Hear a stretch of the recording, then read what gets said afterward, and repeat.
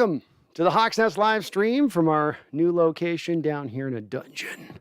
No, just kidding. We're set up here anew as I am back on the mainland, and we're going to be setting this little thing up as far as the background goes here with me more and more as we go along. So this is always going to be a little bit of a work in progress, but you'll see here over my shoulder, I'm going to start playing some of these videos a little bit over my shoulder, just some great Seahawks moment videos I put together on some of those that I don't know if people are even aware of seeing them too much, because I think sometimes the algorithm with YouTube will not have those kind of videos show up when people are looking for them. But give you something else to look at in the background as I'm chatting here. I figured it couldn't hurt, and we already had it kind of set up here, so taking advantage.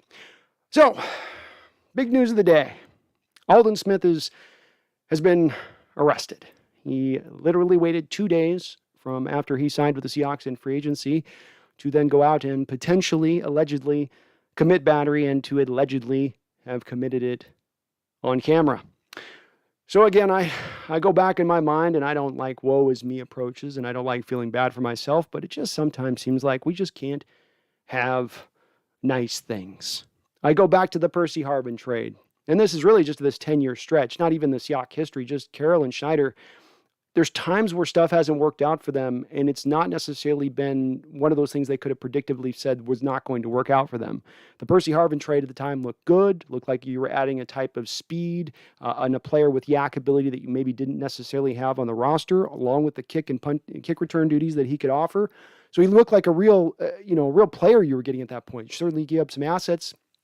First year, his hip goes out. You basically lose him out on that whole first year. By the second year, he's gone as he's played his way out of the locker room. You get the Clowney trade. You get him for only a half a year before the abdominal injury. It seems like whenever we get these kind of big signings coming down, something else happens that sort of just takes the wind out of our sails. And we'll get into some of the criminality aspect of this, because I could sense a little bit of from where some Seahawks fans go with this as far as the thought process in taking a chance on troubled players. But it does suck just on the onset that the best plans of mice and men, and you lay them down and you hope they work out great, and then they just crumble and fall apart, and sometimes without any kind of great reason. Certainly you can see the Aldon Smith stuff coming down. Certainly, well, he's a troubled guy. He's going to get back in trouble with the law, but he made it through all of last year without getting into any troubles. Now, there was a reason that the Dallas Cowboys didn't go and re-sign him, and they're notorious down there in Dallas for protecting their players and the local populace protecting the players. They're very loyal in that way. So maybe he was up to some shenanigans that they knew of, that they didn't let anybody else know of, that's why they weren't in on signing him. Seattle then did pluck him up for a very low contract. I think it's ended up being $1.75 million or something like that. But this is the part I want to touch on and really hammer home here at the moment. And that is the aspect of, we can't go out there and grab guys that have troubled past. We can't go out there and take players who've had problems before off the field. We have to get strictly Boy Scouts on the football field. We have to get perfectly clean record guys who never do anything bad, and that's where we always just need to seek that out. And it's to those people I want to speak to right now. Because if you go through the history of your fandom, you'll collect information and knowledge, and you'll go, boy, a team did this for a certain stretch amount of time. That was a bad way to go about it. That was damaging. That didn't allow us to top out our best self as a football team. And you see it happen, and you kind of remember it. It turns into wisdom and lodges a little bit in your brain. And so let's go down memory lane a little bit. We'll go down memory lane. Mike Holmgren comes in and he takes over as general manager and head coach. That was what the gig he was offered. That's how Paul Allen was able to pluck him away from Green Bay to get him to come to Seattle, because he was one of the highest rated coaches in the league at that time, if we're going to say it in that kind of parse it in that way. And Holmgren came in as general manager, and he focused with a laser focus on talent and talent alone. He wasn't worried about off-field stuff, really. He wasn't worried about character problems. If you could get on the field and produce, if you were a true talent, that appealed to Mike Holmgren. And he tried to fill in some veterans around there to try to keep the locker room good with those young cats he was bringing in, but he was looking for talent first and foremost. So 2000 up to 2005, when Ruskell came in, Mike Holmgren had stacked up a very roster that was missing a few Boy Scouts. Oh my God, did you just see what I just did? Because while I will say it's not about, you can't go out and stack your team with Boy Scouts, you have to have assemblage of everything, in my opinion. You've got to kind of have a little bit of an ebb and flow, a give and take. And sometimes you need a few of those dogs and some of those wild men and some of those guys that are just, I don't know what he's going to do playing and play out. I didn't know what Michael Bennett was going to maybe do playing and play out. I wasn't totally sure with Marshawn Lynch or Brandon Browner. They were wild. They might try to kill a guy on the field. I say that facetiously. But the point being is that when I look, why I make this reference back to Holmgren is that his style faded. Looking only in at talent, ignoring completely wholesale any character backgrounds, that just kind of topped them out to a degree. They could get to the playoffs, but they couldn't really push up past the playoffs. They were at the same sort of somewhat plateaued state we currently find ourselves in. Tim Ruskell came in and took over at that time, and Ruskell took it in 180 degrees different direction as far as who he scouted, what he wanted as a prospect, and what he gave weight to. Because yes, he gave weight to talent, but he also gave a ton of weight to seniors. He gave a ton of weight to players who played at big programs. He got locked in on these guys with clean character backgrounds. He wanted to essentially put a team together of a bunch of leaders, a bunch of just guys with their heads on straight, who weren't going to deviate off the line, who were going to live and breathe football, and they were going to go out there and they're going to win it because of that. And it worked in his initial year. And the reason it worked in his initial year, and the reason he got his best results out in that initial year, was because of the fact he had all of the talent assemblage that Holmgren had brought into play. So he was able to do a little bit of the mix and matching. He brings in Lofa Tatupu. He brings in some of these high character guys, some of these real smart guys to mix in with some of the wild men. And you get a little bit of lightning in a bottle in that moment. I think Seattle had a little bit of a similar thing happen at the time that they got to the last Super Bowl, whereas I've spoke to a few of those guys that were actual dogs on the field, where you had some good guys too, the Boy Scouts too, the Russell Wilson types too. You have a mix, not all one direction, not all another direction.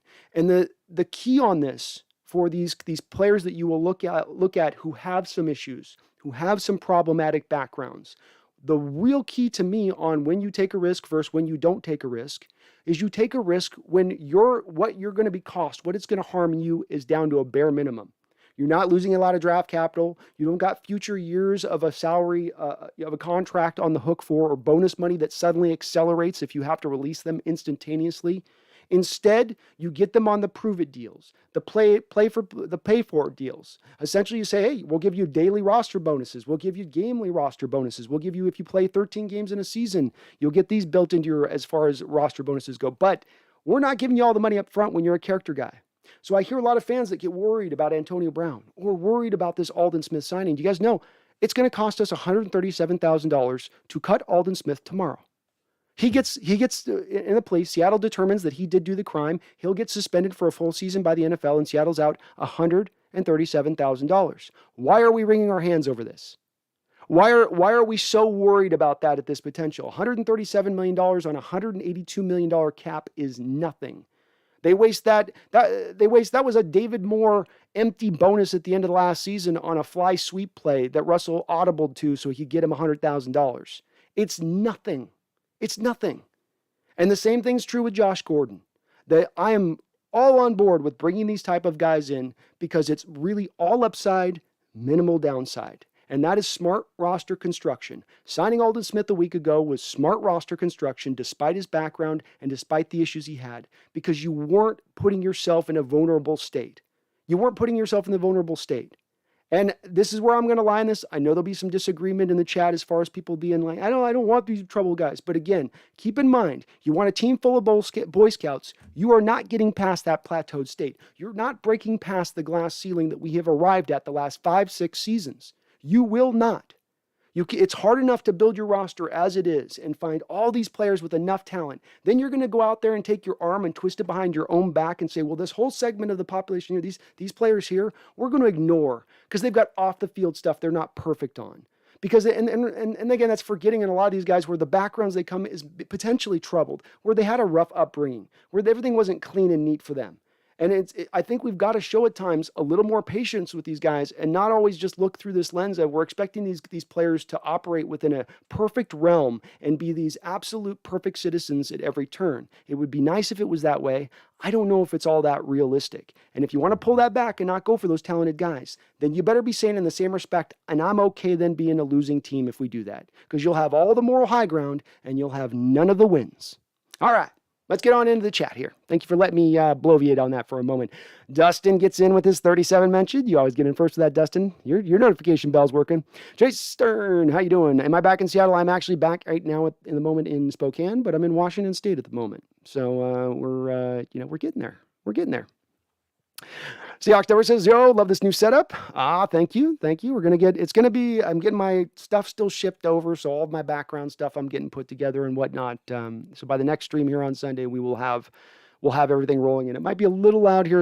I'm in a house with a couple people now. I got a couple dogs. So we're going to try to just refine this as we go along. But bear with me, folks, if it's a little loud at points in times. It's a new place, a new spot. So there's always a little bit of kind of figuring out the lay of the land, so to speak.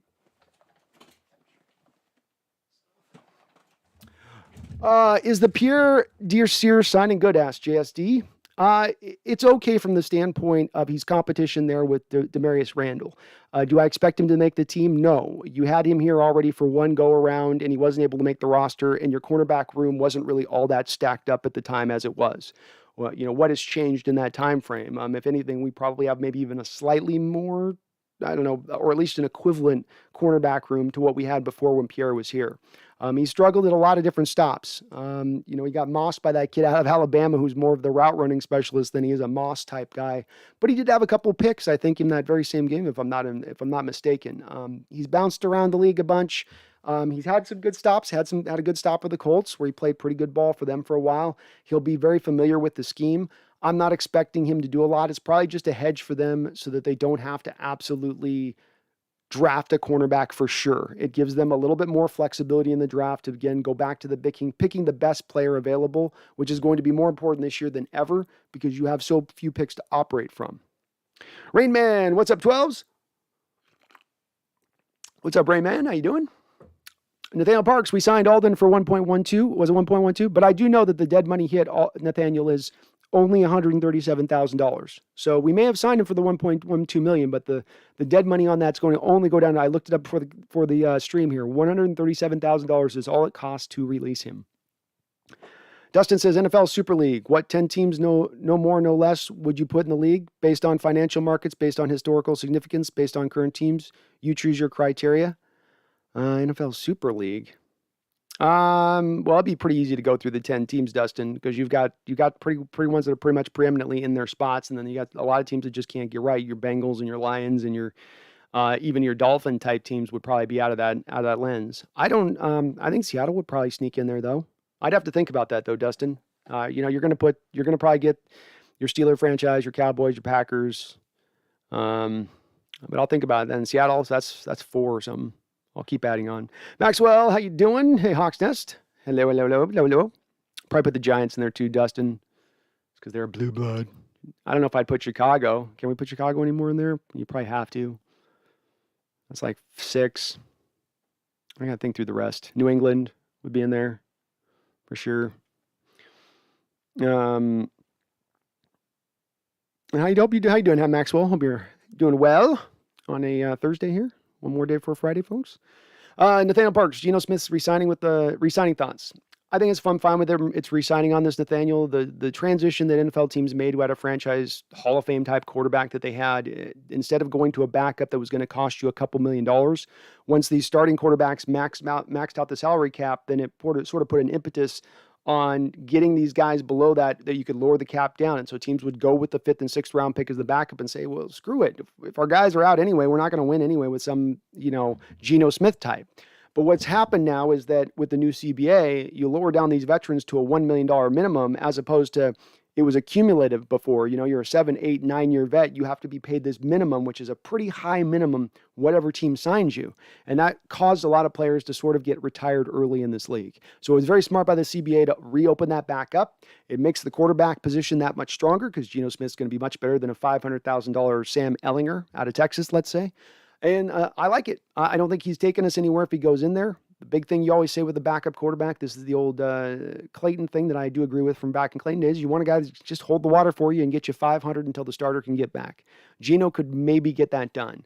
I don't think he's certainly a talented guy. I don't have a lot of faith in the guy, but he has played in the NFL. He started games in the NFL. He's at least had some years to mature. Maybe there's a little bit of hope there that he could do that. I think either way, though, we can all agree if Russell's going down for any significant amount of time, our hopes are probably going to be sunken. Daniel W. Hair is killing it today, bro. Aw, thanks, dude. Trying to keep the hair game tight, man. Trying to keep it tight. You guys got to look at this ugly mug. I might as well do something to maybe bring it up a bit for you, kid. Appreciate you, though, bro, Dan. Seahawks Network. Gino DeGoat, for sure. DeGoat to backups. Are you in a sauna? Asked Randall. I am. I'm trying to get the toxins out. Randall, I've been flying. And, when you fly a lot, you get the toxin builds up going up and down that plane. So, I got the hot rocks going, and I just don't sweat. That's how badass I am. I can be in a sauna room and not sweat. I'm in a little log cabin, actually. Joshua William Aero, what do you think of the New Jersey number rule? I love it. If you want to make I like it, Joshua. I do think that a little bit of what Brady brought up in a recent tweet about what this is going to do to challenge calling out players' numbers and whatnot, and what you concentrate on from inside the line of scrimmage. It could get a little weirder with some of the pre-snap recognition on the offensive line of scrimmage and some of the, reliance on some of the traditional numbers and saying, 7, 2. And I think that there's also some calls that they make in single digits within these offensive audibles or whatnot, especially the more intricate ones, that now you're going to have to choose something different than the number, which would have indicated maybe something to the, I think it's going to add a little bit of a layer of complication. I like it on the surface of it, and nothing looks badder than a guy in like a number 1 jersey, like 6'4". Remember Mike Williams back in the day wearing it? I always thought that looked sweet. But yeah, I'm not super in favor of it. As Dustin said below, it's a little bit rubbish. I don't think it's potentially really needed. And I think it could cause some problems. Rainman, what's the rule? The rule is that now they're going to be able to start allowing for single digits and other numbers to be used across the board. It's not just positional centric. If you were a cornerback before, sorry, I just banged my thing. If you were a cornerback before, you could only have a certain set numbers that you could operate or pick from. If you're a receiver, same way. It's like 80 to 89, and then you could pick the teens. So now it's going to be opened all the way up, all the way through. So anybody can pick any number basically anywhere. And I just don't know if it's going to, I don't know. HB, do we know the full story on Aldon Smith? We don't, and that's why I'm always hesitant, or I try to remain hesitant, of ever assigning guilt or blame to a player until you have time for it to fully play out. I think we all should give people the benefit of the doubt in that, because we do live in a little bit of a society right now that can sometimes knee-jerk and decide on things really quickly. But again, it doesn't help that you hear rumors that there may have been a video evidence showing that him committing the said potential crime, which if there is that, there's nothing worse than that, and there's, as we've seen with the Ray Rices, as we saw with the Kareem Hunts, if you've got a video of you putting your hands on somebody and it's as bad as it can potentially look, then you're going to be out for quite a bit of time. And with his recent history, if there's any tread to this tire, then he's probably going to be out at least half a season, and I would think it more likely probably a whole season as a repeat offender. We need to look no further than Josh Gordon to see what the NFL does with repeat offenders who just go to the well one more time. UE2K, Seahawks like players with warts. Don't know why, but maybe it's because we're always looking for a steal of a deal. We can't be surprised when that goes sideways. Just keep it moving. That's my thing. I'm not going to wring my hands over it. I'm going to advise Seahawks fans not to wring their hands over it. The reason that they do it is because it's very hard to win in the NFL. Kansas City Chiefs go out and win a Super Bowl. Guess what? They won a Super Bowl with a guy who might have broken his kid's arm, and who had a past history coming out of college that I believe he also put his hands on a woman. And that's part of why he dropped in the draft like he did. They've also got Frank Clark on their roster with his background. And I'm sure if we go up and down through rosters, we can find a few of these guys that win Super Bowl. Now, can you win a Super Bowl without having any problem children or any people with any character? Probably. I'm sure we could look at a couple of those Patriot ones and maybe find them pretty clean in certain spots. But even, hey, Patriots also had Aaron Hernandez, didn't they? It's very hard in this NFL to say you're going to cut away a whole segment of players and say, we'll ignore them because we're just going to be high on our morals. It's hard. This is a game with parity across the sport where everybody is in tight competition. It's set up for if you are consistently winning to get knocked down and to be a losing squad. That's how the system is set up in play. So I just don't think you hang in. As you said, okay, you just keep it moving. Something happens, move on. But that's why the front part of that is don't put a lot of risk on these players that are challenged players. Don't give up draft capital for him. Don't spend a lot of money on him. Certainly don't give him a lot of bonus, and don't give him a lot of multi-year deals. Concentrate on those guys that you can get in on single-year deals at low money with not a lot of bonus, and then there's really no risk. You can cut him at any point in time. Maxwell is the new cornerback just for depth. Depth in competition, Maxwell. So you'll always round out that roster, I think up to 75 people before camp. You're just trying to round it out, make sure you can build up against depth. Seems like they want to go a little bit more veteran at the cornerback position rather than relying on youth. I think we can certainly say that. They might draft a cornerback in this draft, but I think that this is an indication rather than looking early for a cornerback between this and the Randall signing, getting Achilleo Witherspoon. I think they might look a little bit later on for the corner if we're trying to maybe look a little deeper into this potential signing, but it doesn't mean he's going to make the roster. He's just there for competition. You got to just round out the bodies. Seahawks Network says this New Jersey rule is so dumb. Yeah, I'm glad to hear you guys aren't in favor of it either. It's kind of like, Sean Harker says, sounds like he was defending a family member. It's just the NFL is not going to have a lot of patience with him, Sean, on that, and they're not going to hear it a lot, and it becomes a thing that's hard to prove outside the video evidence showing that he was just coming over. But if you're putting your hands around a man's neck, and it's you got said man's fighting with your said relative, and they're and then you come in and you put your hands around his neck, it's probably not going to end out pretty well for Aldon Smith at that point. Michael Simon, what's my opinion of the new rules? So, Michael, I guess you're talking about are you talking about the number rule? I just spoke on that. I think that's what you mean. But if you don't mean that, let me know. I don't love the new, I'm not a big, it's okay. You know what I mean? It's fine. It's fine. But there's other things they can concentrate on. Or are you talking about the new eye in the sky rule? That just came out too, I think, where they're going to allow them more of the sort of an overrider, I believe. Obi-Wan says, like new background? Thanks, man. And we'll keep adding to it here. So I'm going to keep, this is going to get all filled in and buffed out and all my normal stuff in there. And we'll add a few things in. So glad to hear. We got pretty, Raining Taco says New Jersey rule is dumb and unnecessary. So we got a lot of folks here not on board with New Jersey rule. Glad to hear it. Maxwell Stern, is that a new mic too? Nope, my buddies let me use his mic because my mic they basically send everything out on a slow boat out of Hawaii. So I'm waiting I'm waiting on my thing. I'm waiting my stuff to get here. Rayman just read it, whatever. Just something else to give players on the team a reason to fight with each other. Yeah, see, Rayman, it's like it wasn't really the jersey number. Who was asking for that? Were the fans asking for that? Were maybe the players, I guess.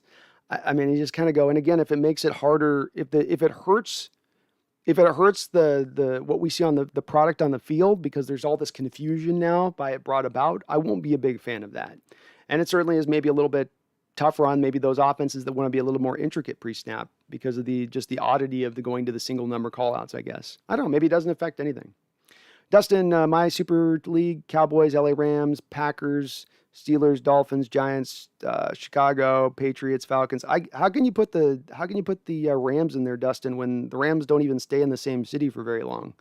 They can't even stay in their city for past a decade, but they would be one of the NFL Super Leagues? I don't know about that. Raining Taco. Why says back to searching for another defensive end. Very well could. I'm sure Seattle's going to, because they're not on the hook for a lot of money here if they release him out. There's not really anything to hurt them by waiting for the process to play out. But it's certainly probably, you're right. I mean, they're probably at least putting some feelers out there for guys. Trey Lance, Fields, Mac Jones, Joe Montana, means nothing. 40 Winers still going to be in the basement. Looks like they're locking in on Mr. Mac Jones. It seems like we're getting more and more. Unless they're really playing smokescreen on this one. I mean, unless we're watching just billowing smoke coming out of the Niner facility here in regards to Mac Jones, he is going to be the pick. And I don't know if during the live stream, I'm going to have to spend about five minutes easy of just laughing. I don't know if I'll be able to hold myself together when they make that pick. I'm going to be in just, oh, please do it, San Francisco. Oh, please grab Mac Jones. Please trade 2 first-round picks and the number 3 overall pick on Mac Jones. Greatest quarterback selection ever if it happens. Ever if it happens. It'll be amazing. It'll be amazing.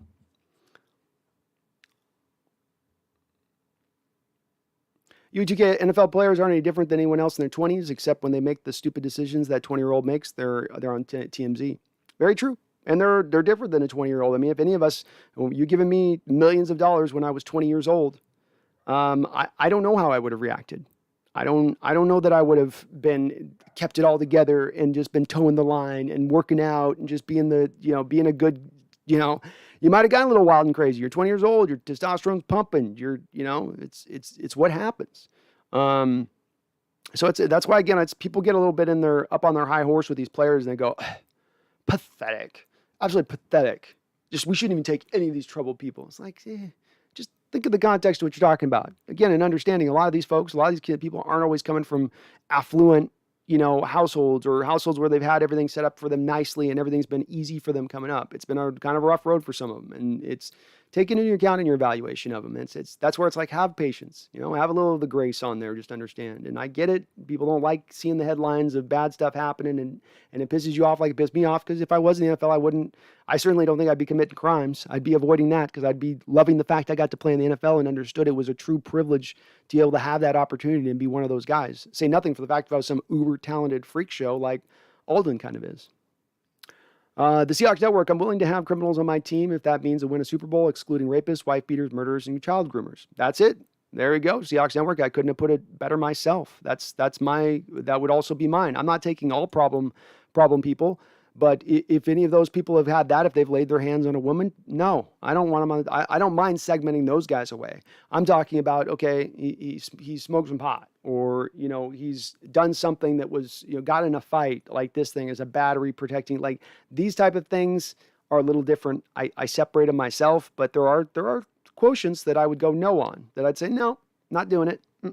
I won't go that far with it, but I'm not going to throw everybody into that. I'm not going to put a battery charge in with a rapist charge. I'm not going to put those guys all in the same bucket. Dustin Elron Burns, so much space in the wall. Perfect space for vintage Sean Alexander jersey. Well, I'll have to do my Great Seahawks, Sean Alexander Great Seahawks moment for you, Dustin, on one of these streams. I'll put that up on the background for you. Great Seahawks by Alexander, you mean Lynch, right?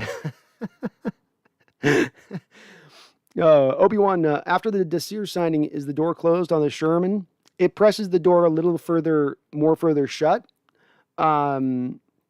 Doesn't close it entirely, because let's not forget what some of this could also be doing with these signings is opening the door up to releasing Trey Flowers. Trey Flowers is due to cost $2.1 million. So you bring on Pierre Desir, or you bring on Demarius Randall, and both those guys are at about $1 million. So you save a little bit over $1 million at that point, releasing Trey Flowers. Some of that could be that. So I'm not going to put it all on this means Sherman's totally out, but it's a little, it was an open door that was kind of cracked half open. Now it's maybe just a little, edges, just a little more inside now.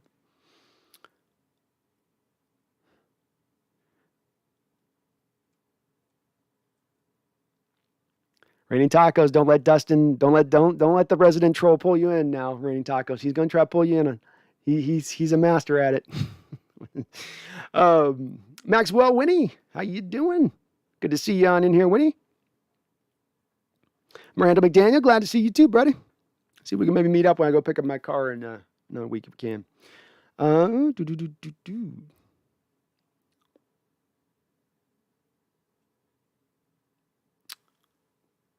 Why do I say the NFL is already a super league in and of itself, shrinking to just a few teams would lessen the value of those teams, not increase?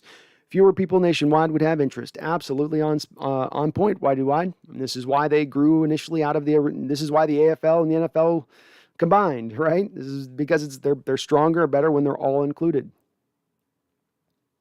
Go Hawks 05. Whoa, early stream. Yeah, I'm going to be, we might be doing it a little earlier now. I'll probably be changing up some times on this a bit, but I'm back on the mainland because before I'd be 2-3 hours ahead of you guys. So I'd be going live at, 3 o'clock, but it would be 6 o'clock your guys' time. But we're on the same boat now. B-Rez just jumped on the stream like the new setup. Thank you for hopping on in. And it's going to come along, so we're going to keep moving this thing around and it's a little blank right now. It's feeling a little naked back there behind me. A lot of wood you guys are looking at on this stream, but it will not be that way for long.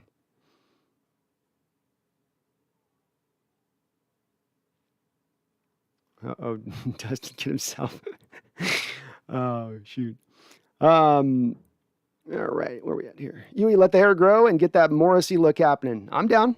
I don't know about the long. See, I got real thick hair, and so I get really hot when my hair gets long. It starts driving me crazy, and it just gets to be just this matte. Go Hawks 05. Brady is too old to handle the single-digit numbers. Well, you're asking him to change after 20 years. That's facts. Remember last year, he couldn't even keep track of the timeouts in one of the games. So, or the downs. He thought it was one more down, I think, in that one game against, I think, the Bears.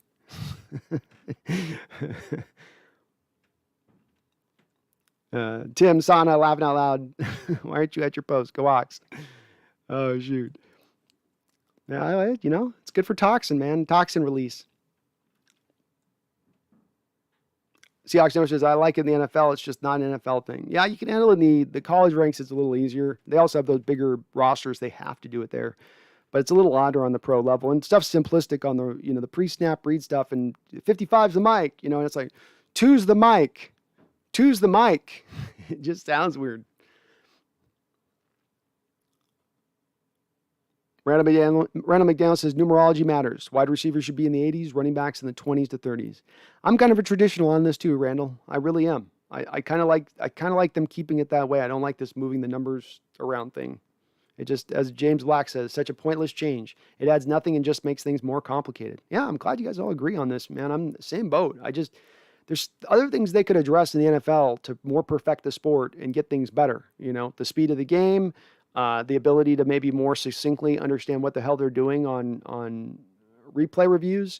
But looking at this, I don't know. Not the biggest priority in my opinion. It's also probably, let's face it, folks, NFL is all about money, right? NFL is all about money. So now if DK Metcalf goes from 14 to 1, guess what? All those folks that bought DK Metcalf's jerseys are now going to go buy the number 1 jerseys. So you just got your fan base to go out there and double back up on the jerseys of their players by opening up this rule.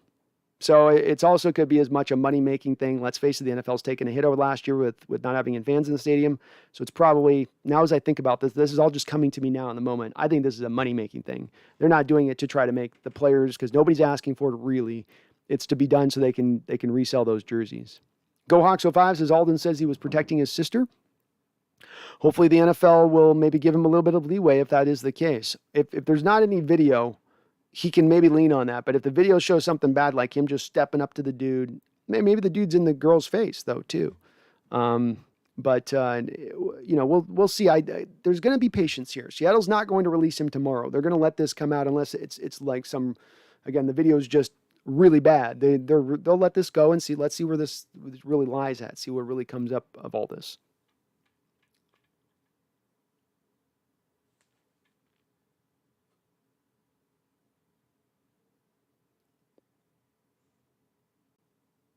UE2K says Super League wouldn't ever happen in the NFL. Not needed. But college football is a possibility.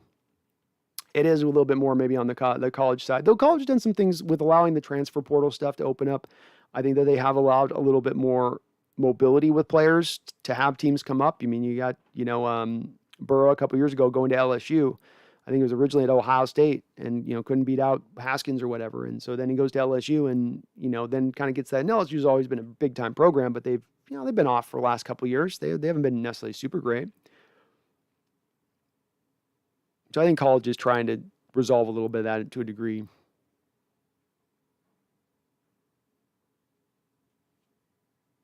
Go Hawks says all Patriots rosters had Tom Brady and his kid kissing ways. So yeah, it's true.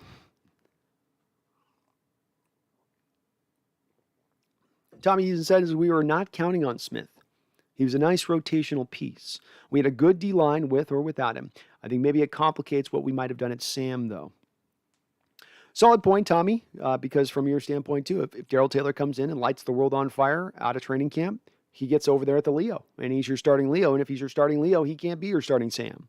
So that is a little bit of a potential there. You're right, of maybe that puts a roadblock up in front of them to getting that done.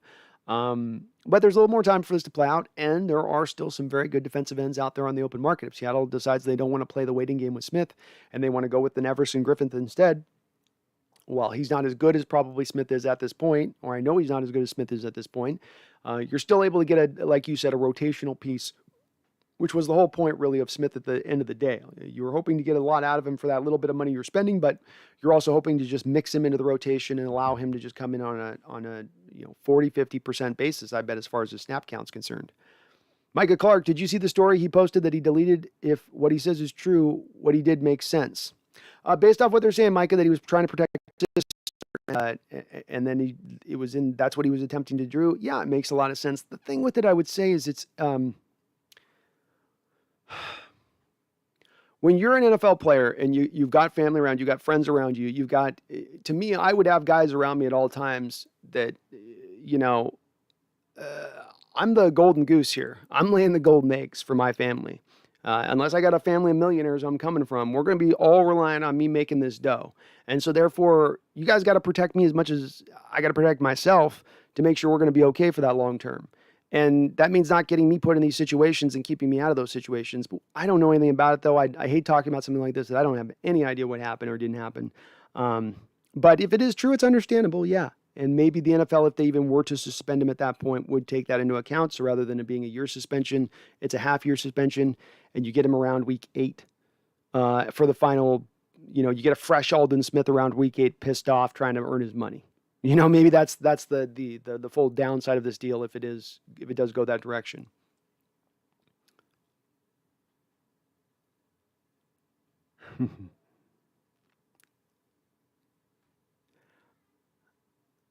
UE2K, how's it going, Raining Tacos? UE2K, number of change not complicated. Eligible players wearing eligible numbers, not even much of a change. Maybe not. Certainly, Tom blew up his Twitter on it, pissed off about it. I saw it right before going live, but maybe it doesn't make any difference.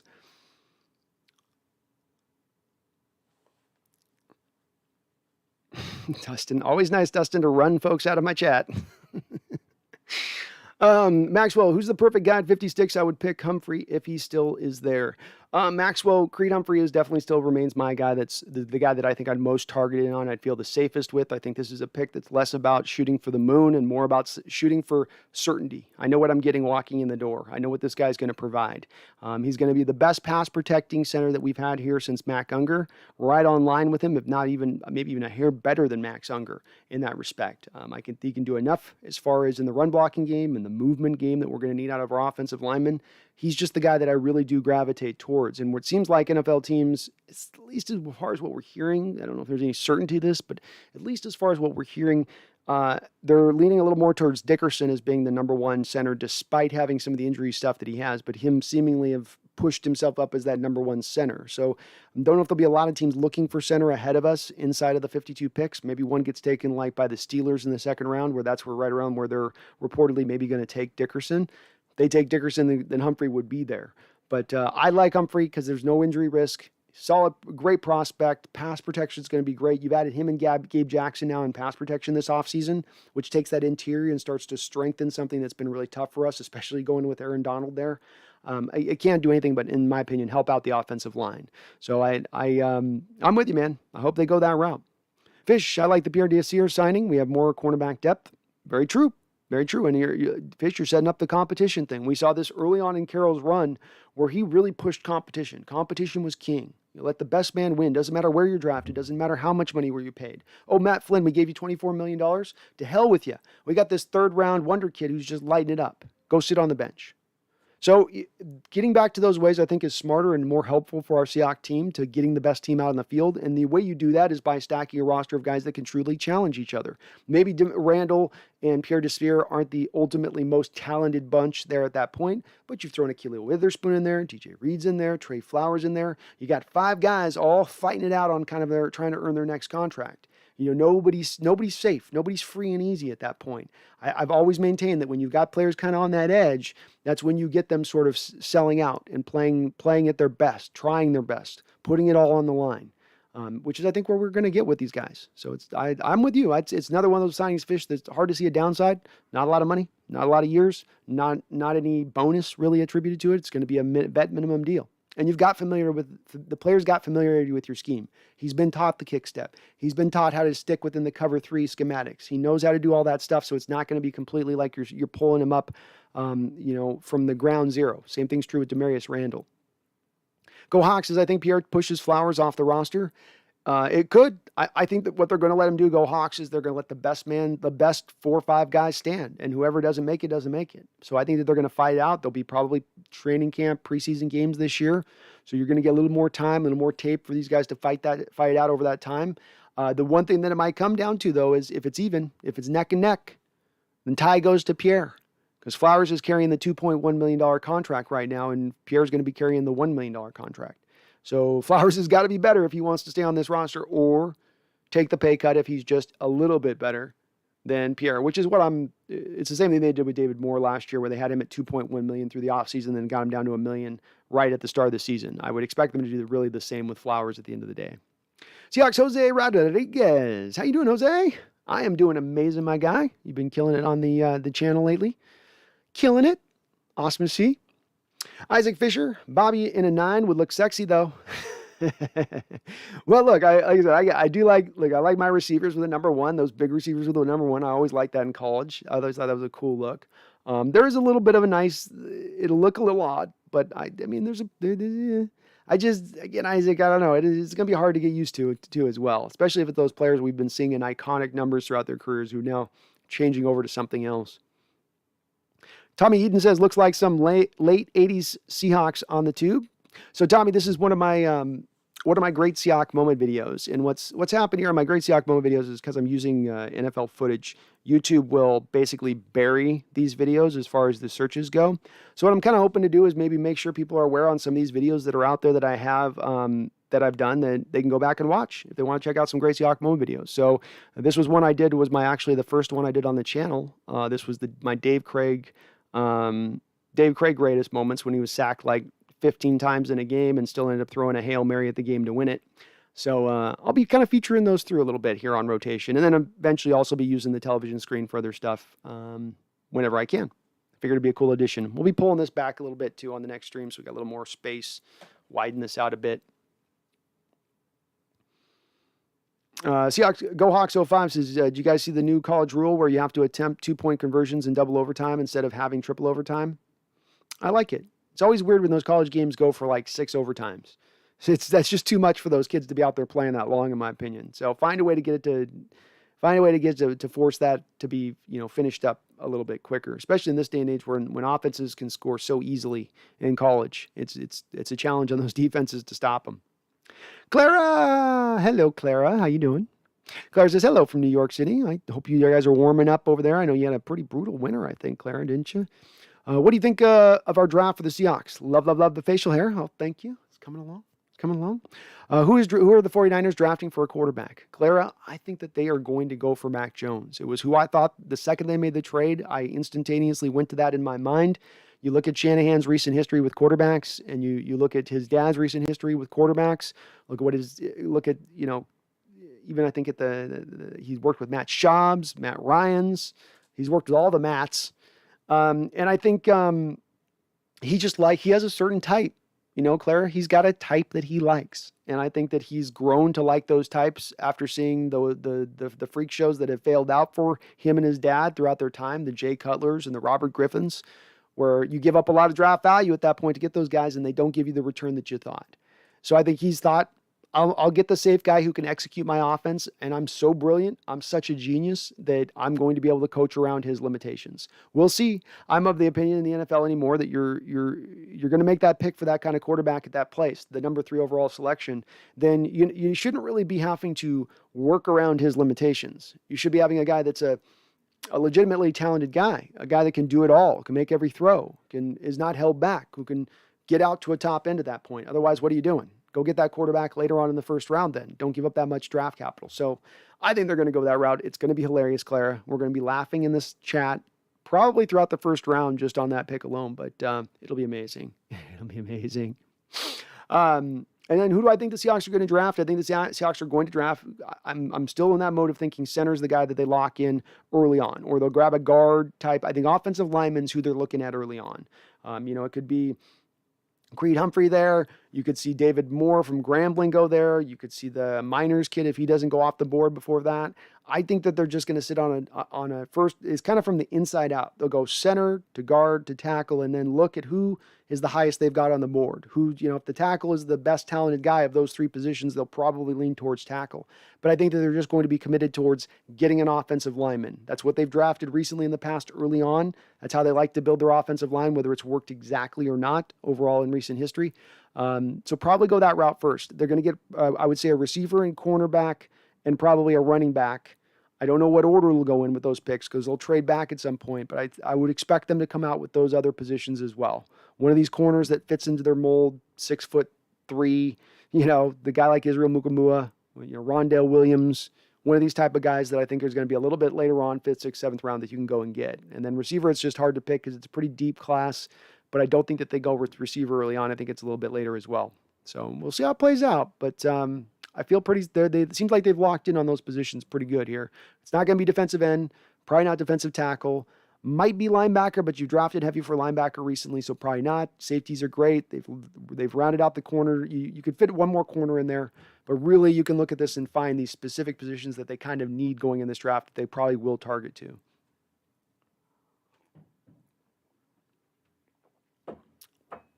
See, the only thing, Dustin, with you saying the Rams are a super team because of the LA market is you've got to sort of admit and understand what it is that not a lot of people were really born in LA. A lot of them moved to LA.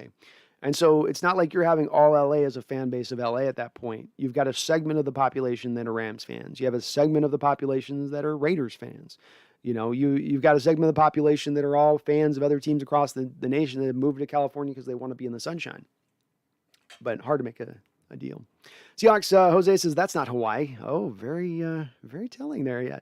Yes, Jose, I've moved back to the mainland. I'm back in my home state. I'm back home. You can always come home. And I can't stay out of Washington for too long. This is my place. It's where I belong. I need to get my skin back to a pale state and get everything back where it needs to be. Dustin, Seahawks Network, Atlanta, Georgia is so huge southern market for football. It is a huge market for Southern football. That's true. They're definitely. Joshua William Arero. I want us to pick a lineman with our first pick, cornerback with our second pick, and a wide receiver with our third pick. I would be on board with that, man. I'd be on board with that, Joshua. I'd be fully on board with that. To me, that's the priority. You go offensive lineman because you round out the depth that's not super great. You get a guy challenging Posick who might be more talented, might be better right out the gate than where Posick is right now, which gets our line back to that state of where Russell Wilson wants it to, where he's not taking as many hits. And if it's an offensive lineman, a center especially, that you drafted who's a pass protector first, now you've taken the left guard and the center position, and those two positions which Posick's a little bit better as a pass protector than a run blocker, but he's kind of below league average in both realms, at least as far as last year in totality. But with him and Iupati now, you take two guys that are not upper-level pass blockers, and you've theoretically fit in now two upper-level pass blockers in their place to go along with Dwayne Brown, to go along with Shell, who actually did fairly decent in pass protection throughout the year until he started to get injured last year, and then Damian Lewis, who may be a guy we could look at to develop better and pass what he was last year, where he struggled a little bit in pass protection, but there's a lot of reason to believe that maybe that'll come along a little bit better. Maybe we'll never be an upper level guy in pass protection, but at least a league average guy. In which case, if that goes across the board that way, you've got an offensive line that should perform way better than it did in totality throughout the year and be a lot more consistent. Randall says Atlanta's a transplant city. Yeah, I think it is too. Atlanta's especially a transplant city I know that a lot of the, people that live in South, you're in Oklahoma, or you're over there, a lot of them go and gravitate back into Atlanta, being it is one of the kind of epicenters close where there's not a lot necessarily around you. So North Carolina, South Carolina, there's not a lot of huge, big cities there, Personally, I feel like we should get a running back and some cornerbacks in the UDFAs, undrafted free agents, because the undrafted free agents in this draft will be one of the best in draft history. I thought that for a while, Fish, but the thing that actually came up that has me off board on this one is we had a lot less players this year announced for the draft or enter themselves into the draft as we had in recent years. It's really far down from what it's normally at. And this surprised me too, Fish, because I had been operating under the assumption that it was going to be as good as ever because of the fact that players were going to get overdrafted and you couldn't scout things properly because of the fact that you didn't have as much film and guys were opting out last year. But based off the sheer number of guys, next year you're going to have a motherload of guys entering the draft, because what a lot of prospects did in this last year is when I'm not going to enter the draft with this uncertainty and with this small amount of tape out there to show what I can go out there and do. So it's been the numbers are a little bit down right now. They're a little bit down, and it's going to mean that they're going to have to target guys specifically. But with that said, I still, to your point, expect cornerbacks, because it's such a deep draft of zone-centric cornerbacks who are 6 foot plus tall, who aren't going to fit in a man-on-man scheme. So half the teams in the league, you just cut them right out of there, slice them right off, because they're not even going to be in contention to go to those teams. Therefore, there's a lot higher of a mark of those type of positional players falling through the draft and being available then as UDFAs. And let's face it, Seattle will look very good to those teams because there's not a Richard Sherman yet on the roster to them. And maybe this is why they're waiting on Richard Sherman, is they don't want to bring Richard in to scare off a UDFA that they could bring in who would otherwise, I'm never having a chance. You got Richard Sherman on there, and then you got these other guys, I'll never get on the field. But yeah, I think it's going to be a good UDFA for the corners. And I do think you're as well. Running backs, it'll be the same, because running backs are very hard. This is a tough draft of running backs too. Just some really unique, strange guys that have talent, but they're just hard to quite quantify what they're going to be at the NFL level. You know, you can see some skill, you see some talent, but they're just not clean prospects in that they all do a lot of things good. Some do certain things good, and there's a lot of downsides, and it's very weird. It's a weird running back draft. Dustin says 49ers send in pick. Commissioner, with the 3rd pick in the NFL draft, the San Francisco 49ers select Mac Jones, quarterback, Alabama. Seahawks Nation crying in tears. That's it, Dustin. I'm preparing myself. They're going to select Mac Jones. They're going to spend a 3rd overall pick in the draft on a game manager quarterback with holes in his game, who's not mobile, who has no mobility. They just give up 2 first-round picks for a statue. Oh, God. This is going to be the gift that keeps on giving. I love it. Randall says, I was such an idiot at 20. I woke up in the wrong apartment one time at 20. I also lost my car for a week. That's just 2 of my dumb stories. Yeah, Randall, I can't say mine are not fit for air, some of my stories. And you just do. Your mind's not thinking right, especially you're a dude. Like, we got all this testosterone just cooking in 20s. You don't think you can ever die. You think you're immortal. You're going to live forever. And you operate that way. You know, some guys are good about that, but I wasn't. I was one of those, like, you know, I'm going to be here for hundreds of years. You know, like, it's the way it goes. And you see it with youngsters go through this cycle as kids get out of their teenage years to get to early 20s. You watch it play out with them too, and you just start to realize it's a little bit of just the way it is. And it's, especially if you've come from a troubled background or you had a troubled upbringing and you had a tough upbringing, it's all that much more likely than that you're probably going to have that wild 20-year-old, you know, era. Micah Clark, if the 49ers get Fields, that's fitting to suck him having to play. That's going to fit in to suck having to play him. Yeah, Micah, I think it's oh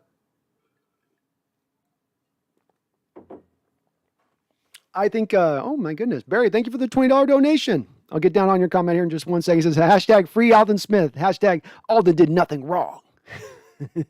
Well, thank you for the $20 donation, Barry, and let's do it. We'll get on the train. He did nothing. Hey, if you're protecting your sister, man, if that's the true story of it, then I would hope Seattle would have their back. This isn't like the Quentin Dunbar thing from last year where I'm like, okay, he just put himself in a silly situation. Whether or not he had anything there, that's you're in a silly situation there, and something weird happened in that thing that we could all see right out the gate. If that is the case, that he was just protecting a family member and getting a guy that was, you know, going to do something, especially to a female, hopefully the NFL would have a little bit of patience with that, you know, hopefully. Micah, in regards to the Fields thing, Fields scares me more. Fields and Lance would both scare me more going to the Niners than Mac Jones would. Am I as scared by those guys going as if I would be if it was Trevor Lawrence or Zach Wilson? No. No, I'm not. Though I'm not, Zach Wilson still is not in a place where he scares me because I think his 6'1" lithe, skinny little frame is going to get beat to hell, a little bit like You know, he's going to look like Manziel out there to you guys when he gets on the field. And you guys are going to go, geez, he's a beanpole. But with Fields, he's got the upside. Here's the thing, though, with it, Micah, and the thing we got to look through the lens of it with Fields, 2 years, 3 years, 4 years down the road, yeah, Fields becomes a problem. We look through the lens of next year and the 49ers making this pick of either Mac Jones or Fields. Neither of those guys, in my opinion, gives them better play next year than what they've gotten out of Garoppolo recently. Now, Garoppolo can't stay on the football field, so maybe they're maybe more healthy, but they're probably playing at a lesser place than what he's gotten out of them. I would think that. And maybe I'm making a little bit of a wide assumption here, because certainly there's been times where Shanahan's been able to get a lot out of a little bit as it concerns, some of the backups that have come through there. Your Beathard type and the kid that just slices, and I always forget his name because it's been like, he's basically causes me post-traumatic stress to think about him. He comes in and he just dices us up every single time he comes into play. He did it last year again. You guys will help me on the chat. Let me know what the name I'm trying to think of. But Fields is scary, but it's going to take him a year, I think, Micah, and I don't think he's going to be ready next year. And that means you're probably going to be looking at Garoppolo starting for them again another year, knowing that he's an odd man out in a season from them.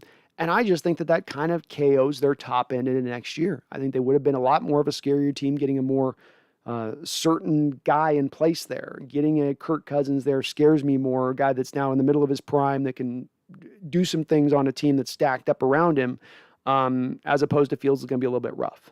But, and you said there, Micah, okay, Mike, we're on the same point then, because Micah right below that says maybe not year one because there's going to be some rookie bumps. So yeah, we're right there, Micah. That's what I think. And I'm only worried about this next year at the moment. We can look beyond that because we don't know what's going to happen after this year. The Russell Wilson thing sits there and it can twist and turn any direction. A lot of it is based on how this year goes and the success of this season. So if we can get through the success of this year, if we can get to past the plateaued state and then keep Russell back into the fold, and then he wants to be here again forever like it was before and go Hawks after every press conference, well, then we kind of have to deal with that Fields bump at that point. I still don't think that puts them in some preeminent position because they've got some other places on their rosters that are going to take some hits, that have taken some hits this offseason. So it's not a killer to me with Fields. I'm not as just sold on him 100%, but he's scarier. I'll give you this, Micah. He's scarier than a couple of the other options. Brandon Eichrick, new place, huh? Yep. New place. I couldn't do the Maui thing. I kind of went the Hawaii thing for a couple things. Tried a little different job thing, and then I needed to get some family stuff in place because we're trying to get mom. My mom lives over there. I'm trying to get her back on the mainland and stuff. So kind of accomplished that. Want to get back over here and get back on the mainland. I'm not an island cat. I'm a Pacific Northwest boy, born and bred. Jose Rodriguez. We had Frank Clark. Didn't he get arrested in college? He did get arrested in college. It's a good point, Jose. Yep. And the Frank Clark deal worked out pretty good for you, didn't it? I mean, not only did you get great production from his time here, or at least pretty good production, you also got a first and second round trade value for him by making that risk, by taking that risk of a selection at the time for him. And they took a lot of heat for it. And I know that made a lot of people out there in Seahawks land mad at the fact that they were doing it. But, Jose, it's like, what if they had operated in that draft and they said, oh, Frank Clark, we just have to X him. It doesn't matter how talented we think he is. It doesn't matter how much of a pure fit we think he'll be for our Leo end. His spark numbers and his explosive numbers, his length would have been perfect for our Leo. But let's ignore all that because, he's got the character concerns. So well, that's great. You got that moral high ground, right, Jose? But then you lose on the football field. And it's not all about winning on the football field, but it's kind of, that's where it's weighted. I mean, that's kind of one of the more important parts of what we're doing.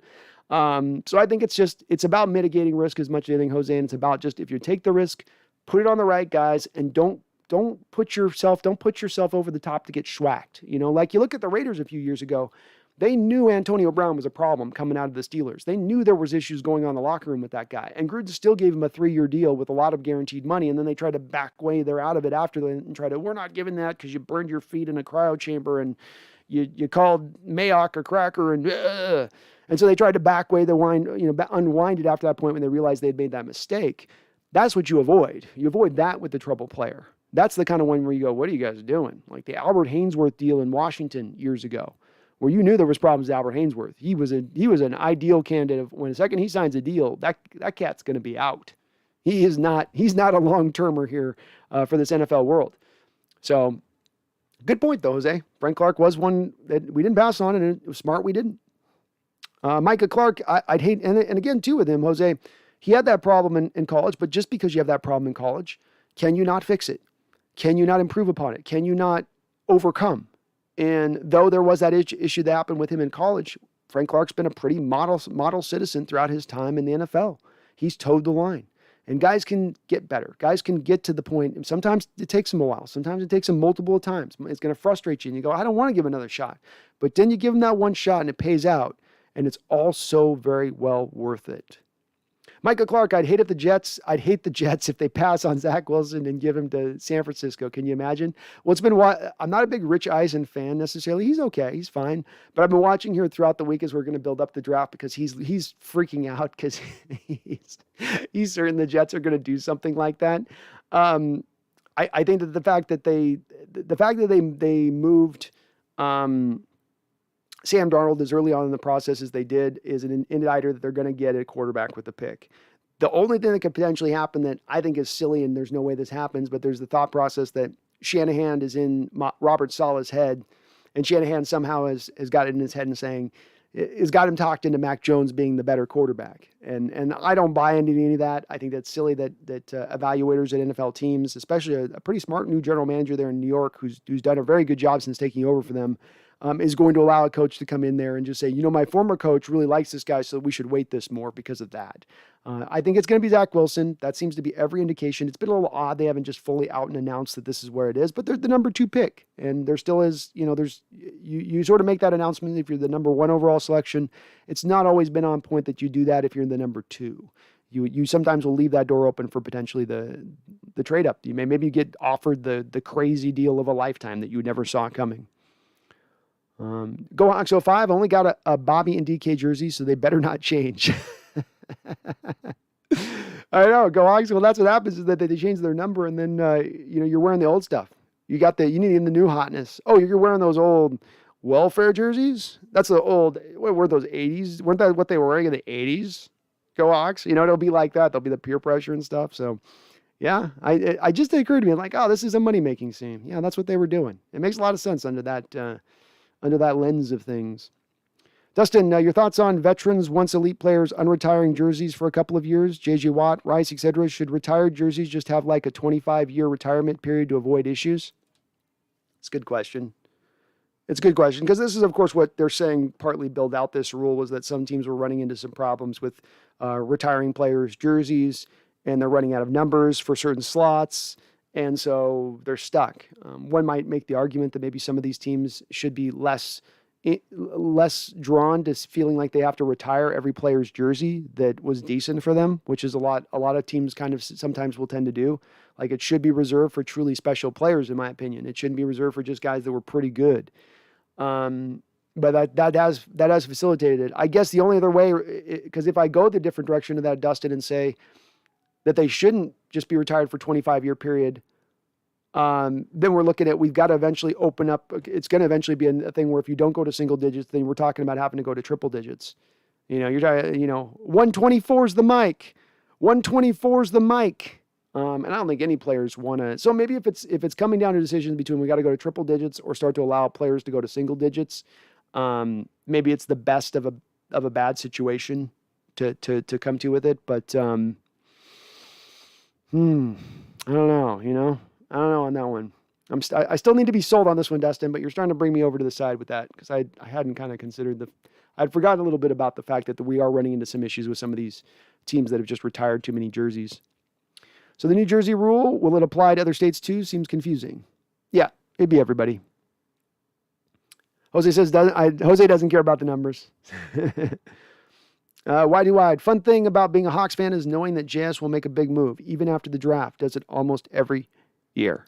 I would expect it to be this year as much as more likelihood even this year, wide, because of the fact that you have so many teams after the draft will get their guy, and then they'll be looking to offload the guy that they've drafted the position for. They've got their starter to be. Now they're going to shave their money to get back under the cap, especially those teams that are really pressed up against it, and there will be those deals to be had at that point. And then the good news is that you've got your future draft capital back that you can then maybe utilize to go get those said players. Nas says, did I hear DK is changing his number to number 1? I would just, if they are going to allow for it, I would sure like DK more in a number 1 than I would a 14. I've always thought 14 looks a little silly on receivers. I never really liked the team numbers on receivers in general. I like the 1-0, 1-1, but you start getting into 1-4 or like a 1-5's all right. 1-6 isn't good. 1-9 doesn't look good.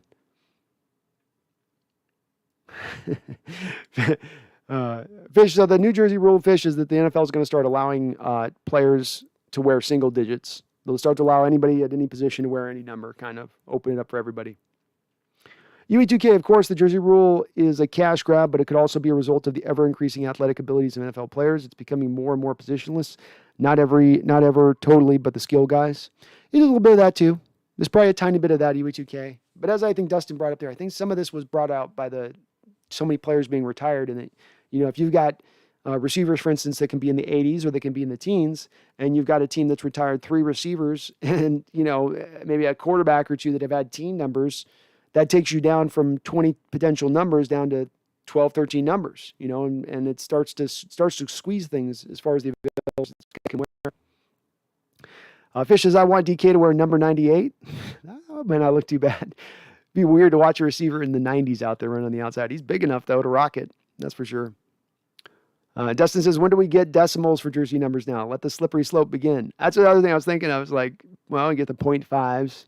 If we get a guy that just has pi on his jersey, he's the pi number, the pi symbol. He's the 3.14. Just get totally ridiculous. One guy's got infinity on the front of his. Michael Parker, I think your prediction on Kyle Pitts was ahead of everyone. Now even Vegas picks Pitts as the number 1 non-quarterback picked. It's sort of, and it was a little bit, we'll see if it plays out with this. I try to go, Michael, through just like logical points of reasoning. And you go, okay, I'm Atlanta. Am I looking at my rebuild? Am I looking at my reset? Am I embraced that process as seemingly I should? No. Instead, they've gone kind of double back down the territory of we want to try to go for it again this year. We actually think we're close. We look at the rest of the division and we think we're in on this.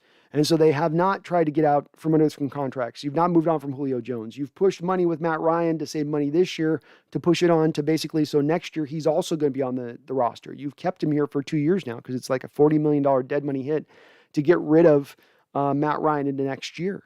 So any quarterback that you go and select now early on, if you're the Falcons, that people are so on, well, they'll get Fields if he's there, or some team will trade, the potential is a team trades up and wants Fields at that point. But if they're sitting there and they're just going to make the pick, if that's the selection to be had at that moment, well, you're taking the best player available. And if you're looking at the best player available, there's not a defensive player that's really worth it at that place. It's too high for a corner. There's not an edge rusher that's really going to appeal to you. You've got Grady Jarrett there. You're not going to look for like a pass rushing 3-tech, and certainly not going to draft a 1-tech there that high. See, no upper level safety out there. Just things start to narrow down for Atlanta really quick, and they sort of get kind of lasered in at that point on Pitts because you also consider their receiver core is pretty good. So at least Pitts gives them a tight end where they can flex him a lot around what they've got with Hayden Hurst, who they also have, but I don't think Hayden Hurst is keeping you from picking Pitts.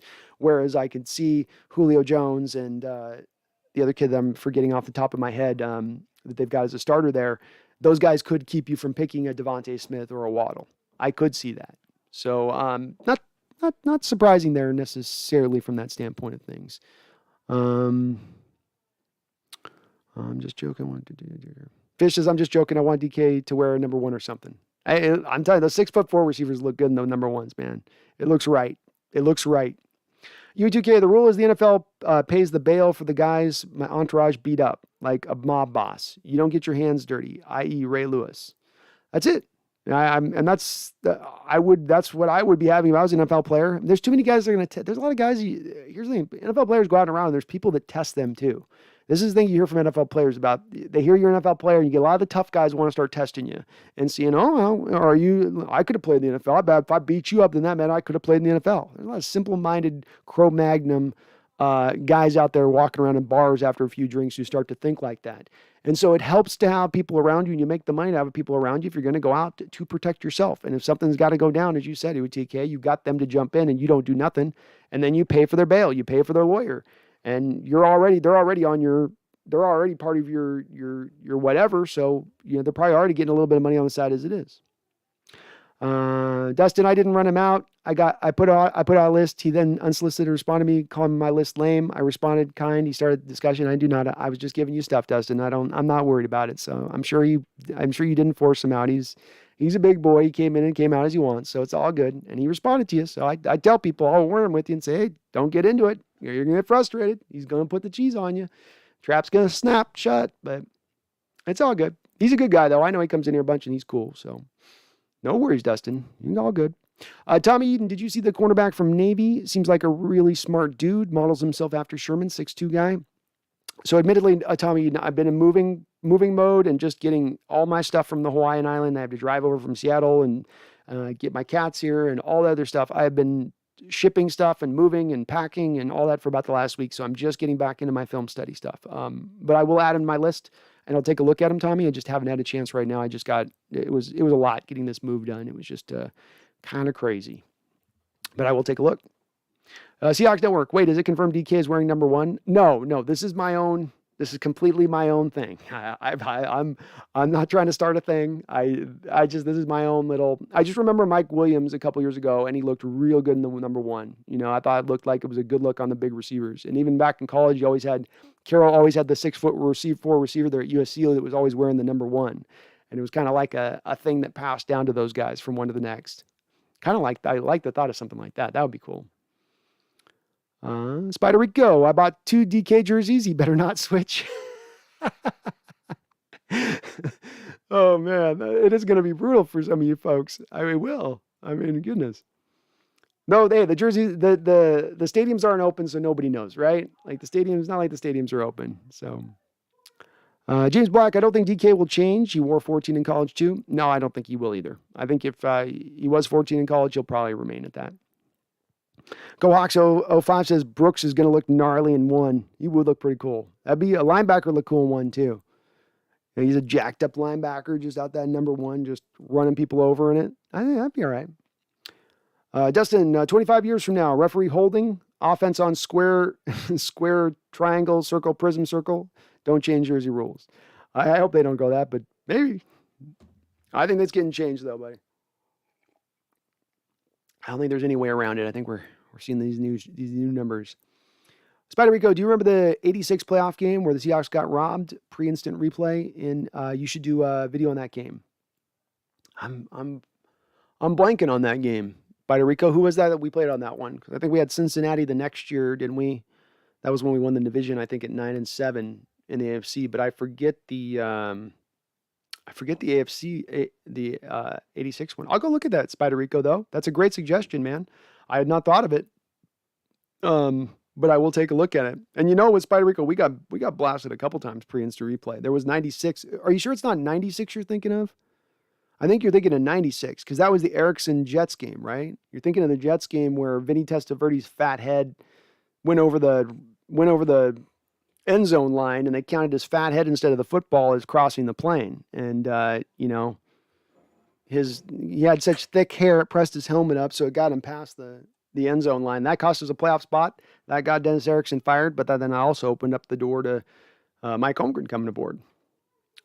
But, I should do some point address that game because that game was the cause of, that was the final thing that really drew through for the rule change to come into effect for replay. Mark Rappercorn, you got room for one more? KJ, AB, or Sherman? All same pay, which one? WB to the mainland as Paradise gets old quick as I was stationed out on a ship at Pearl Harbor and it didn't take long to see all except the girls. The girls were a nice part of Maui, I will say that. I did enjoy that aspect of things, but that is one of the only things, Mark, and you're right. You get, especially now with the modern era we're in over there, it's already you're dialed back if you're going to the islands and living there anyway, but then you start, some of the stuff that's happened from us on the modern age stuff, it's just dialed back even more. You're going without too much. You got to go without a lot of different things. If I've got room for just one more, my ship's only got one more I can take aboard, and it's got to be KJ, AB, or Sherman. I'll take Sherman off the list because I think our cornerbacks can get due, and I only get to pick one here. So it's between KJ and AB. And I would probably say that I'm going to lean to AB. And the reason being is that I think a wide receiver is going to have more impact than a Will or a Sam linebacker is going to have on this team overall. KJ had an outstanding year for us last year, his best year as a pro. Did that in itself really turn around this defense? Was he such a game-changing factor like an edge rusher who's just destroying the pocket, play in and play out? No. I think you can get all three of those guys, Mark. I don't think you're precluded with you got $8 million in cap space still. You can still convert Russell Wilson's base to bonus. You could have as much cap space basically if you want to generate at any point in time this offseason. But AB would be the guy I go to because right now your wide receiver core needs more talent. You need more than just Swain as your guy. It's your third guy. I don't want Swain as our number 3. I really don't even want him as our number 4, to be honest with you. So we've got to do a little bit more in addressing the wide receiver position. And AB is a heads and shoulders above whoever's out there and available in the wide receiver market right now.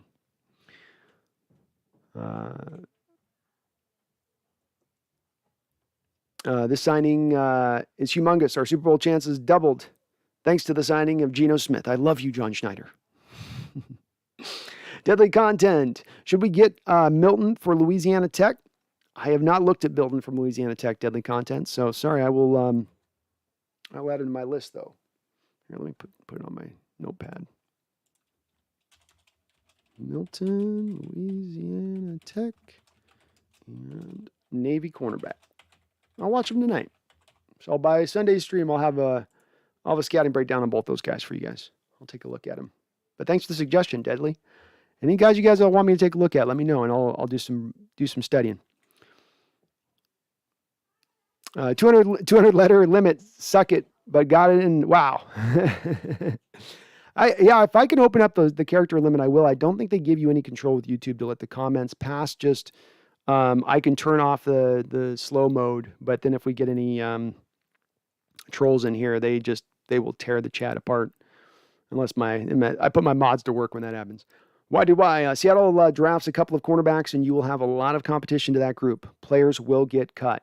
And I like it that way. Why? I think that this team's at its best rather than, we'll have our 4th cornerback slotted, and then we'll have our 5th cornerback slotted, and everything will go perfectly fine. But what about building in for injuries? Why? You always have in training camp and mini camp, someone's going to get a major injury. So it helps to have an extra guy in that respect. But the competition's the thing. The competition, truly, if I'm fighting for a guy and I don't have a guaranteed slot, that's going to make me hungry. That's going to make me fight. If I'm on a 1-year contract, I don't have anything future guaranteed. That puts you at a point of knowing you're getting the best effort out of a football player. You're getting the most he has to get. Whatever he has, he's going to lay it on the field at that point. It may fall short, but you don't have to question whether or not you're really getting the best a guy's got to maybe offer on you, and then you can make the right choice for the right player at that point. You're picking truly the best guy. And I love it from that aspect, Wide. I really do. I like where they're going with this. And remember, it's one of the things I say about this team over and over again. You've got to target on your team places that you're not going to spend a lot of money. You've got to target on the places where you're going to go cheaper on, so you can spend the extra money on places that are more important positions on your football team. And those important positions on the football team vary from team to team. It depends on scheme. It depends on the coach. It depends on what your philosophy is as a team.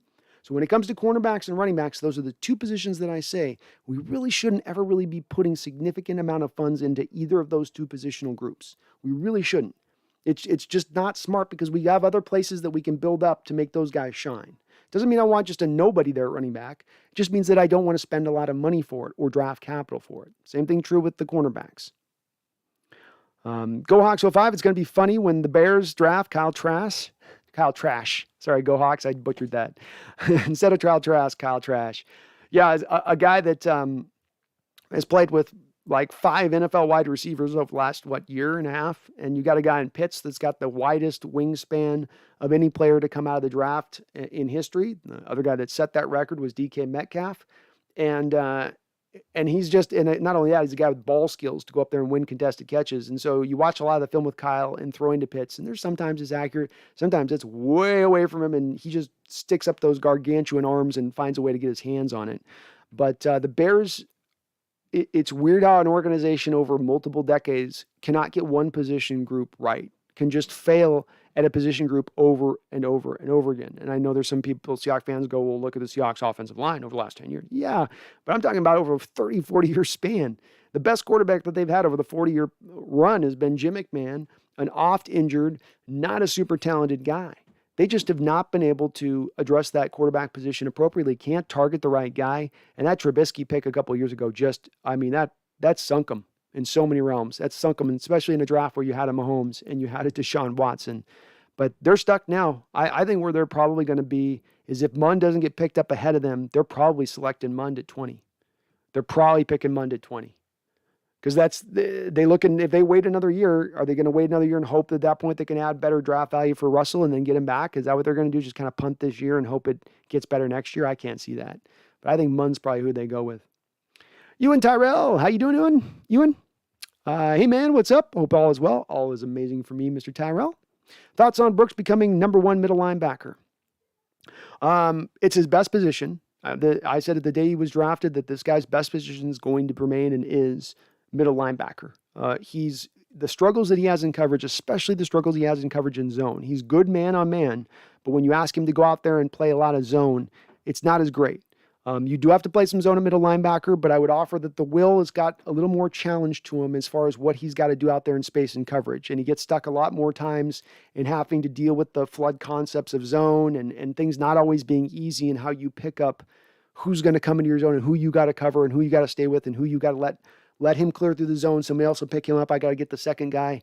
Some of that he just doesn't have a great feel for, and I don't know that he'll ever have really a remarkable feel for it. Now, he's got some man coverage skills, so he's not completely an empty space as it comes to coverage. But he'll have some of those limitations reduced at middle linebacker, and then the things that he does that allows him to shine, being an upper-level run stuffer, an absolute thumper at the position, that stuff's really going to come to the surface for him, as we've seen it come to the surface with Bobby Wagner over his time, playing from inside that middle. So it's his best spot. I think he can play at even potentially a Pro Bowl level, maybe even work his way into stardom if he can clean up some of the stuff in coverage as far as zone. But he's got a lot of upside to middle linebacker. Unfortunately, I think we're waiting a year because I think if you were going to cut away Bobby Wagner, if that was the route they were looking to go this offseason, they would have gone it early on to do right by Wagner to allow him to go get more money somewhere else or get a good contract. Whereas now if you cut him, all the teams have used up all of their cap space. So nobody's got a real way to give him any upper-level money at that point, on top of he's an older player. So probably going to hold on to him for one more year at Ewan, / he'll be the backup for Bobby if Bobby gets injured this year. But you're waiting for at least one more year before he slides into that role. He'll be a good early down Will, though. He's fine in that realm. He can play that pretty good. But you're going to have to get somebody out on passing downs to take over the linebacker position as it stands right now for the Will. Micah Clark says, hopefully we get Cosme or Brady Christensen from BYU. I did a breakdown, Micah, of Brady Christensen on, by the way, folks, I've got a new channel that's just going to be Seahawks Scouting. It's called Seahawks Scouting. You can search it by just a channel on YouTube. I separated from this channel because it's going to be pretty dry stuff. It's just going to be me doing film breakdowns on guys, prospects, guys that we might trade for and look at as options. Just general, just film study all the way. But I looked a lot at Brady Christensen, Micah, and he's a freak show as far as the TEF score is concerned. TEF is sort of the equivalent of like Spark scores were for other players. Just it takes all of their testing numbers and essentially spits you out into a final number, which gives you an explosive rating. He's the guy is almost, I think, set some records with his explosive rating and some of the numbers out of his pro day. Some of that's got to come with a little bit of a measure of salt a grain of salt, because of the fact that he's a 24-year-old player. Those BYU guys sometimes come out a little bit older, and they've had an extra year or two to develop their bodies in that way to get them prepared for the NFL level. Are they that much of a freak show? Well, you'd certainly feel a little bit more like that much more of a freak show if they were 21, 22 coming out as opposed to 24. The problem with Brady I have with him, Mike, is that the tape's a little rough with him. When I looked at him,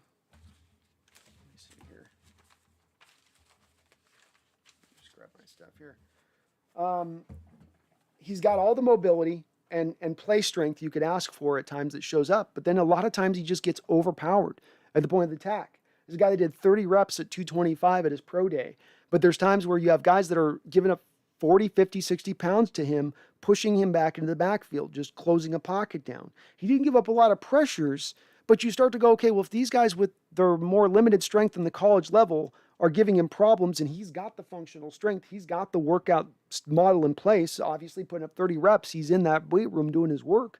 But at the end of the day, if he doesn't have the functional strength on the football field, because you can sometimes be repping the bench, but then you get on the football field and the hips don't snap with the butt, that doesn't snap with the back, that doesn't snap with the hands, all in succession. And suddenly all that guy's power is just completely wasted because everything's coming up off the upper body and he's not really driving anything forward. There's a little bit of that to Christensen's game where I don't necessarily like that. He's a bit of a bigger guy at 6'6", so I can't hit him as much on this, but his kick step is awful. It's a little bit more of a slide step out than it is a kick step, which now gets him off balance at times, doesn't get his legs close enough together so that he can change direction off of a rusher, especially if a guy's going to counter him to the inside. He does handle the twitchy guys really well. So that explosive stuff that he has, that ability to get out there, even though he's not clean in his technique with his feet, he is able to get out there sometimes just based off of his talent alone. And he did not get beat to the edge over like the 3 games that I watched on him. But over and over, I would watch lesser competition. I mean, these are not guys coming from powerhouse conferences who would just back him right back up in the backfield. And Cosme, Micah, I'm all on board with Cosme. He can play some right tackle in the worst case scenario with some left tackle upside. Best probably run blocker in all of college football from the left tackle position last year. Sign me up for Cosme if he's available. Unfortunately, he's not going to be available because he's probably going to be off the board first 15 picks of the second round. Christensen should be there, though. Michael Parker, does Justin Fields slide far with the news he has epilepsy? Being that it sounds like his family... It sounds like it runs in his family, the epilepsy does for Justin Fields, but according to the reports, those family members that have had it have grown out of it as they get older. So it's a thing that it seems to happen when you're a little bit younger. It's not inhibited him on the football field. I don't think that it's going to allow him to slide because you have the first 3 quarterbacks that are locked into place in this draft. You then have Justin Fields, who's almost the subtle certainty that you have beyond a guy like Trey Lance, where you don't have a lot of film, averaged 18 attempts in the 1 year that he did truly dominate. You got a guy in Kellen Mond who's got a wide variance on what people think about him, where some are really high, some are a little bit lower on him. Whereas Fields gives you a little bit more of, I think, a certainty, though he will take maybe a year to develop. This would drive me to thinking that if Atlanta doesn't trade him at 4, if Atlanta doesn't move back at 4 to do that, and Cincinnati doesn't move, then he's probably then going to slot into that seventh pick. Somebody's going to trade up at that pick, and it'll be just too good a value to go get him. So if we consider that a slide at 7, which I wouldn't really consider that a slide, you're going to look at 4 or 5 quarterbacks taken in the top 10 picks, which is amazing. But no, I don't think so. If it was more of an issue, if it was more of they think if the family stuff hadn't come into play, then I'd be a little hesitant. I think it's more of the work ethic stuff that gets talked about a little bit. That's probably more of the concern for teams than that. Micah Clark says in the 5th to 7th, Tommy Doyle would make a lot of sense. I don't know. I mean, Tommy Doyle, I got to look on him, Micah. So I'll add him to my list. I don't know too much on Tommy. Randall, any predictions on an assumed high pick who's going to slide? I think that the Miami defensive end or maybe Bateman go later than first thought. Those would be 2 guys that I would point to, Randall. Absolutely. You're thinking of Gregory Rousseau, not Phillips, but Rousseau, of course, who is just a lot of teams are having a hard time with that guy and figuring out what he is. I think he is potentially going to be available there for Seattle. Bateman was a guy that coming out of high school, he's 6'3". Then he goes to college in Minnesota, and they list him up at 6'2". Then he goes through college, and he goes to his pro day, and they measure him at 6 foot. So he continues to lose inches by the year, it would seem, Mr. Rashad Bateman. And while he's got some good skills at the receiver position, he's got a lot of questions too. Got COVID last year, lost the 10 pounds, didn't come in and necessarily train as well, came in really light as far as his weight because he was supposedly 6'3", 210 based on what Minnesota was telling you, and then he comes in at 6 foot 190. That's going to cost him a little bit. Does it allow him to drop all the way down to us? It's a maybe. Both him and Rousseau, Randall, are right on that line of that's right around where they're within 10 picks of them probably being, picked in that selection grouping. If I was to think of a guy that might slide, I'm kind of let me think on it here for a second. I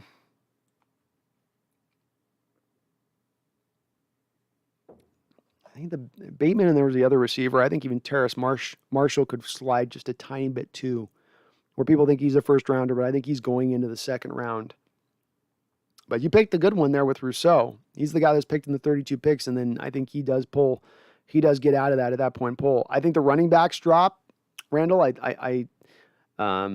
think the Steelers are going to take a running back in the first round because they're crazy with these running backs. They think running back's going to solve all their problems, but then I don't think a running back potentially gets picked all the way to when we're selecting maybe. So I think the running backs are going to maybe fall there a little bit. Let me think about it, though. See if I've got a guy that stands out to me. Fish, I want Jarrett Patterson. He's a perfect third down running back, and he has great stats. He does have good stats. I've watched a little bit of him. Not a lot to get a lot of measure on him yet. But certainly Seattle's in the market, Fish, for a third down back. This is part of why they went after the Cincinnati kid a couple of weeks ago when he was released by them. They were looking for him not to be necessarily number 2, but to get a good third down complement in there, because I think they recognize it'd be nice to have a third down back. A guy that they were trying to target last year, I think, in DJ Dallas, who didn't exactly work out for what they wanted. Micah Clark, did you ever watch film on TJ Vasher? I have not. So my only problem, Micah, is I've been moving this whole week, and I've had to move over from Hawaii. So it's kind of shut down my film study, but I'm back on it tonight. I just added him to my list. By Sunday, I will have a breakdown for you, a full breakdown on TJ. So it's been crazy, this move. Randall says, I don't think it's going to matter. Jay Cutler is a diabetic, and it didn't hurt his stock. Yeah, as long as it hasn't affected them on the football field, they've missed a game, or there's a situation they've got to manage. I think most teams are going to be fine with it at that point. Dustin, Tom Brady is ripping the New Jersey rule so hard. Yeah, he was up in his feelings about it earlier.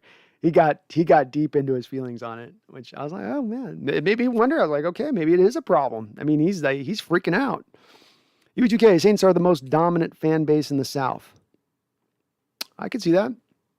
A lot of Southern teams, though, and the one thing is with that, a lot of Southern teams, be it Jacksonville, be it Miami, be it Atlanta, be it Carolina.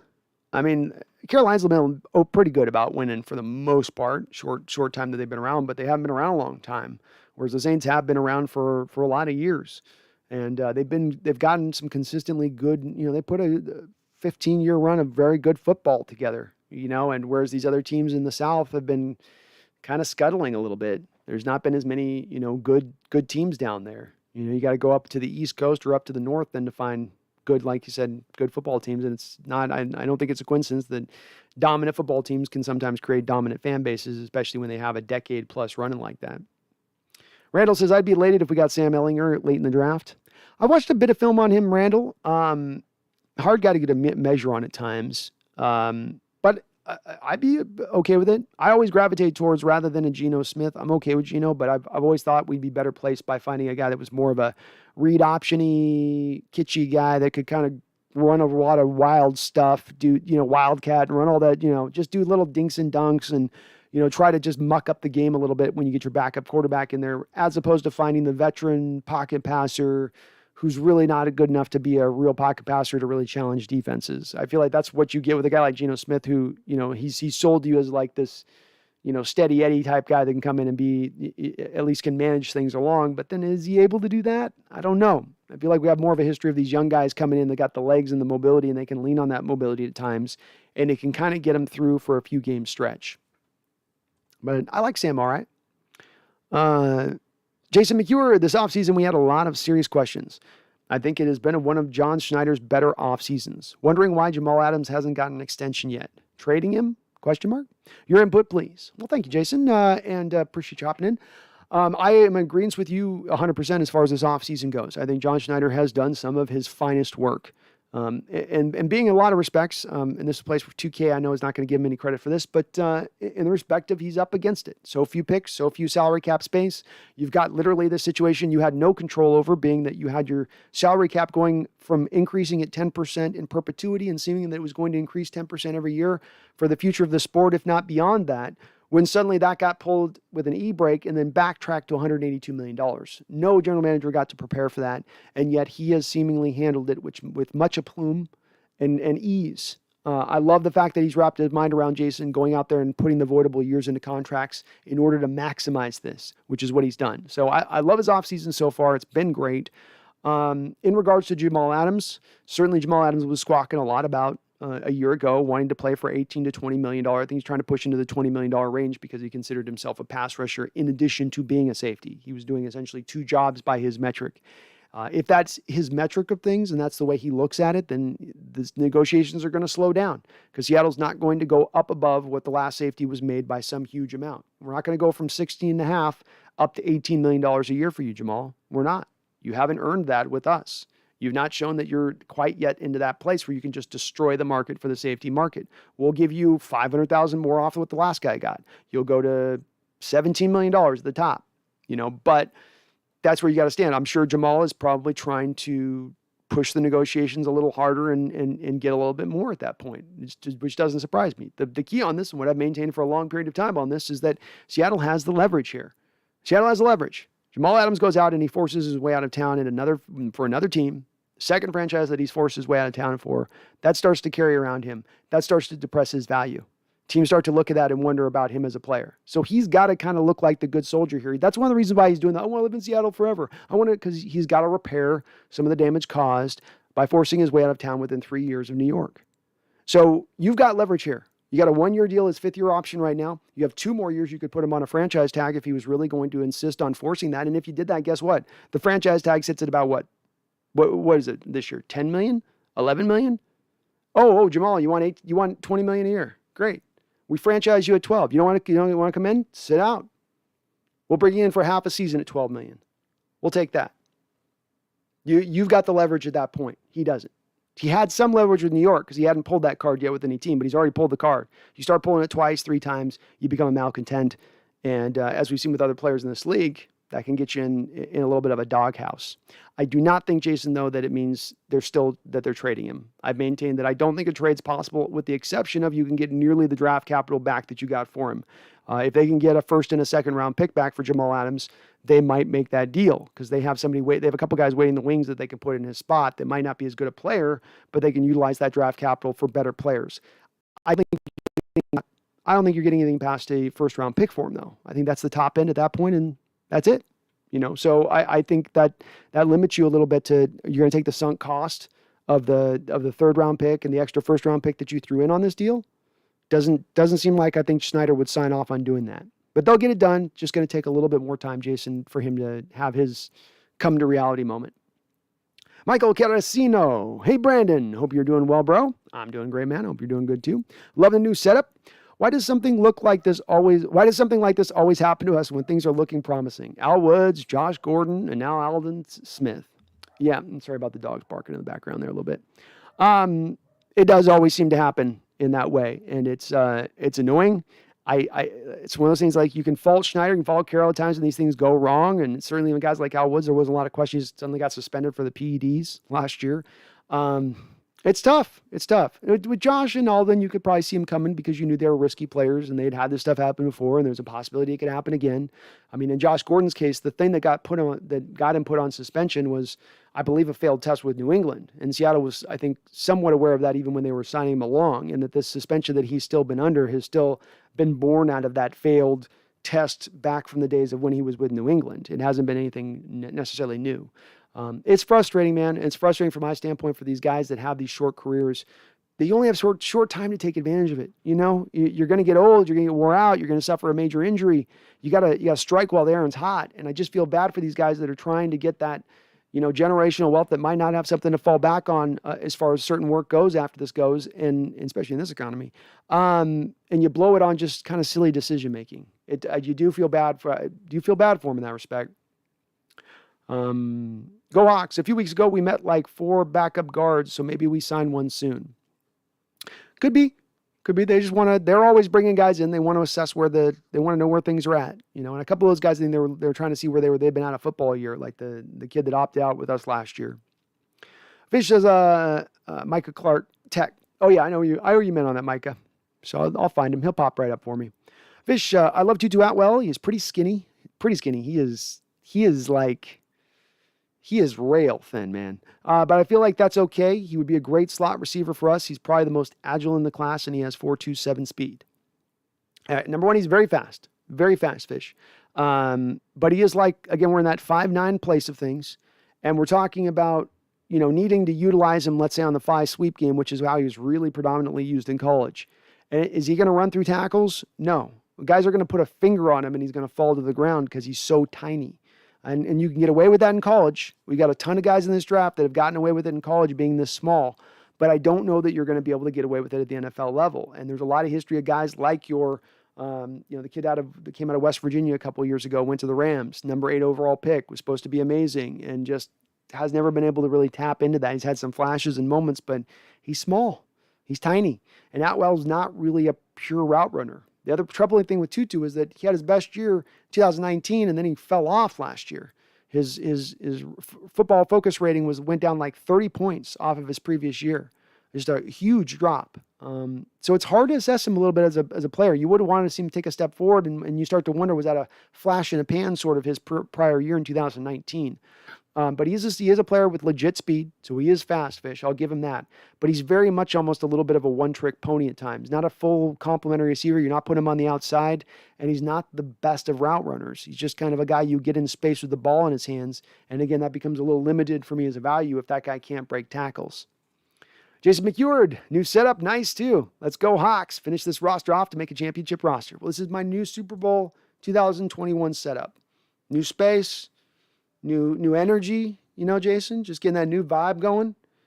Just gotta let that thing flow. Just keep that ebb and flow going. That positivity, that Super Bowl projection, I'm just projecting Super Bowl this year. Barry, thank you again for that $20 donation. Hashtag Aldon Smith did nothing wrong. He didn't. He's just protecting his sister, man. He's protecting his sister. What do you want him to do? You want his sister to get beat up? You want to just sit there and watch? I'm an NFL player, so you just beat her up. You just manhandle my sister. I like to watch NFL, so Aldon is not playing in the NFL until 8 years. Maybe not. He's probably looking at an indefinite suspension if this goes through and is bad. Go Hawks. Only one quarterback in the draft scares me, and he's going to Jacksonville. I'm at the same place. I think Trey Lance is scary as well. Though he has more holes in his game, and there's not a lot of, it's a lot more of the bust factor with a guy like Trey Lance than I think it is with a Trevor Lawrence. But I think he's got a lot more of some scary attributes to him as well, from the mobility and the big arm.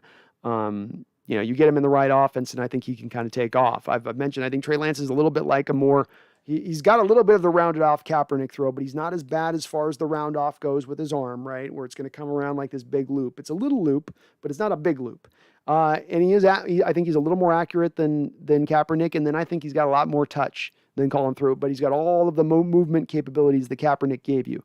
I think that's a guy that's a little scary in this modern NFL. That's where the modern NFL is going to. So he scares me from that angle. But Lawrence is by far, I think, in a way, the more scary of the bunch. Agreed with me there. James Clark almost wished Dunbar had gone to jail with how he played. Well, at least then, James, you would have saved on at least that $4 million, right? And you would have at least been able to then bend that $4 million into this year if you didn't use it, or get another player, get a better player. This is one of the reasons why, and you can find it in my tweets. I said the second this came out on the information with Dunbar, I said, release him. Let him go.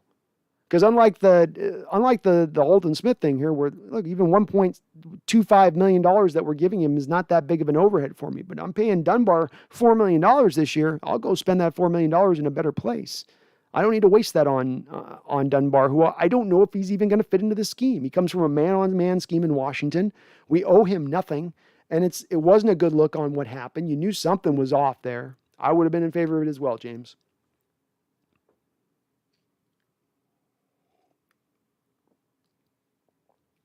U2K says, I just can't believe the 49ers would trade all of that for the privilege to draft Kirk Cousins. It boggles my mind. I understand you. That's why I find it so funny, man. It is why I think it's hilarious. Like, really? For this? You're going to give up all that for this? For this? Aren't you a master offensive mind? In 30 years in this sport, what you've learned is that you don't need a good quarterback. You can get it done with the genius of your own brain.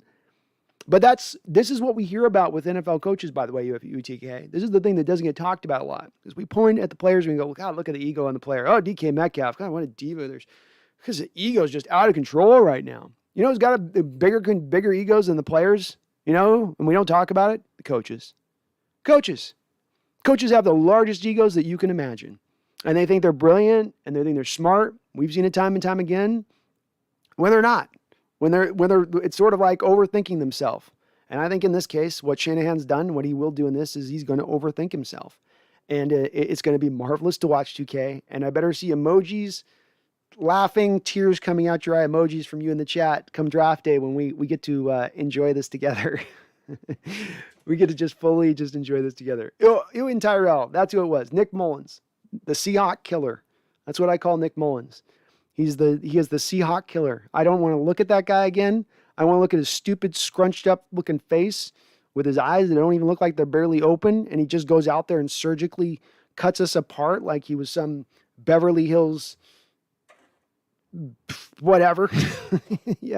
Like, that guy's just destroyed us. But he's the type of guy that, Shannon's look like, I've dominated Seahawks with Mullins. Why don't I just get a guy in like that? And I just know he'll do what he'll do, and he'll be a better Mullins, and he'll dominate because he'll just fit within the structure of my offense and do what I'm asking.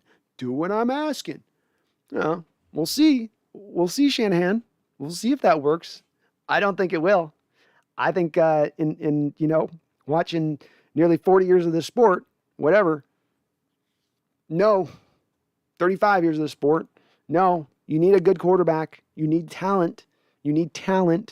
I will always say the first place that I need on a quarterback, the first thing is I need the arm that can make all of the throws. And then I'll work through the rest of the stuff. Yeah, leadership's important. Yeah, mental ability to process is important. Throwing all that with anticipation, all that stuff's important.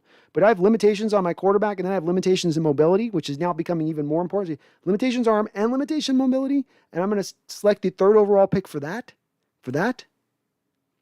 No. That's silliness. And you're right. You should have a problem wrapping your head around a U2K. It makes no sense. Fish, if we want to visit, well, it makes sense when you think of it from, if you're in Shanahan's brain, but outside of his brain, it doesn't make sense. Fish, if we want a physical receiver who can run routes, I would like Des Fitzpatrick. He's 6'2", and he's a great route runner, great hands, and he isn't very dynamic, but I like him. I'll take a look at him as well, Fish. The one thing is that Seahawks do have kind of a type for receivers as well. Now, he does fit the mold of 6'2", but if you say not dynamic, that sits out to me. Okay, he's not short area explosive, and he's not fast, which are two things that they tend to want from their wide receivers. But they may give a little bit of room with it if he's a little bit of a bigger guy. But that has been where they've gravitated towards. If you look at the 10 years of drafting history by the Seahawks and what they look for in a wide receiver, and maybe Fitzpatrick wouldn't be a drafted guy, but a UDFA is what you're probably thinking there, maybe Fish, which they'll look at him there. But when they look at receivers at 6 foot tall, 33-inch long arms, 10-1 broad jump minimum. Usually they like 9-inch hands as a bare minimum. And then 35-inch vertical leap. They've pretty much all these guys they've drafted over the years all fits within these marks. So if he's a 4'6" guy, they're not going to pick him. But with that said, undrafted free agent, well, Doug Baldwin was probably a 4'5'8" guy coming out, something like that. Maybe he ran a little faster. I don't think football speed-wise he was much faster than that. He's more of a quick guy. But I'll take a look at him. Jack Wise. So is Aldon Smith not going to be on the Seahawks? Jack, still nothing to lose by waiting this thing out. They don't have to play this fast. They don't have to get in this and make a decision right now. They can let the process of the law play out. They can let the commissioner's office play out with what they're going to decide on this as they do their investigation, and then let the cards fall where they may. And if he gets suspended, you can cut him at that point in time. The key on this, Jack, is that you only are on the hook for $137,000 if you cut Aldon Smith tomorrow, if you cut him a month from now, if you cut him 2 months from now, if you cut him 3 months from now. You're on the hook for only $137,000 up against your cap. So there's nothing for them to really risk by sitting back and being patient in this situation. Is it likely at this point, if I was a betting man, Jack, and I was to say, is it likely that he's on the Hawks right now going forward? I'd say it's probably a little unlikely because right now I think the commissioner's office is going to come down with a full year suspension, being he's a multiple time offender. And that's they've just really whacked down hard on these guys that have been multiple time offenders. See Josh Gordon.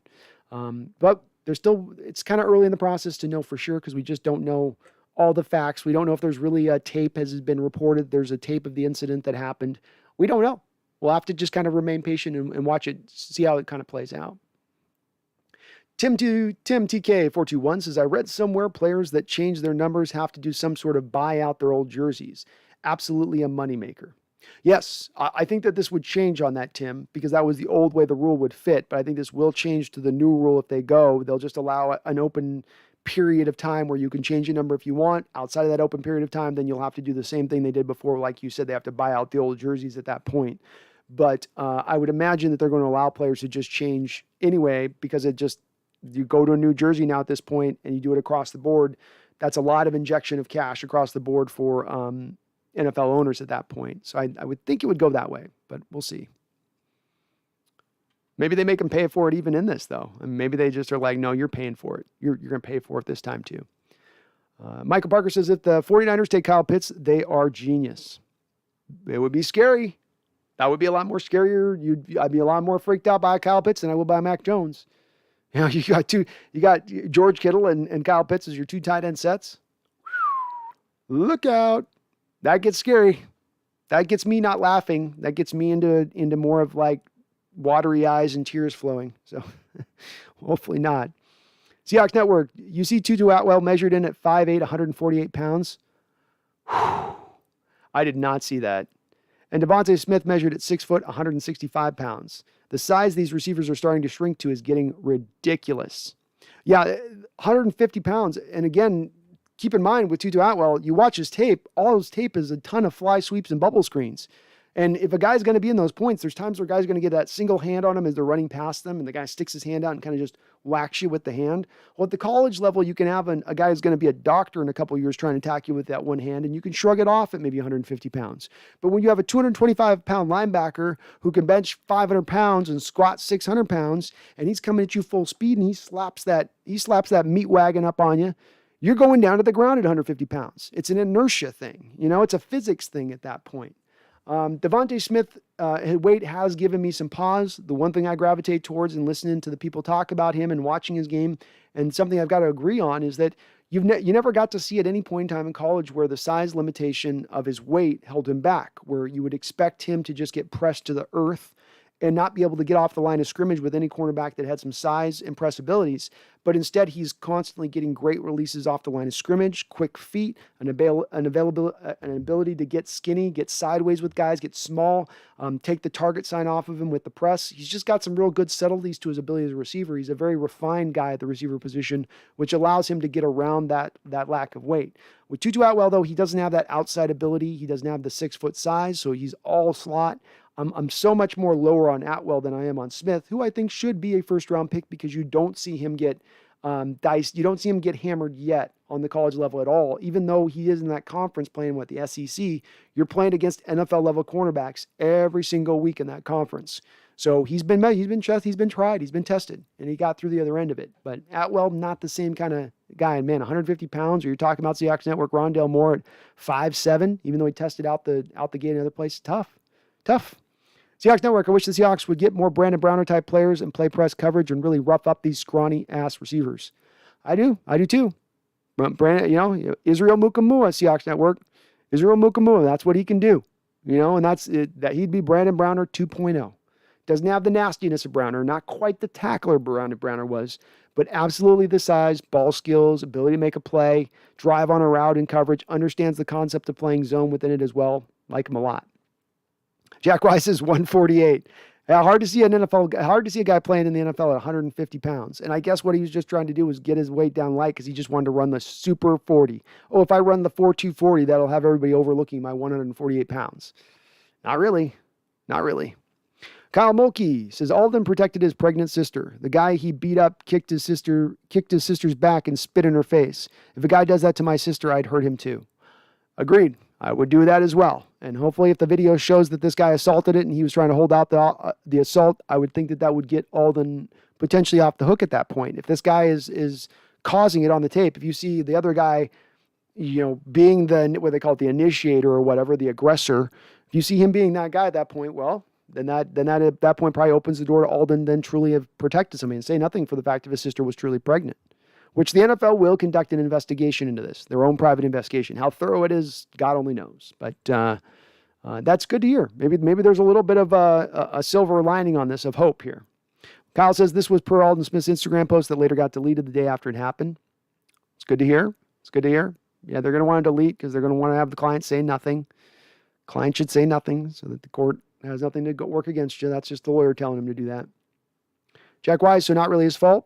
Not if the other guy's initiating it, Jack. If the other guy's attacking the sister in that way, kicking her, spitting on her, hard for me to see why the NFL would expect him to just sit there and let his sister get, what was he supposed to wait on the police? She's pregnant. You'd think that they would fit that into their, but the NFL is sometimes a Gestapo about this stuff.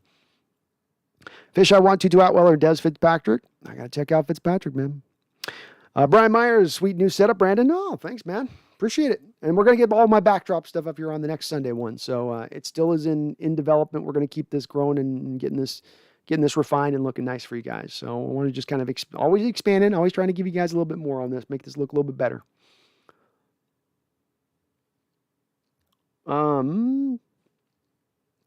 Fish says the Seahawks network he can easily gain some weight. Well, it's like, how much weight can he gain, Fish? And then the question comes into place, how much speed does he lose then at the point of gaining his weight? And then if he gains, let's say he gains 20 pounds and gets up to 170, that's still not a height where, it's still not a weight where he's going to be able to break tackles at the NFL level, which is a requirement of his game, being only a slot guy and then being a guy wanting to run a lot of those fly sweep bubble screens, because he's not really a great pure route runner out there, in my opinion.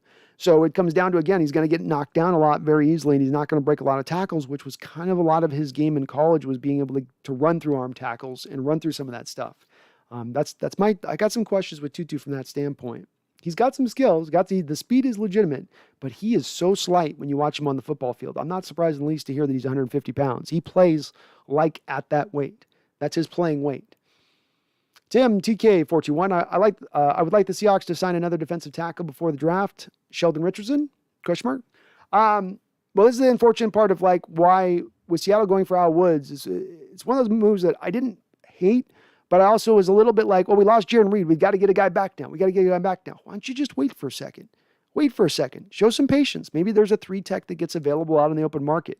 And the reason you want to maintain patience, Tim, is because the team, in the way that they usually roster construct and the amount of players that they hold at certain positions, they tend to roll with 3 defensive tackles, and then you've got your other positions allotted to certain things. So you already got your 3 defensive tackles now that you've signed Al Woods.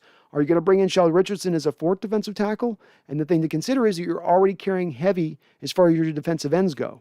You know, we've got Rasheem Green, L.J. Collier, Alton Robinson, Darrell Taylor, Carlos Dunlap, Kerry Hyder, currently Aldon Smith, Benson Mayowa. That's 8 guys you got at defensive ends, when I think they usually carry 5 or 6 maybe. And then you're going to carry an extra defensive tackle as well. That's where I think that's just a couple too many players, and they're going to have to go a little lighter there. Otherwise, you're going to be carrying 4 wide receivers and 3 running backs. You know, that's where then you have to suddenly go lighter on at that point to inverse it. But I like Sheldon Richardson. He's been a solid player in this league. Never was the star 3 tech we thought he would be coming out of Missouri. I thought he was a guy who's going to be a lot in the same mold of potentially into that place of where Aaron Donald could be. Not as dominant as Donald, but still could be kind of a game wrecker from the 3 tech. Never was just able to quite get there. Never was able, but he's been a solid player on some solid defenses over the last couple of years. One of the reasons the Browns, I think, were pretty good last year, he was a part of that.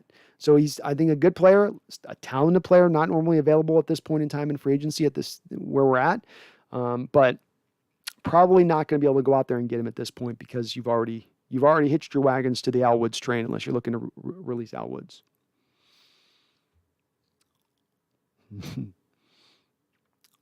Go Hawks is going to be weird seeing a wide receiver near like 49. That will be weird.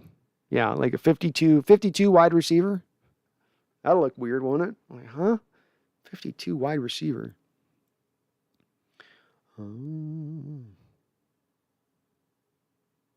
Maxwell Stern, Dunlap wants 8 and Diggs wants 6. It's going to be. What about a whole single digit defense? Wouldn't that look odd? Or you got like, it's 1 through 11. Wouldn't that be weird? Left tackle wearing 44. Yeah, it's going to be so strange. Ritz Fluffy, how you doing, Ritz? Good to have you in here. Wait, who left tackle number 44? Yeah, Ritz, the NFL's doing a new rule now we're talking about where they allow all the players to have their individual numbers down to single digits or whatever numbers they want. It's not going to be position-centric as far as the numbers anymore, which is going to be a little bit odd to see.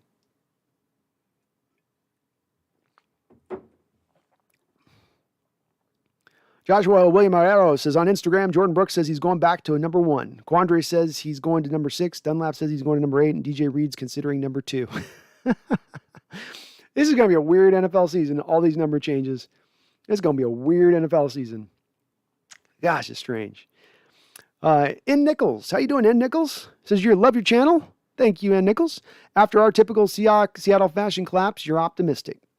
I do measure, somebody said I measure a little bit of skepticism with a little bit of optimism. I try to stay as balanced as I can with the Nichols in order to not get too biased one way or another. I'm certainly as contagious to homerism as anybody else, but I like trying to get as close as I can to what is really the truth of the thing. Truth of the matter, the back, the bottom line, back factors.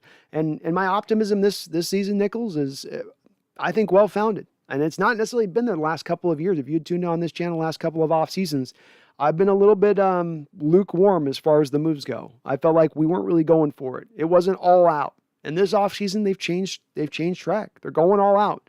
It's, there is no tomorrow. Let's try to get this season. Let's try to attack this. Let's understand our roster is not talented enough. We need to do way more than just little turns of the knobs, little flicks of the dial.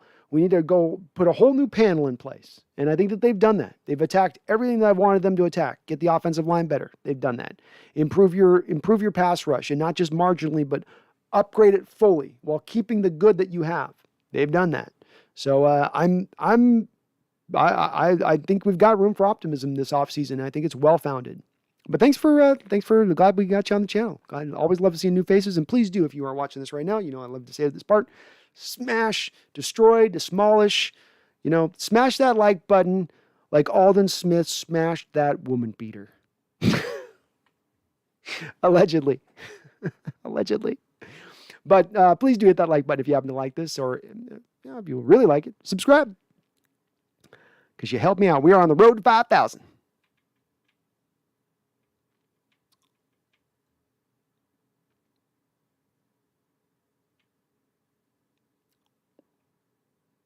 Tommy Eden, Vinny Testaverde Jets. Yep, that's what it was, the 96 game, Tommy. And that was a really good Seahawks football team, by the way. They got robbed that year, and that was a really good up-and-coming. Ricky Running Waters, and you had a good defense, solid linebacking core at that time. Chad Brown was on that defense. They were good. They were good. Erickson running his down the field a passing attack. He was a lot like Bruce Arians, no risk it, no biscuit type guy.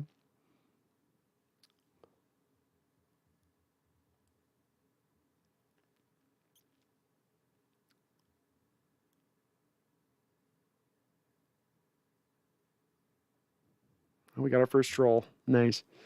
M. Nichols, watching Dave Craig in the background reminds me of a childhood Seahawks losery. Well, they were pretty good in the 80s. We didn't get to championships, but we got a couple of division titles. We made the playoffs a few times, which, they were an expansion franchise still, pretty young team at that point, and it wasn't set up for the franchise expansion teams at that time to really hit the ground running like some of the future expansion franchises they did, like the Jacksonville Jaguars and the Panthers. You were up against it back then as far as to getting the team assembled and getting them to a competitive status. But I'm glad. I like to hit a little bit of the nostalgia every once in a while, Nichols, and I'm always going to try to have something run on the TV. I think behind me I'm going to do, maybe we'll do for Dustin Elrond, we'll do my Seahawk Great Moment video here on the next one. Spider Rico, 1986, overtime versus the Oilers. Oh, okay. There we go. That was the game. That was the one then, Spider, that Largent had the catch at the end, the money catch at the end. Seahawks had an interception in overtime. The refs ruled that it hit the ground. It didn't. Seahawks beat Giants and Broncos during regular season. They could have made a run to the Super Bowl. Very good teams at that time, Spider. Those teams were definitely capable at that time of getting the Super Bowl. I mean, Knox had really put together a complete team. They drafted pretty well. They had things kind of cooking at that point in time. I will go back and watch that game because it is available on YouTube. I think the quality is really bad on YouTube on that game, Spider. But I think it's still a good suggestion because that's not a moment that's well remembered by fans. And it's got that great moment where I think Largent makes two catches where they just need him at the time to make two clutch catches just to tie the game, to get it to overtime, which in itself would be awesome. So I think I was looking to feature some of that story on my Largent video. But yeah, let's look at it. We'll see if we can get that going.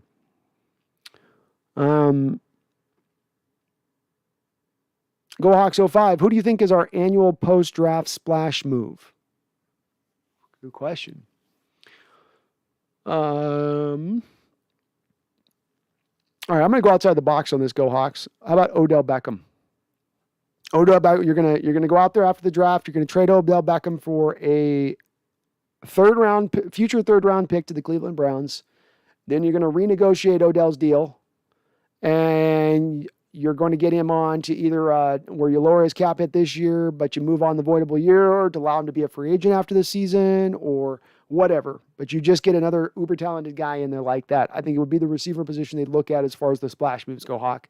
Don't think it'll be any other place that you would really look to, like corner or something like that. I don't think they'll go that route. Offensive line-wise, can't really see a spot that you'd go to past center. I don't think there'll be a center available for trade.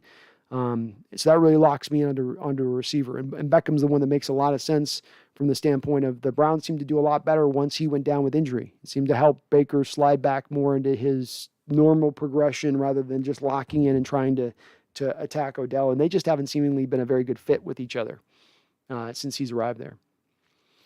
Spider Rico, I was at the Testaverde game at the old Meadowlands in 96, though. Oh, wow, Spider. You caught a lot of action then. That would have been, oh, God, you must have been frustrated.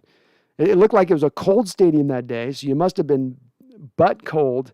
And then you got to watch them steal the game from us, which also steals us from getting to the playoffs when we should have gone because they can't, they determine that it's really clear. If you guys watch the old YouTube video, it's there of Testaverde, and it's at the end of the game. It's the last play of the game. There's no time remaining. Testaverde scrambles, which in itself is funny. If you've ever watched his Testaverde run with the football, he makes Tom Brady look like Lamar Jackson. And here comes our guy up to make a tackle on him, steps him. His big freaking window head lands right on the line of the end zone, just right on the line, and the ball's back here behind the line. It's a little bit of like Ben Roethlisberger in the 2005 Super Bowl, but even more egregious, if you can say that. But they counted it as a touchdown. Cost Seattle the playoffs that year. It was tough.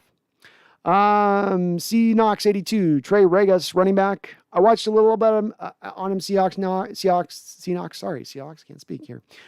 Take a look at Camilio Filer. Okay, let me add him to my list here. Camilio. I'll tell you, this draft's got the best names of any draft. Like, this draft wins on the names. Camilio Eifler. That's like a supervillain name. But I'll check him out.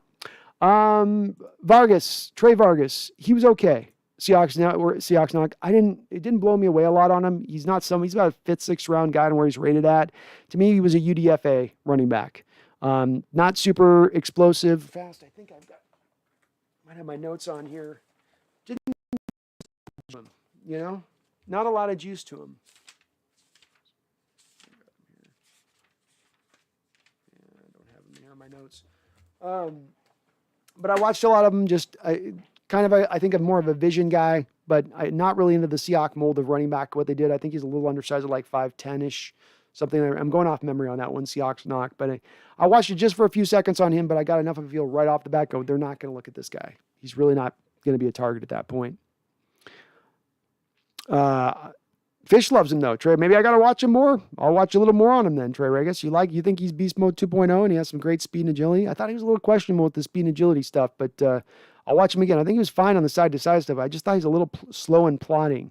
And maybe I was just getting too close of visions to DJ Dallas last year and what I was seeing with tape with him. But I'll go back and watch him. I didn't watch a ton of tape on him, so I kind of got just a quick feel for him and went, no. But I'll take a closer look. I might have been missing something.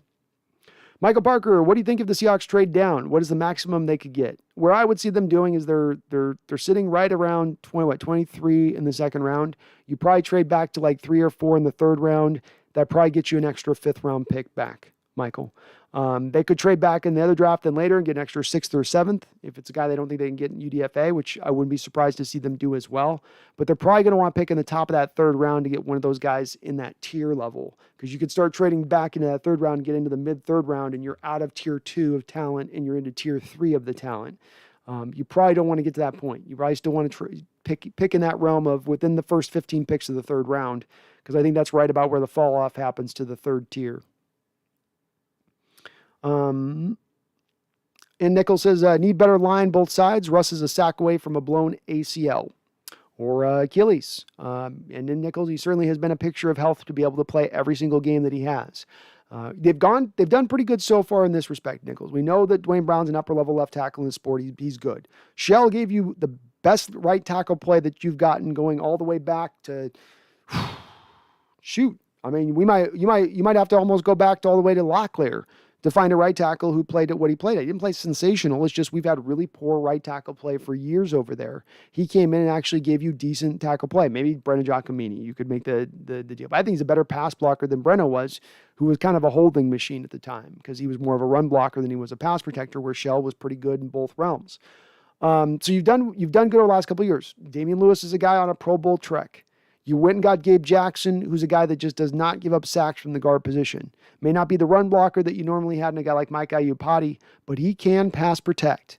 Now, if you had another center in this draft, and there's a couple of centers that you can pick in that second round there to go along with what you have in Posick, now you've basically 3 of those positions over the last 2 years, you've upgraded to the pass protection place of things. And let's not forget, last year, Seattle ended out as in pass blocking efficiency number 12 in the league last year in nickels in pass block efficiency. Now, it's a little bit of a misnomer stat because through the first half of the year, they were like top 3 in the league, and then they were like bottom 10 through the back half of the schedule. So it was a tale of 2 halves as far as how the offensive line played.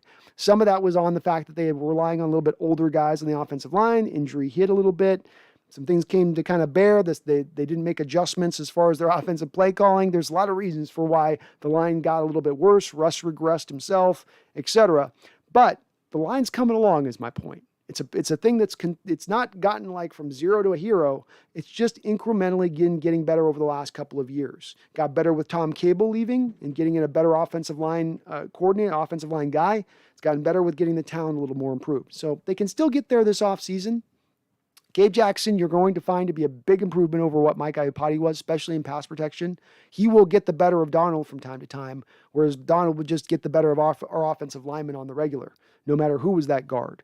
So I'm encouraged. I think it's going to be better than you've seen it in recent years, Nichols. And then don't forget this. The other thing to remember, Nichols, is that you ran before the 1987 offense built on 7-step drops and holding the ball forever. This offense is going to be more timing-based. It's going to be 3 steps, 5 steps, get the ball out of your hands, Russell. When you're getting the ball out of your hands in 3 and 5 steps as opposed to the 7-step drops and holding onto it for 8 seconds, you're going to see your quarterback taking a whole hell of a lot less hits. Go Hawks 05 says the Bears have never had a 4,000-yard passer. This part is true. Part of it is a little bit of also, we got to include in this fact is that it's hard to throw up there in Chicago in the middle of winter. You get, mid, it's the windy city for a reason, right? You got these winds whipping, it's freezing cold, hard for the players to catch the ball, hard for the quarterback to throw through the wind. This is going to make you a team that tends to have to, try to run the ball. Part of the reason why I think it's crazy with Russell Wilson, putting them on as a list of teams you'd want to go to too, because you're not going to be able to flourish there in the passing attack for almost that reason alone.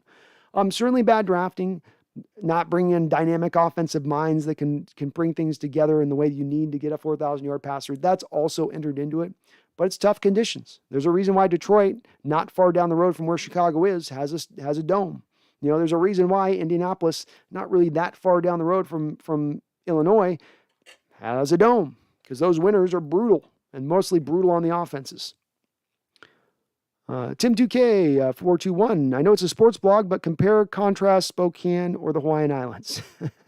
Well, you're not going to have a bigger contrast in play, Tim. Basically, the Hawaiian Islands are best. Go visit and live on the islands. Not live them, but go visit them. They're great for vacation, but living there, it gets old. The locals don't really like to have you there. They still feel that there's a little bit of an invasion by America there to a degree. It's not a super, it's not a great relationship there in that respect, and you feel it there on a daily basis in that respect. There's not a lot of stores, not a lot of things you can go get that you need as far as, I need to go buy this cord for this thing. Well, you're going to have to order it, and you'll get it in 3 weeks. So it's a little bit of a slower mentality there, and I'll tell you what, they do not go fast. Everybody's in their flip-flops, and they're just shimmying on down the road. And if you're kind of a go-go guy, which is more of the mainland approach of things, you're going to struggle there a bit in that respect. Now, Spokane's not a hotbed either, but I like the fact Spokane isn't just packed like Western Washington is. Seattle's got those 2 freeways, and they've done nothing to expand anything. And now they're adding these toll roads where you pay $15 a day to go to work here pretty soon just to drive back and forth. That's ridiculous. I still like having a little bit of room, and I can get out in the country and get out to the forest, the woods, and all that. And I like that idea. So Hawaii's great. Just go visit, vacation, don't live there. Go Ox 05. Finally found the scouting channel. Seems great. Going to check them out next time I do homework. Fantastic, man. Thank you. Appreciate you subscribing on him. And I'm going to keep adding on to that, and that's going to be a catch-all for when we've got a presumptive guy we're looking at. I'm going to do a Maurice Hurst video. You guys were asking about him from the Oakland Raiders. Defensive tackle got released by them, who's been rated really highly by Pro Football Focus over the last couple of years, especially last year. So I'm just going to do some scouting breakdowns there. It just gives me a place that's a little separate off the other channel to kind of just throw a bunch of stuff in there and just kind of, it'll be kind of, some of it'll be boring me just talking about a player, looking at him, watching him. Just grinding on tape. I like grinding on tape, man. Tim TK41, definitely need to see Seahawks in retro armband jerseys. Oh, the retro jerseys need to come. They need to come. If they're going to do these single digit stuff, can we now get our old school jerseys at least for one game? I mean, it seems fair. Seems fair. Kyle Mulkey says, more clear on the jersey rule. If the player wants to change the number this year, they have to buy out the rest of the distributors' jerseys. If they want to change in 2022, they don't have to buy it at all. I would expect that'll probably have players waiting, especially those guys that haven't signed their second and third deals, because that's a large chunk of change we're talking about. You know, you might have to, I think I once heard a player did that, and he spent like a couple $100,000 or something like that buying those jerseys out, where it was like, that's pretty significant, the money you got to spend at that point to get those jerseys. Micah Clark or Jalen Mayfield as a developmental guy for a year to learn from Dwayne Brown and start next year, depending on if Brown retires or if Shell retires. Micah, he'd be great. He'd be great. I watched Jalen Mayfield's a guy that's just what you would like to see in a tackle prospect. Uber athletic, good functional strength, played at a big program, played a good amount of football. Hard to find a lot of limitations into his game past. He just needs some refinement, which would come with that developmental year that you're talking about. Could probably play both swing tackle. I think he's got enough strength to play the right tackle spot, which is a little more of a requirement over there. But I like him as an upside guy, and I like him as a guy that's going to be available where Seattle's picking in that second round. And even if you trade back into that early third, he would still be there. And I like Jalen Mayfield quite a bit. Let's see if I had any other thoughts on him.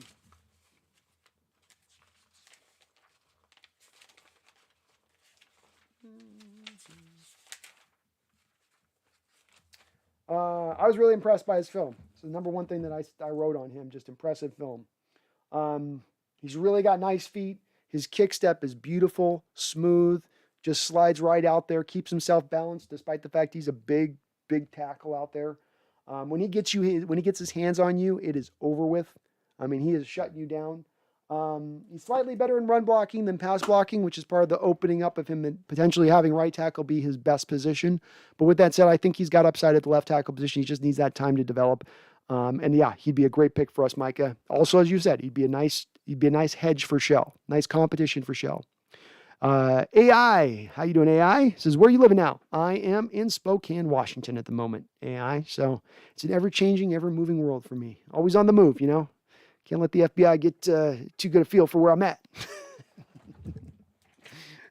The hot of my tracks. Micah Clark, also Tommy is a guy to sit behind Brown 2 or Shell and learn from them and get coaching and potentially start next year if he turns out to be good. And we can see that in the preseason if we get him. Tommy? Who's Tommy? Which guy do you mean by Tommy? Who do you mean by Tommy? But I'm on board with Jalen. So we're like mine there, man. Food Gamer, should we trade our first pick or trade down? You should trade down because it's the only place to go back and accumulate more draft capital in this particular draft. You're without a third rounder. So the second trading back 13, 14 selections in the second round gets you that extra pick where, you know, you trade back from the fourth round near the end of the fourth round and you trade back up into the top of the fifth. Maybe you get a seventh rounder back. Well, if you move back from number 2 to 3, to, you know, from number 53rd we pick to number 65, you get an extra fifth round pick, which is a little more valuable. Wouldn't be surprised to see him do both of those two moves, trade back twice, but you do want to probably pick in that third round. So that's kind of what you look at as far as value.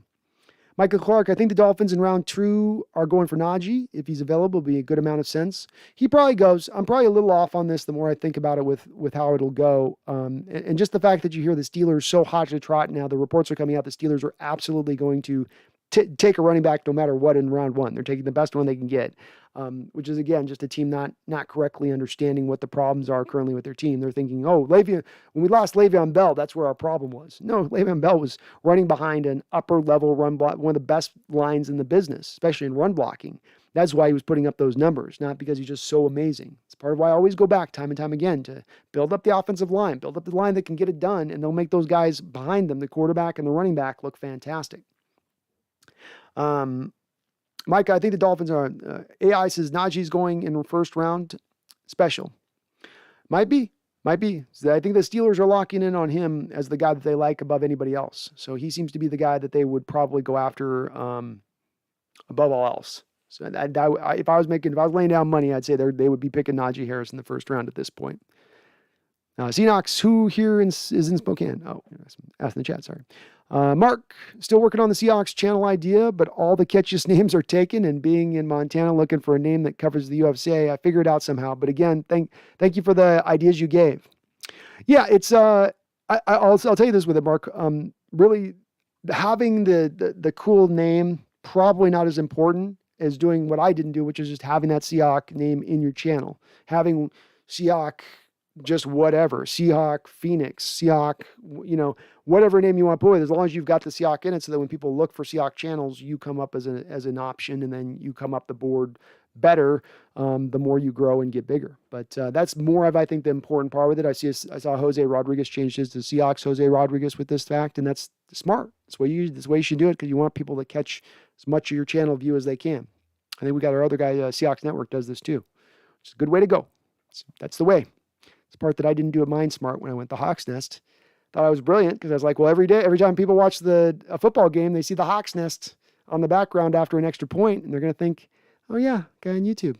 But I was also thinking about the search functionality when I created it. Now it's just too damn late to change.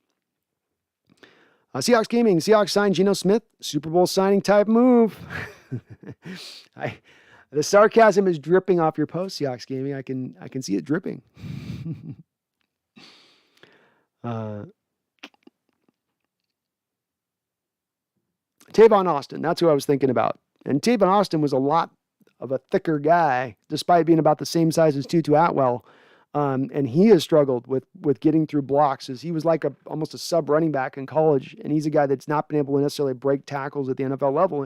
You just can't at 5'7", 5'8", 160, 170 pounds. Like, these guys weigh 240. They run as fast as you. Like, it's hard to get through those tackles.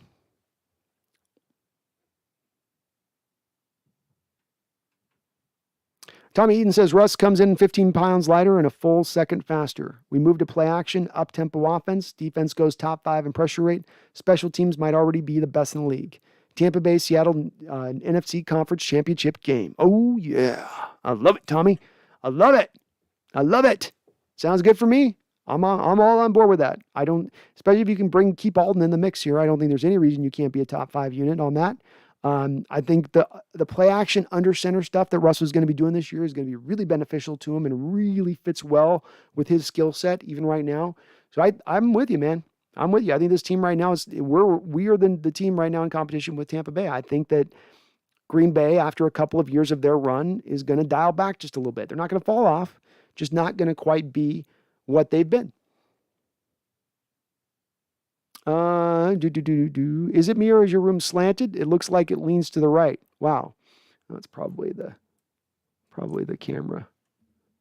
It's probably the camera, because I was like trying to set up my thing last minute here, Mark. So I'll get it better set up on the next one. I was sort of scrambling to get this up and live for you guys today. So this is the rough stream. This is the new test out stream here at the other place, and then we'll refine it down by the next one and get it all going. Sean EB, you still on? Go touch some grass.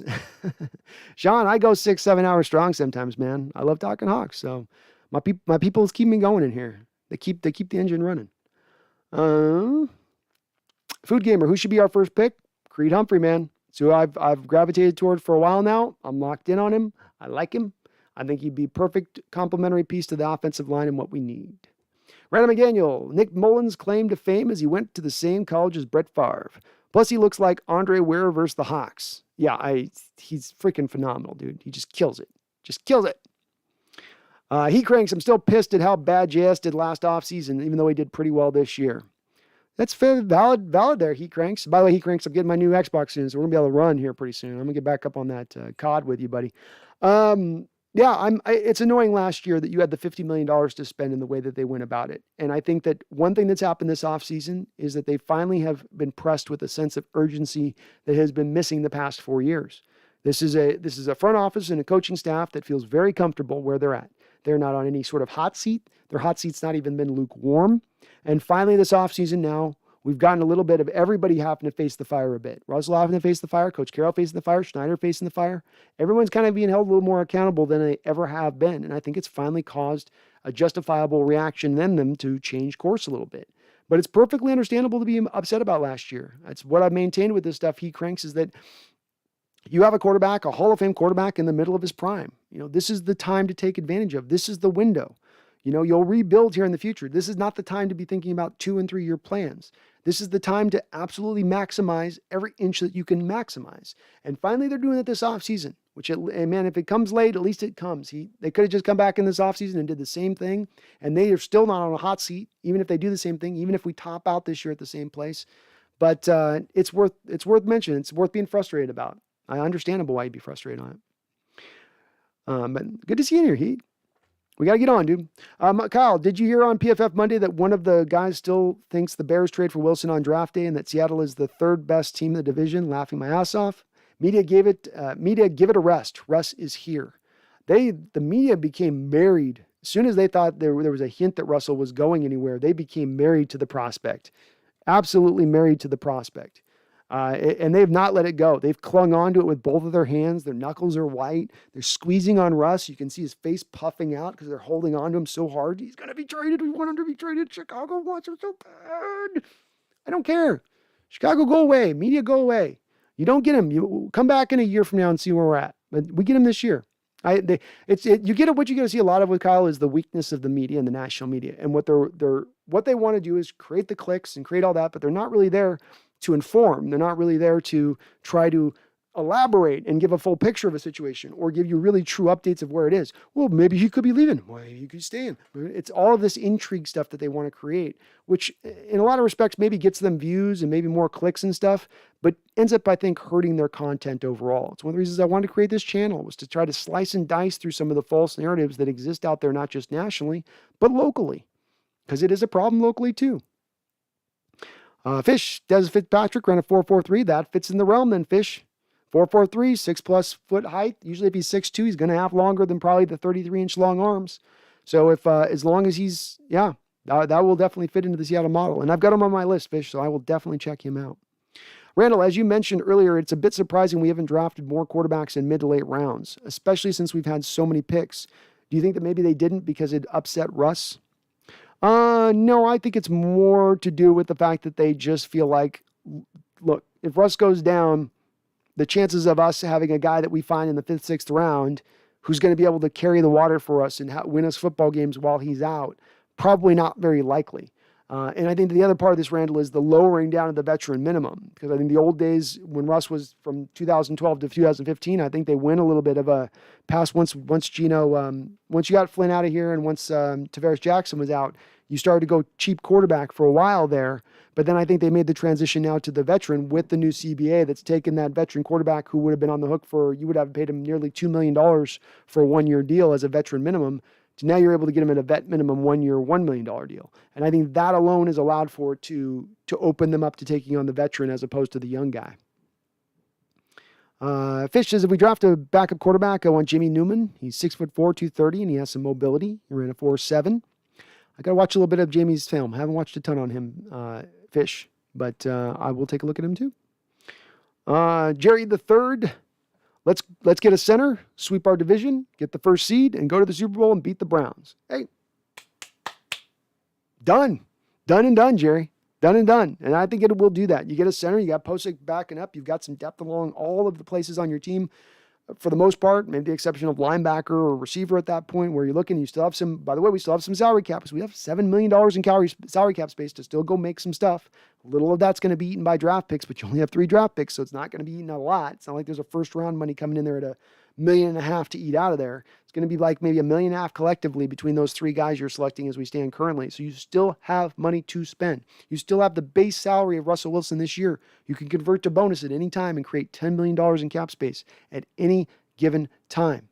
So they've got a lot of flexibility to still go out there and get stuff done, Jerry. But man, you select a center first thing. You've cleaned up the one position that to me really could use just give me a good stalwart in there.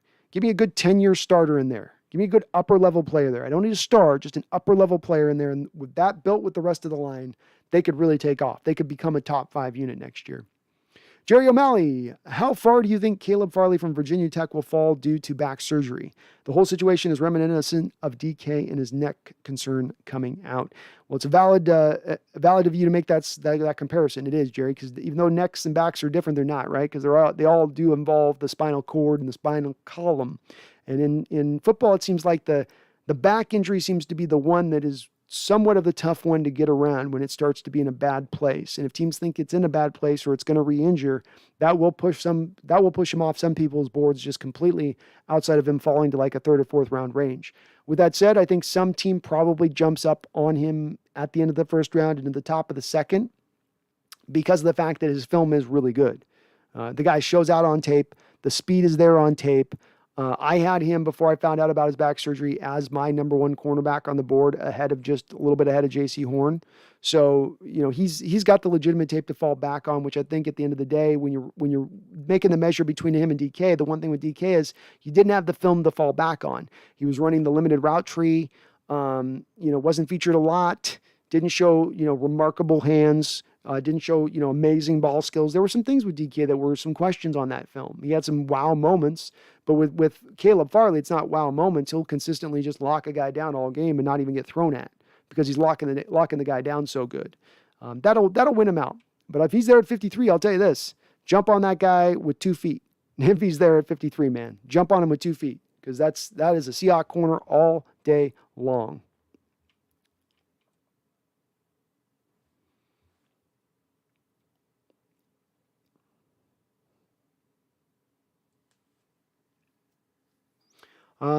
Fishes, I've been looking, and we could draft Dwayne Eskridge to be our slot. He's 188. He ran a 4.38.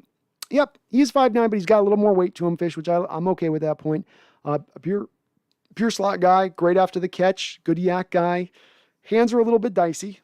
He can literally just take one right off the face mask that slips right between his hands and then bounces into a defender's hands. Like I saw a little of that on tape with him. But with that said, he had a lot of production coming out of college, and he does fit to some needs that we could have on this team. We need some more yak guys that can do some things after the catch. Yards after the catch, yak. Go Hawks says, I want Puna to wear 1-0. How about 00? Go Hawks, because then he's so wide and big, it would just stretch that O out. It'd be like 2 widened rings on the front of his jersey. I love it though, dude. I think it look tight. Why do I? San Francisco signed Maurice Hurst. Oh, did they? I didn't see that. I don't like the signing because he seems to be a good player. He is a good player. I had thought prior to watching him that he was going to be more of just a 3-tech type, that it was just good off the ball. He's quick to power. That's the thing that you like with him. When he throws, you get a guy that's quick to power. That's chaining those skills, which I always say is one of the most important things on pass rushers is can they chain a myriad of skills together? Can they go from a quick get off to bend? Can they go from a rip to a bend? Can they, just some guys can only just do one thing, and then that one thing gets shut down and they can't go to one thing else. He's got quickness to strength, legitimate strength.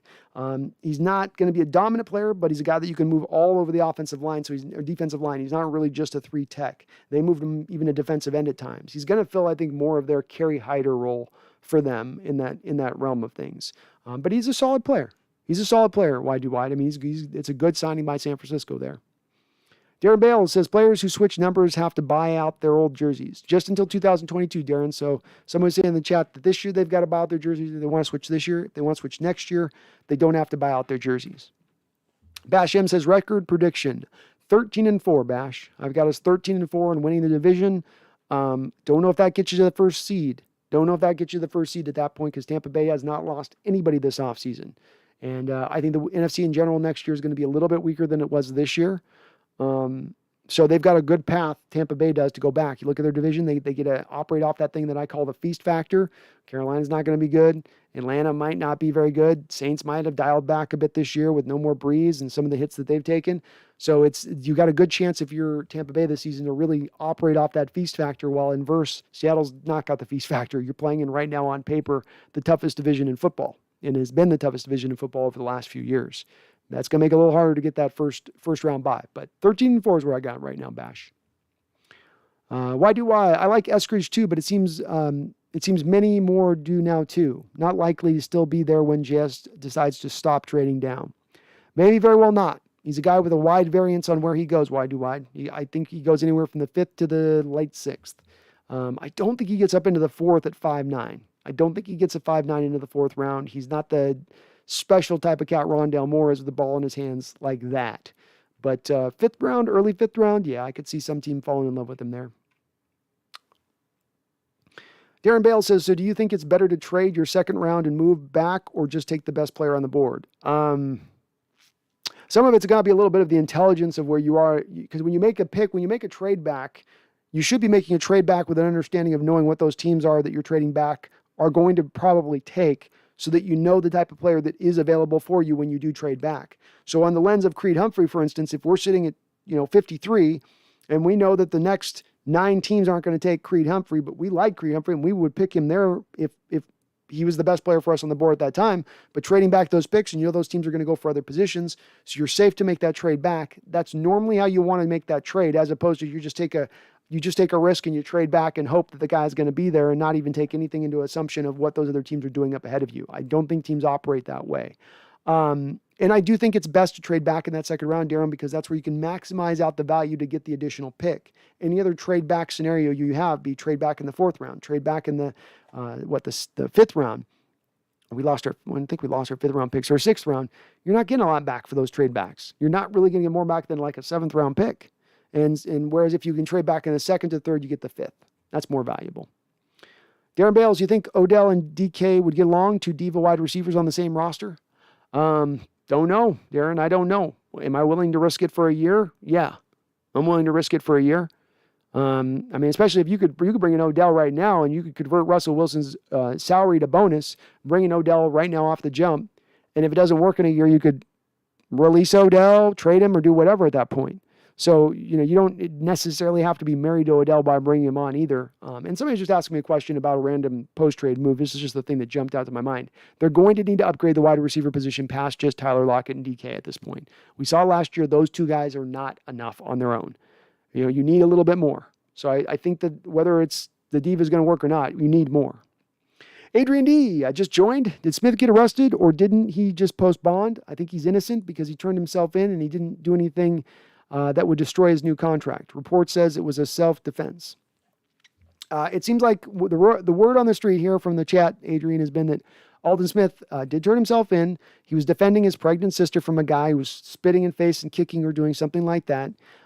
If there's film of this happening, that's going to exonerate him. If there's not film of this happening and it's a he said, she said, then he is kind of victim at that point to the commissioner's office and their tactics, which don't always require them to show all proof for a guy. They can just suspend him guy willy-nilly if they decide they don't like it. So that's a possibility, especially a guy that's been a multiple-time offender, probably doesn't get the benefit of the doubt like a first-time offender potentially would. But some of that may be just based on if there is videotape evidence or not. Adrian D, it's also my birthday, 16 years alive. Well, happy birthday, Adrian. Happy birthday. Thanks for jumping on the chat on your birthday. I hope it's been a good one, man. You get your license today? Go out and do a little drag racing. Don't do that. Don't do that. ZXN, GOAT. What position do you want us to upgrade the most? Center, GOAT. You bring in a guy like Creed Humphrey, who's very smart at the position, understands the position, fantastic pass blocker. You can put him up on a one-tech, one-on-one, and he's not going to get walked into the backfield easily. I love that about him. He's great pass protection, adds good run blocking, effortless strength.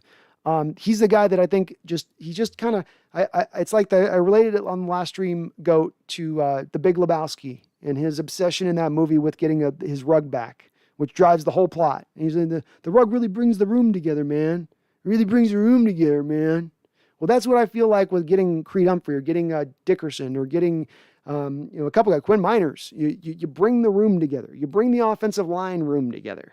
You take the center position, which is a question right now, whereas the guard position solid, left tackle's solid, right tackle's solid, right guard's solid. Now you take the center position, you make that into a solid state as well, in my opinion, as well as having some depth. So I think that's, to me, the one that I really do lock in on and feel like is really the most important, as well as you get a center in there that really knows what he's doing. Maybe he can take some of the line calls off of Russell Wilson's shoulders, which is one of the places I think Russell struggles with. And I don't think he really wants to have all that responsibility at the line and the control and whatnot. So that's the one I gravitate towards. GoHawks05 says, I might shed a tear of joy if Goodell says with the 56th pick in the 2021 draft, the Hawks select Landon Dickerson, center, Alabama. I'd be happy with that too, man. I'm not going to be sad if it's Dickerson and not Humphrey. I'll be worried with the injury stuff, but you also get a lot more top end with Dickerson maybe than you get with Humphrey. You get superstar potential with a guy like Dickerson if he can stay on the field.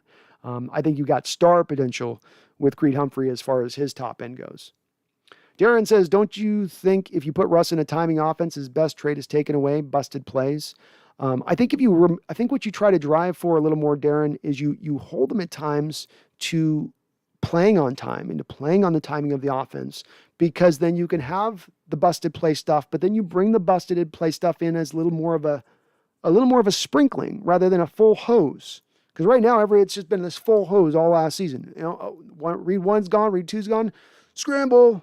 Well, now if you're doing a little bit more within the context of the offense of not being so predictable in those scrambles and those busted plays, maybe it makes them more effective by not having to lean on them as much. This is sort of the same factor of what I've talked about as far as getting a rotational pass rush. You get early on last year, Jaron Reed or Benson Mayowa playing 90% of the snaps, and they lost all of their effectiveness. Now you start getting the rotations right with Carlos Dunlap and some guys getting healthier, and now suddenly they're way more effective. They're actually giving you more production off of the lesser rotational role than when they're playing more snaps. I think kind of the similar thing is true here. When Russell Wilson's not asked to run around and play busted play ball every single time, and defense can't just count on that being it every single time, he doesn't have to do the timing stuff 90% of the time. He could do it at 70% of the time, and that 30% off-script stuff is going to be absolutely lethal. Lethal. UE2K says Dickerson has too much of an injury history. He's a disabled list waiting to happen. It would give me pause. I think the Steelers are going to take him, though. I think the Steelers go, as I think about it, I think they go Najee Harris with their first pick, and I think they go Landon Dickerson with their number 2. Joshua William Arero, what's the scouting channel called? My new scouting channel is called Seahawks Scouting. So I was smart on this one. I put Seahawks in the name, but look up Seahawks Scouting, and it should come up if you do a by channel search. I was trying to get the name in there where it would pop up for people pretty quick if they look for it. I'll also put it, Joshua, in the description section after the video post tonight. I'll put it down in the description section, a link to the channel, so you guys can get it from there too. Kyle Mulkey, I think since AB settled with his accuser, his market is going to start heating up. Ultimately, I think he ends up in Seattle. Along with Sherman, I don't see any other team taking a chance on him. I think, like Sherman, it's an apropos comparison to make, Kyle, that like Sherman, AB, they don't have a lot of options. It's for different reasons. AB's got a little bit of the off-field stuff, and his skills are not exactly where he was when he was in his prime. With Sherman, it's a little bit different in that he is very scheme-centric. He's got to play in a zone-based scheme. He's basically got to play in a Seattle scheme, I would offer. I don't think he's going to be able to play in like some split safety look that you get out of Buffalo, for instance. So that does lessen down his market to the number of teams, as well as he's an older cornerback that just older cornerbacks don't get paid a lot of money. So I would expect him to be somewhere in the realm of probably $5 to $7 million per at the end of the day where he falls in at. But I think with both with AB and Sherman, they're probably both going to have to wait until after the draft, because right now teams are too deep, Kyle, in the draft game and the scouting game and just trying to get their boards finished out, that it's probably just going to have to wait until just after the draft, and then you'll see those guys sign probably within about a week after the draft happens. UE2K says buying all your old jerseys and giving them away would be a great publicity and a great tax write-off. Yeah, facts, UE2K. Facts, man. Solid point. Micah Clark, the Tommy Doyle guy I mentioned earlier. Oh, so I haven't looked at Tommy Doyle myself, but I will add him to my list. He's on there. I got my Tommy Doyle there, so I will take a look at him. I'm on my scouting, but I'll get back up on top of it here over the next couple of days and really try to, I'm just getting the list rounded out. Darren Bale says you have to upgrade corners. I think Seahawks have the worst starting corners in the NFC West. Well, the 49ers right now are Jason Verrett, who had just his first full season he's played in his, I think, whole career, and has an injury waiting to happen. They lost Achille Witherspoon, Richard Sherman as well. That's a pretty thin group. The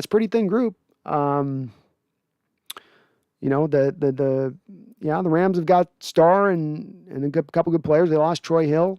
They lost Jalen Johnson, their safety. They've taken it back as far as their full secondary goes.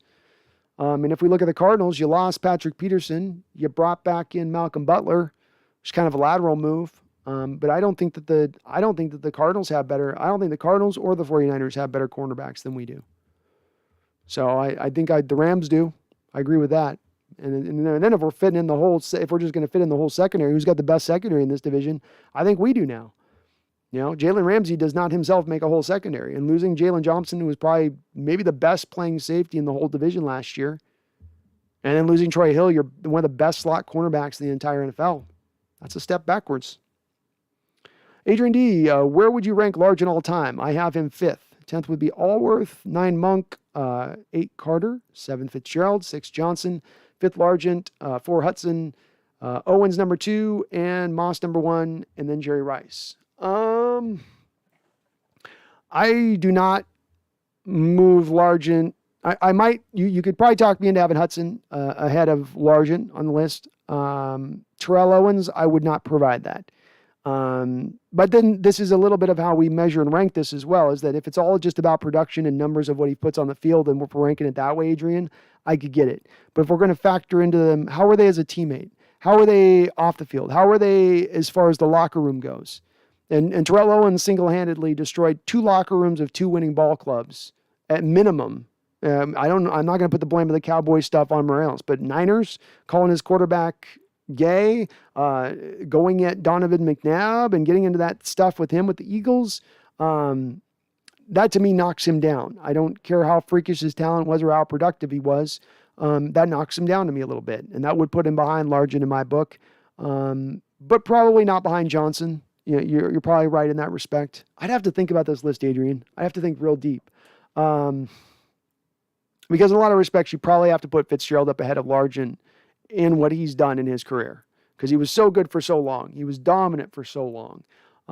He's got the stats. He's the solid in that locker room. Solid as a leader. Absolute monster as a run blocker. So probably he gets ahead of Largent, probably ahead of Hudson too. So I probably put Fitzgerald might be my number 3. He might be my number 3 at this point. Just the years of production there. UE2K says, don't want Sherman, old and stays injured. AB might make Russ happy at first, but he's not a fit for the offense.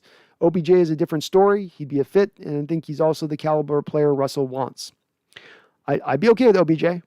I'd be okay with OBJ. So I don't have any, again, I have the worries some people have with OBJ, because again, go back to my inherent rules on taking a risk on a player who's got a little bit of a head stuff going on, a little bit wild, likes to wild out a little bit. That's okay. As long as I don't have the bonus money I'm on the hook for, and the Giants already ate that bonus money on OBJ's contract. As long as I'm not committing multiple years out on the guy, not a multiple year commitment if you bring him in, as long as it doesn't cost me a lot of draft capital, 3rd, 4th round pick for OBJ, not a lot of draft capital. So it fits within my markers, makes me perfectly happy with it. And I just, to me, it's more of UE2K. If you're saying no AB, if you're saying no OBJ, and you're saying, no, I want this 3rd guy, this other guy, as of yet unnamed, who's not on that talent level, that's where I would say, I want to go with some more talent at the wide receiver position. We've got to upgrade the talent there. And that's why I include AB's name, but I'm okay with either of those 2 guys. And Sherman, old and stays injured a lot. I don't know if there's a lot of room there to say he stays injured a lot. He played a full year on their Super Bowl run, and he played marvelous. He had the best rated cornerback rating of any player in football in 2019. This last year, he had an injury that stemmed and came up formerly the Achilles injury, and a common injury that is sustained by guys who've had Achilles injuries. It proves more to your point of what you're talking about, maybe a bit, and then maybe that comes up again. But it's something that I'm worthwhile on taking a risk from, because when he's been on the field, when Richard Sherman has played over the last couple of years, he's been a very good player in this league.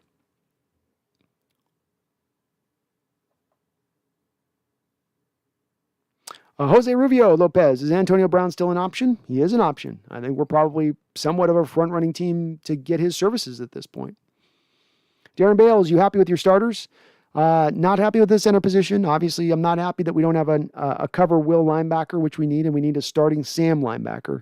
Everything outside of that and a 3rd wide receiver. So no, we've got some more things that we need to get done, because I would consider a slot wide receiver almost a starting wide receiver. So slot, center, Sam, coverage will. Those are the 4 things we need right now, Darren. Micah Clark says, I would love to have Jamie Newman late in the draft. I heard this other Seahawks channel break down quarterbacks and said Newman was solid, but was bad when he didn't have the Tutu Atwell, but with DK, Lockett, nasty. Yeah, the right quarterback, it's about fitting a quarterback with the right players around him who fit his skill set. And that's where if you want to be smart about it, that's how you do it. I got to watch this Jamie Newman tape. I haven't looked a lot on him. But that's really true of a lot of quarterbacks. Take away their best playmakers and they aren't as good. You see that happen on the college level, at the NFL level. That's a very common kind of occurrence. Washi, we're not going to do the call-in show today. We'll try to maybe see if I can get it done on Sunday, a little bit more of having some people call in, but I just want to do kind of a quick stream, get this up and running, because it's my first stream at the new place. So I just want to make sure we're running smooth. Darren, 49ers corners, Jason Verrett, Emmanuel Mosley, Dante Johnson. Don't know if there are any good, though. Yeah, Verrett's good, but Verrett's injured 3/4 of his career. And though he got through 1 year last year, it's very hard for me to say he's going to get through years back to back. Mosley, Dante Johnson, they're okay, but they're just guys. And we don't have a lot of game changers either, but like they're not vastly better than us. They're at the very mere minimum, they're on our level. It's equivalent, but I think we're actually a little bit better overall because we've got more depth than they have. Your boy Michael, yo yo yo yo, how you doing? UE2K, I would hope if we wouldn't waste one of our few picks on a backup quarterback with all the holes to fill or depth still needed elsewhere. I would as well, UE2K, and I think in bringing back Geno Smith, this is an indication that this is the route they're going to go. They wouldn't have probably brought back Geno Smith if that was what they were thinking. So I would estimate at this point it's not very likely that we draft a quarterback, being the Geno Smith move just happened. Your boy Michael, so what's the move for cornerback? I love fifth rounders, Paulson Asibo, Israel Mukamua, Rondale Williams. If you're going a little bit later into the 6th or 7th round, Keith Butler out of Washington, Bynum out of California would be an interesting guy. I love Trill Williams, Afante Melifonwu. He's a great one as well. The two kids out of Syracuse, the two kids out of Georgia. The thing with it this year really is, I just lost you there. The real thing really is, your boy Michael, is this is the year where you're not held to just a couple of players. If I was looking at last year's draft and I said, okay, we're going to target a cornerback in the 5th round in last year's draft, there was no corners. What you had is you had Lamar Jackson out of Nebraska last year. That was your one big Seahawks cornerback after you got out of the 3rd round on that really fit into what they wanted to do, that would be maybe a target for them. That was really about it. It was just no zone corners in last year's draft. Well, as this year's draft's not just stock with zone corners, it's like if you had a cup of zone cornerbacks in this draft, the cup would be constantly overfilling as though somebody had turned a faucet on above the cup and kept it running. That is how deep this cornerback draft is for Seahawks type cornerbacks. Are they going to be stars? Are they going to be these game changers, Sherman types at the next level? I can't make that sort of determination. But are they guys that fit within the scheme and who should flourish within the scheme because they've got zone backgrounds? Some of them have played with sort of the kick step technique. Go watch Israel Mukamua's highlight tape. It's like Drip On or something. And the very first play off of his highlight tape, or go watch my Seahawks scouting breakdown of Israel Mukamua that I just did. And you watch on the very first play of this guy right out the gate. I'm watching him. I'm like, hey, let's see what this guy's got. Oh, wow, 6'4", 34-inch long arms. Jumped 36 inches at his pro day. My goodness, that fits. And then you watch in the first play, he's playing off coverage. Wow, that looks familiar to us, right? Because our corners will tend to play, sometimes they play press, but they tend to play off coverage, and then they'll drop into their bail technique into cover 3, protecting the deep end of the field to their side of the field. That tends to be 70, 80, 90% of the time, that's what you're going to see our cornerbacks basically do. So when he starts off like this, and then right at the snap, he drops into his bail, I'm like, ooh, now you really got my attention. Now you got me really excited here. And the receiver starts out in his route, goes to his bail, so he's not going to get stacked by the receiver deep. Quarterback's now under pressure, falls off of his back foot.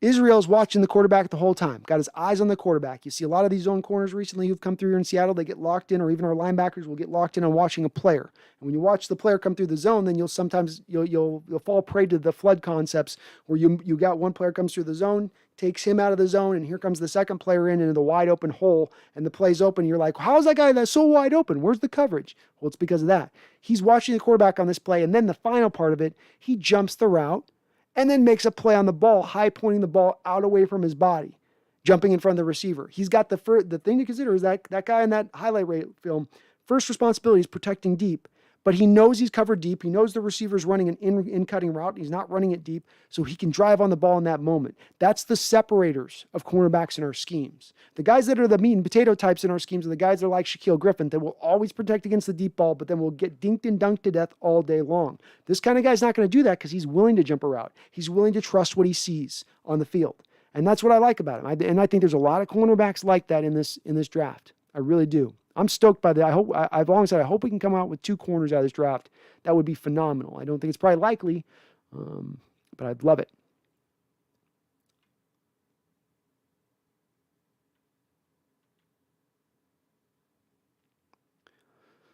Darren Bales, are you going to be mad if you trade back and the Rams take starting center with the next pick? That would piss me off, Darren. That would make me mad. If Creed Humphrey goes to the Rams, who lost Austin Blythe this year and need a center, and you trade back at that point, and then you lose out on Creed Humphreys to go take Josh Myers out of Ohio State, that is dumb. That's dumb drafting right there. That's dumb drafting to me. You got a player who's, to me, going to be a better player than the other one, but you go for the second also ran because you got too cute trading back, and that's what our team's done at times in recent drafts, and that's where our team's drafts have gone astray. The 2017 draft, when you had 14 damn picks and you had 4 third-round picks, went astray because you just kept trading back, and you didn't just sometimes target a guy and lock in on a guy. You just kept thinking that the talent's equivalent later. The talent's Lano Hill's equivalent, Amara Darbo's equivalent, and they weren't. They weren't equivalent to the talent you could have gotten earlier. So I hope they don't do that. And yes, I would be very mad. Very mad. Jose Rubio Lopez says, Josh Gordon is the best bet, no doubt. I think he's still definitely an absolute option, Jose. Hopefully we get the commissioner's office giving us a ruling on him, which is the next necessary thing. Emmanuel Mendahane. Again, I didn't get a notification for the stream. What have I missed? I don't know. You missed nothing, Emmanuel. Well, the one thing and don't worry about it. Sometimes Emmanuel, it does this with some folks. I don't know why. I think it's my Streamlabs that does it. The one thing is, if you want, Emmanuel, follow me up on Twitter, because I do also post on Twitter when I go live, and I try to do that for those folks that don't get the notification bell here with the YouTube. But just maybe unclick the notification bell and re-click it. That might also be a thing that might generate to go. But YouTube is just weird with this stuff on the notification stuff. I don't know why. But good to have you, Emmanuel, in here, one of my patrons. Always good to see you on in here. Hopefully liking some of the content over there. Joe Tilson. But what we were talking about, Emmanuel, is just that some people are freaking out about the Aldon Smith thing. We got to let it play out a little bit. And that it's not necessarily consigning that we got to be freaking out about, or that this is going to be hellacious for Seattle. Because at the end of the day, Emmanuel, we can cut him for only a $137,000 dead money hit at any point in time over the next couple of months. So he got a small contract, not any bonus money. This is why it's my kind of bottom line of my theme in this particular show is just that this is why it's okay to take risks on these type of guys, because you're not really risking a lot. It's all upside, really no downside at the end of the day if they happen to step out of line. But the situation still has to play out, Emmanuel, and there's been people saying that he was trying to protect his sister who was getting spit on and kicked and she was pregnant. And if there's video of that maybe looks better on his end of things. Maybe there's a chance we see him back with our Hawks and that there isn't any suspension. Joe Tilson says, Aldon Smith is a train wreck of a person. Nothing but problems waiting for the Seahawks. Very well could be, Joel. And I think you're coming on a little late, so I kind of covered this just a little bit earlier. But this is my one point with this that I said earlier, was that if you go all Boy Scouts on your team and you don't want to take any character risks on any guys, and you go, there's certain guys we're just going to always X off, you are making it harder for you to round out a talented roster, and there's other teams not holding themselves to that same mark. And while that can come back and bite you on the butt, and that can tear apart locker rooms, that can destroy the talent on your field, that can also reduce you from being able to bring on the maximum amount of talent to get the maximum amount of your team, because you're slicing off so many players off of your board because you consider them too much of a problem child to deal with. I think it's more smarter to take risks. I think you want to give yourself every kind of competitive edge you can in the NFL, where parity is so big, so much of an issue as far as how to stay and remain a consistent winner and to get through. And especially a team like this that's looking to try to push through, needing to add more talent to get past this plateaued state that they've been stuck in. Washi, I can't wait to see Niner fans cry when they draft Mac Jones. We might just have like the comment section of the Niners. I might just feed it through so we can just watch their fans crying, because they'll go through the thing where they'll be bitching and moaning about the pick, and they'll be crying emojis and just like, what is wrong? And then they'll start talking themselves into it. Well, maybe he is maybe the safest quarterback in this draft. I mean, he is the guy with the least amount of questions in this draft. I mean, he is that. And we know he can play on script. We know he can do the things Shanahan wants him to do in this offense. That's going to be the best part. Watching people talk them into something that they obviously know is a horrible pick is awful. U2K says, no move for a cornerback unless we trade back. Cornerback is enough depth already. We still need offensive line, wide receiver, and SLB. I do disagree on this. I think you add another cornerback, because what you need to start adding onto this roster is some cheaper positions you need. Number one, I believe every cornerback that we have on this roster right now, UE2K, is out of contract after this year. We don't currently have a cornerback on this roster on a multi-year or past this season. So you could end up into this, if you don't add another cornerback right now in the draft, you go into next offseason now with having to re-sign guys back on because your cornerback room is completely empty. DJ Reed's a free agent. Trey Flowers is a free agent. Achille Witherspoon signed a one-year deal. Randall and this other cat we just signed, Pierre Desir, are all one-year deals. So if there's a cornerback, the key on this to me, 2K, is you don't ever want to go into draft saying, well, we've got enough cornerbacks, so we won't look at a cornerback in the draft. Again, this is to me a little bit of the problem of if you get in that place, you get out of best player available on the board and you start now picking to need. And what if you land in the 5th round and you've got a cornerback that you have higher rated than Pierre Desir or than Demarius Randall or than Trey Flowers? Are you going to pass on them at that point because you got the good enough depth and you feel that the depth is good enough even though you think he's a better player? Because I know that the way that Seattle looks at players in the draft is the way they measure it is they don't balance the draft as how do these guys stack up against each other? They balance it as how do these cornerbacks stack up against the corners we have on our roster already? Is this guy a better player than what we have on our roster? Or do he have better potential than what we have on the roster? And I think when they start doing that kind of math, that is going to lead them to drafting a cornerback at that point. I think you can get Sam linebacker in free agency at any point in time. It's not a highly valued position in the NFL. But again, I'm in agreement with you as far as offensive line wide receiver being probably a bigger priority. But that's why I do think you're going to end up with 4 picks. And one of those picks can be a cornerback at that point, and you can still address the offensive line wide receiver as well. John Staff says, free Josh Gordon. John, give me the petition. I'll sign it. Ask me to appear in front of Goodell. Speaking on his behalf, I'll appear. He's been on suspension for way too long. They're doing nothing but just damage this guy's career. Give him one more shot. Tell him this is it. This is it. If anything comes up after this point, you're done for good. Last chance, last opportunity. You've kept him on suspension for now over a year. Has the damage not been done?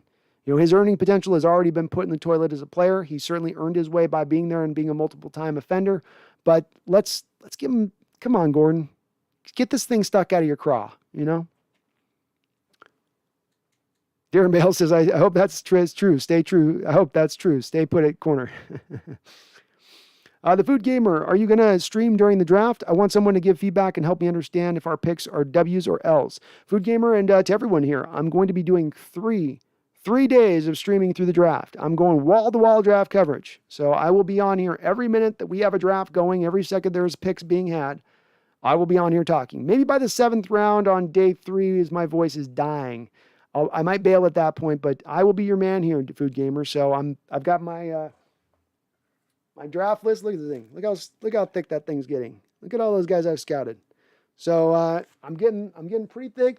Last year it was good. I've gotten even better this year. I've got more players this year than even last year. I'm hoping every year I can get more and more and more and start the process off a little earlier so I can be better at it. But this is one of my favorite times of year, Food Gamer. You better believe I'm going to be on, flying high, enjoying myself, laughing at the San Francisco 49ers selecting Mac Jones. It's going to be beautiful. Beautiful. Go Hawks says, dang, San Fran signed both the D linemen the Raiders cut. Adrian Key is the other guy, I think.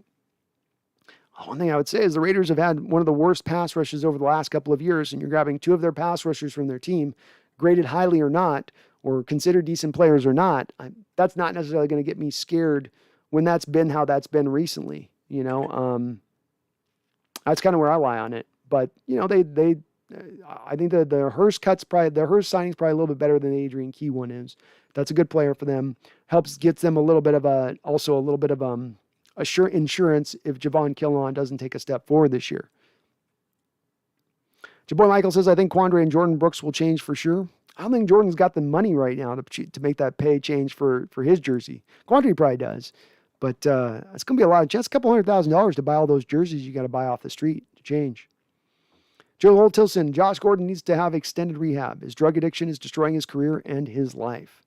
It has, Joel. We don't know that that's the case right now. So let's walk through a little bit of the process. He got hit, Joel, when he was with the Patriots, not last year. We're almost 2 years ago here, right? So he got hit by the Patriots 2 years ago when he was with the Patriots. Patriots released him. Seattle brought him on knowing he had gotten a failed test. He would probably be suspended at some point in time because of that. It was expected that would only maybe last about a year at the very most, and that they would be able to get him back next year. This is why they signed him to a contract. This is why they brought him in. They thought, well, we'll get him last year. We'll get him halfway into the year. They'll bring him back off the commissioner's exemption list. And that's what they did, Joel. He was brought off the commissioner's exemption list about week, 12 or so, back to practicing with the team. Everything looked good. And then there was some failed administrative thing. It wasn't a failed drug test. It was when you're this multiple offender, the NFL puts you into this program that's very intensive.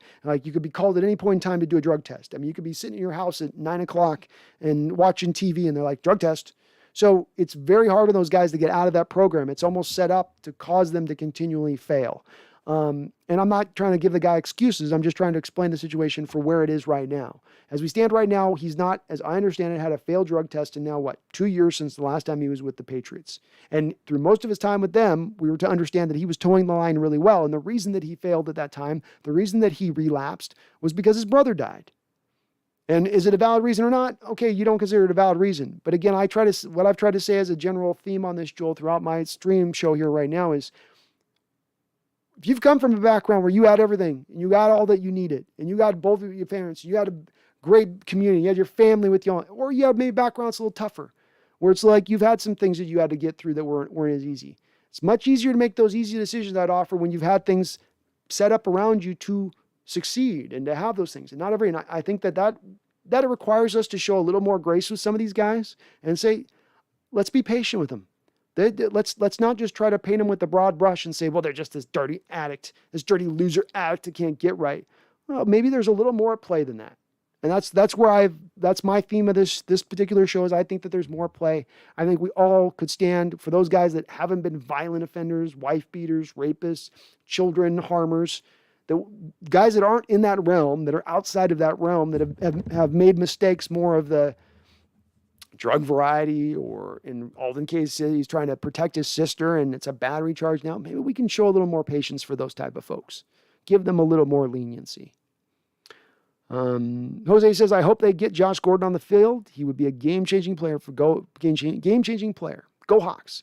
Agreed, Jose. Agreed. He'd be a perfect, I thought at the time, and he was when he came in. They didn't feature him a lot. He was kind of just getting installed into the offense midway through the year, but he had a couple of high-impact moments when he came in. He looked really good. And certainly we saw, he went to the alternative league here and played that alt league this winter.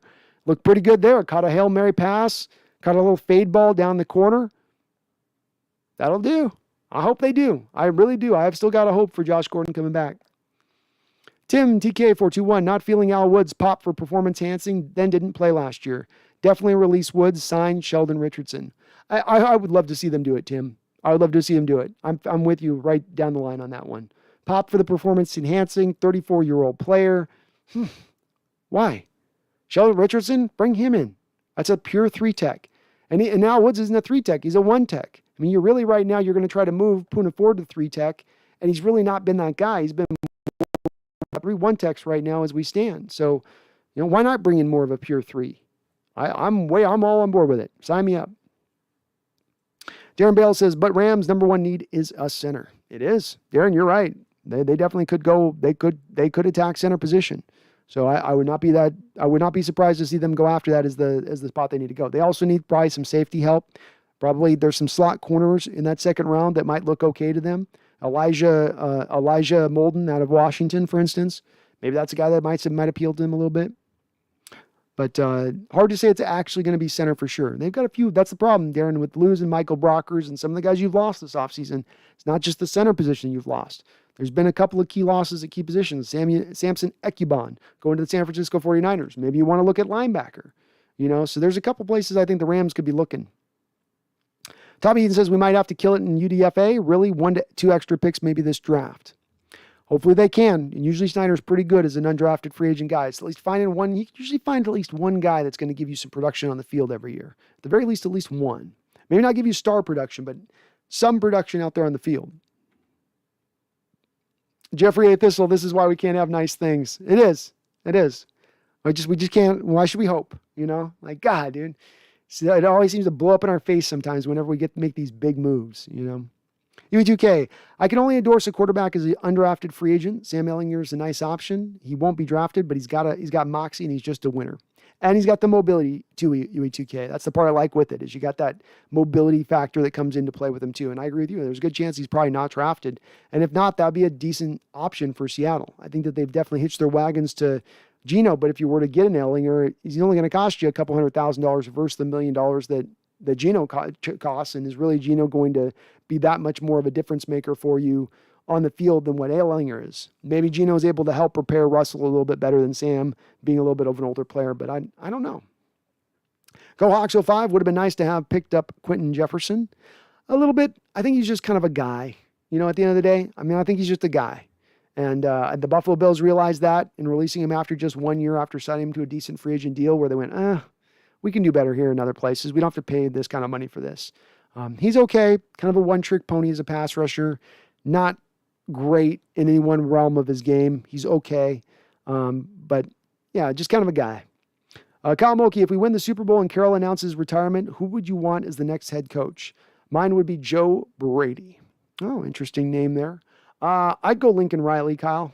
That's been my longtime guy that I've gone to. I imagine Lincoln Riley with Russell Wilson and all the things that he would tap into with his creativity with Russell Wilson. I think that would be awesome. Spread concept, all the spread concepts, all the intricate stuff you do at a college level that is being implemented into the NFL level. Lincoln Riley would bring. He's a dynamic mind like that. I like that thought of a guy like that. If I was to look at another person outside of that, I don't know if I'd have a secondary name. I think he'd be kind of my first and last name, and I think you could bring him in. You go and you win a Super Bowl. That's going to bring in whatever coach you want to bring in. Hey, we just won a Super Bowl with a Hall of Fame quarterback who's still playing some of his best football, if not his best football. You want to come coach this team? I think you could pretty much get any coach in the entire who's not already under contract, of course, in the NFL. You could grab whoever you want. Hell, Bill Parcells would come out of retirement. You could get that type of thing. So I think you pretty much have your pick of the winner. Joe Brady's great. I heard a lot of good stuff about Joe Brady, but probably want to go more offensive-minded coach first and foremost. And I think Joe Brady's more of a defensive-minded background, I believe. I could be wrong on that, but I think he is.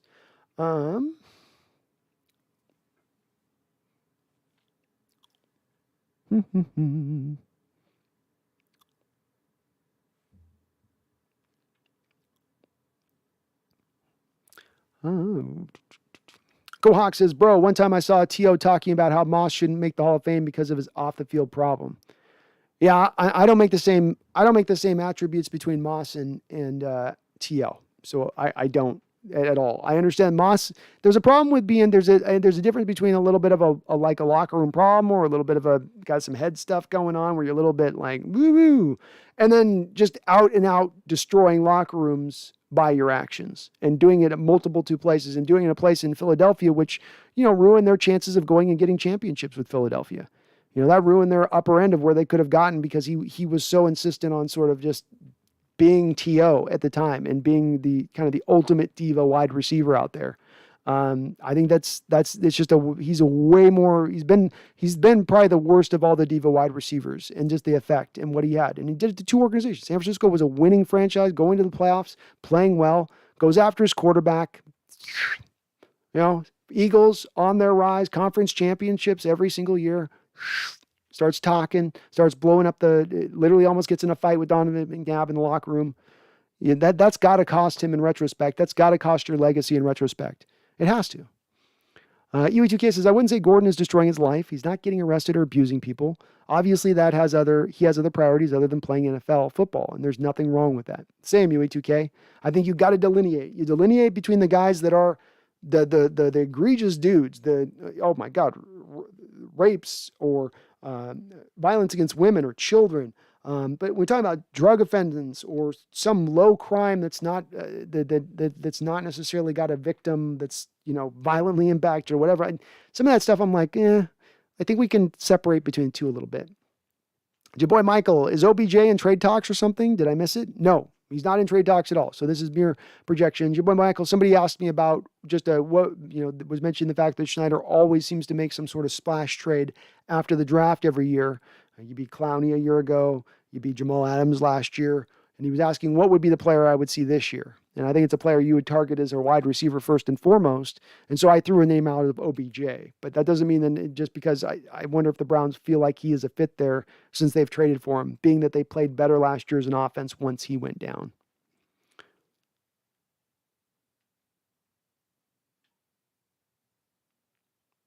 Your boy Michael, you think we would bring back KJ? I do. I don't think he's going to get any market out there in the open market of what he thought or anywhere close, which brings him back onto us at a little bit of a lower end deal. He may make the call though too that he wants to retire rather than come back and play for just $2 million after being on the hook last year at $7 million. He might think that's too big of a far drop for me to put when I've just had my best season, and he wouldn't be exactly wrong. Jeffrey A. Thistle, yeah, that's what we need. AB, half our team will be in the jail by the playoffs. Again, you've not filled out a full roster of players that are problem players, Jeffrey. So the worry and the contention that you bring on one or two guys and suddenly now your roster is a bunch of miscreants, I think is a little bit of a leap you're making logically to say something like that. It's just a big leap. You can afford to take a few risks on your roster. You can afford to have a couple of players that are risky, especially if they're talented guys. I've maintained throughout the stream, Jeffrey, the key with it is to make sure that you don't expose yourself to vulnerability. You don't have it to where you can't cut them because the salary doesn't allow you to, or you're going to take this huge dead money hit, or you give up all this draft capital. Josh Gordon, Antonio Brown, Aldon Smith, all three of these guys have three things in common. Ain't going to cost a lot of money, ain't going to cost any draft capital, and ain't going to cost any future years of cap space.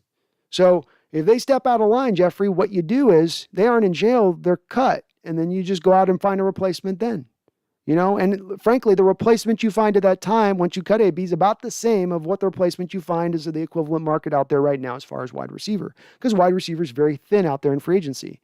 And it doesn't look like we're going to be able to necessarily pick one that's going to really change the game for us in this draft. So it becomes like, okay, you don't want to go with AB. Who's your third wide receiver, Jeffrey? Who's your fourth wide receiver? Because we got held back by the fact we didn't have good third and fourth wide receivers last year. Teams took out Lockett, teams took out DK, and then we didn't have anything else. Fish says, don't forget about Keith Taylor, Benny St. Juste, Sean Wade, and Aaron Robinson. Aaron Robinson's going to go probably in the second round, Fish, so I don't think that we'll be selecting him. Taylor's a seventh round guy I mentioned that I think is a possibility. Benny St. Juste is a guy I hated the film watching on. A lot of people are high on him. A lot of people are saying he's a Seahawks cornerback.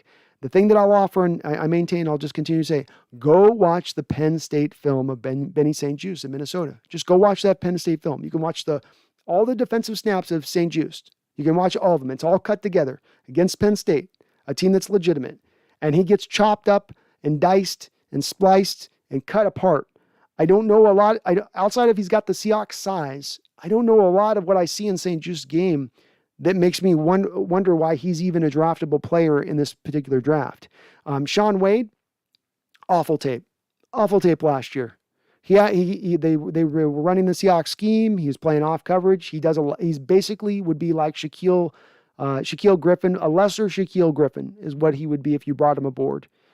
He'll protect against the deep ball, but that's about all he's going to do. He's going to give up everything else up in front of him. Taylor's great. He knows how to press a guy to the sideline well on those deep routes. He'd fit really well with us in that respect. And Aaron Robinson's probably the most talented, in my opinion, of those four guys you mentioned, where he's really got some juice to him and he can kind of do it all. Not a ton of size, just good enough on the size department, but fine. Tim 2K says, trade Penny to Pittsburgh. Come on, what's the problem? Are you hearing this as a rumor, Tim? Are you able to show college tape when breaking down players? Thoughts on what to look for if you are subscribed to NFL Pass?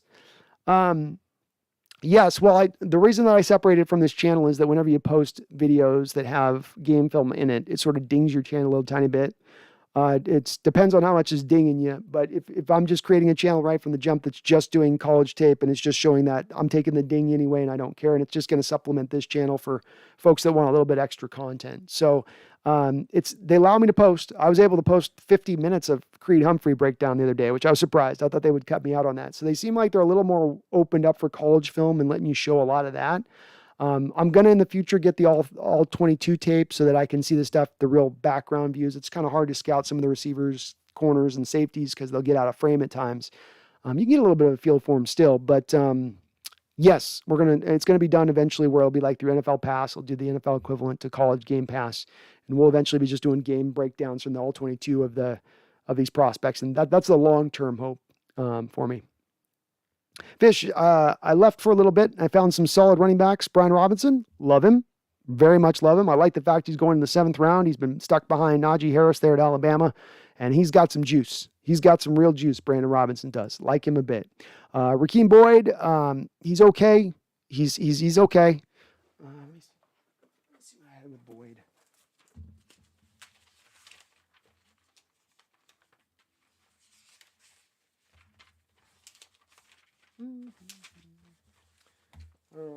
So we got Rakeem Boyd, I've got as a straight line guy. He's a one-cut runner.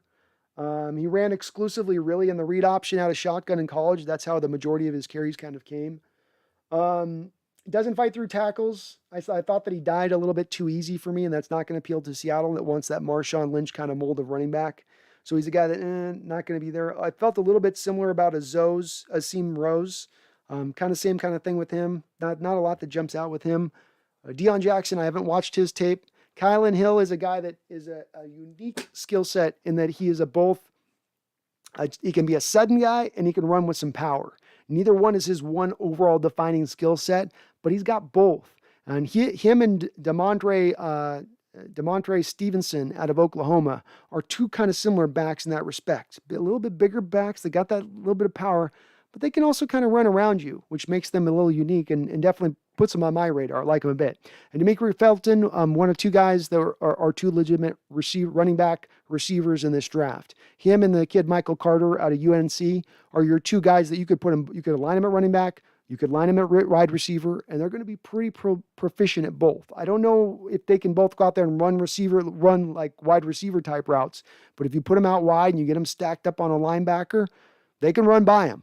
They can run some routes around those guys. They can make those guys look foolish because both of those two guys have some receiving background to them and getting out there and running routes. So I like them quite a bit. Jeffrey A. Thistle, yeah, let's give DK, AB, and Josh Gordon as role models, see how that works out. Who's role models for what? Do I got to reference the old Charles Barkley commercial? Parents are role models. Players are out there to entertain you. That's their job. They're not out there to be your children's role models or my children's role models. That's what parents are for. That's what families are for. That's what community's for, is to help kids grow up. I don't buy into this. And again, Jeffrey, if you want a team full of Boy Scouts, which maybe that's what you want a team of guys that nobody ever steps out of line, everybody's self, everybody's good, go take a look at the 2007 Seattle Seahawks team. Because that was a team handcrafted by Tim Ruskell to have a bunch of Boy Scouts on it. Guys that were going to toe the line and not step out of line whatsoever. How did that team do? Because the second that once you finally got rid of Ruskell, you had a freaking black hole of lack of talent on your football team because you got concentrated on the Boy Scout guys. It's not that you go look for miscreants. You look for the guys that are always going to go out there and break the law, but it's a balancing act. It's not about not restricting yourself as far as the talent that you will consider to bring onto your team to give you the best possible football team in a sport where parity rules the day, where the difference between the top team and the bottom team is not as big as some of the other sports, in my opinion. But this may be just a place we disagree, Jeffrey, and I'm okay with your perspective on it. Tim 2K, good night. You're amazing. Multiple hours, long live blog and sauna with no noticeable sweat drip. Ice, baby. That's how I roll. I'm just cold-blooded with it. Thank you, Tim. You have a good one, man. Thanks for hopping in. Darren says, I've heard people say the Seahawks are going to try to trade back and get 8 picks. Don't see how, but I think it's a mistake to pass on good players. Well, we're going a little bit by, Darren, the history. You got 10 years of John Schneider and Coach Carroll here in their drafts. You get a lot of history to base your future projections on. And they are a team that does not tend to trade up very often. If they do, it tends to be in like the second round or later rounds. They'll trade up and target a certain guy there, not in the first round. But what they seem to do every single draft is trade back. They seem to always put as much as they can on trading back and moving back. They were trying to do it last year with the Jordan Brooks' trade. They were looking to try to trade back at that time. I think with the Packers could grab Love, but that ended up happening instead in another way. So they weren't able to trade back. So it just tends to be how they look. It's frustrated us, Darren. It's frustrated a lot of us on this chat when we watch it, when we see them miss on one player to trade back 8 spots for a much lesser player. It drives us crazy. It does, Darren. But it's also just the way that they tend to operate and how they run their drafts. Brian Meyer says, if Melifonwu is there, I don't think they'll pass on him. He would be the type of guy, Brian, if you're there in the second round, he's got the talent to be there. There's a couple guys there, cornerback-wise, that if they were to fall to that stage of things, they might just be too talented for Seattle to pass on. Because Melifonwu was a guy you could look at, as I said, the way that Seattle looks at the way they scout these guys, they don't measure them up against each other. They measure them up against the active roster. Is Melifonwu better than DJ Reed or better than Witherspoon? And if they think he is, they'll pull the trigger on him. But there are a couple guys there that I think, Brian, could cause them to jump like that if they do happen to fall. I think Melifonwu probably goes earlier second round. I think he's a guy started out this pre-draft process, 4th, 5th round guy that's kind of elevated as people have looked at the pro day, looked back at the tape and seen what he's done. And I think that gets him up just a little bit higher. Brian Meyer says, are you interested in people's mock drafts? I've done one mock draft so far. I'll do one more mock draft just before the draft, Brian, but I think that they tend to be pretty useless because here's the thing that you don't take into effect. Draft day on first rounds, you're going to tend to have 3 or 4 first round trades. Those 3 or 4 first round trades can change the whole complexion of a first round and the way that you chart out who's going to be picked at a given thing. And so your mock basically ain't worth jack diddly at that point, which makes the whole process nearly just about useless for the most part. But it's interesting also, and it does give you a reasonable view of what you consider. And I like the Pro Football Focus mock simulator that they have. I think it'll be a continuing thing that they refine more and more and more and more, but I think it's something that has some value. I just don't think that you're really ever going to see people very accurate with their mock drafts because it's very hard to anticipate the type of trades we're talking about coming down the pike to change those drafts, especially the first rounds. Go Hawks. Brooksy got that fat first signing bonus in the bank, though. That's true. But my goodness, to spend hundreds of thousands of that first signing bonus just to buy back jerseys from your first year, I guess that's some swag. Brian Meyer says, I think the Gallman signing in San Francisco is underrated. Pretty good back. Brian, we've got a resident Wayne Gallman fan club, leading the fan club in Randall McDaniel. And he has been pounding on the drum for some Wayne Gallman. He's been saying, let's bring this guy in. I like him too. He had a good year last year, backing up Saquon Barkley. And I think that's a solid signing by San Francisco. I don't know if he's a little upright. I don't know if he's as much the tackle breaker Seattle looks for in their running backs, but he's got a nice little gliding style, really good vision. I think it'll be a good pickup by San Francisco.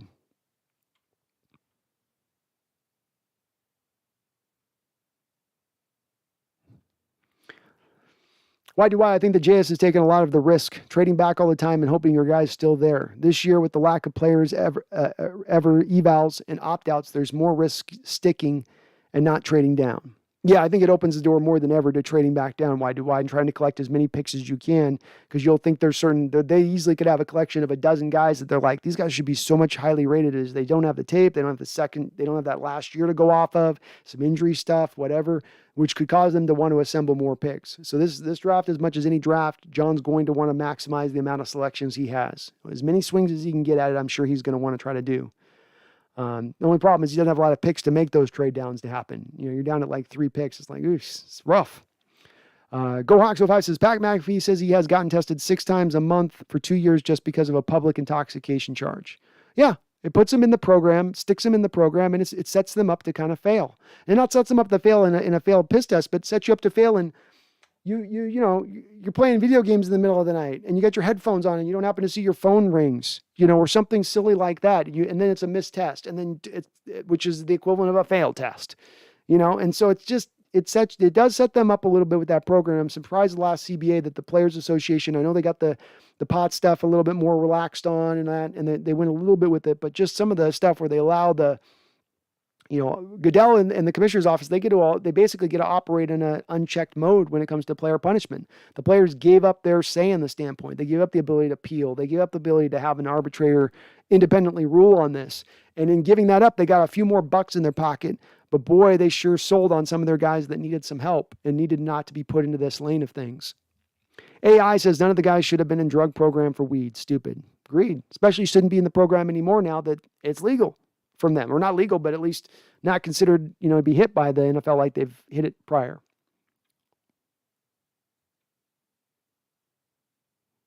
And Randall, you caught the Wayne Gallman mention. We got the Wayne Gallman fan club has now gone to 2. I'm going to join 2, Randall, just because you got the chapter, the president, as he said. Randall says, Brian Myers, I am not only a client, I'm the president of the Wayne Gallman fan club, Yakima chapter, the Mid-Washington chapter. There's a good 6 chapters in Washington alone to Wayne Gallman. He's low-key got a huge following. Tommy Eden says, more I think about it, I like the approach they are taking with some of these guys. 50-50 chance guys. Just bring them in and let them compete. Draft some, you do undrafted free agents, whatever. Competition is back. I'm on board with it.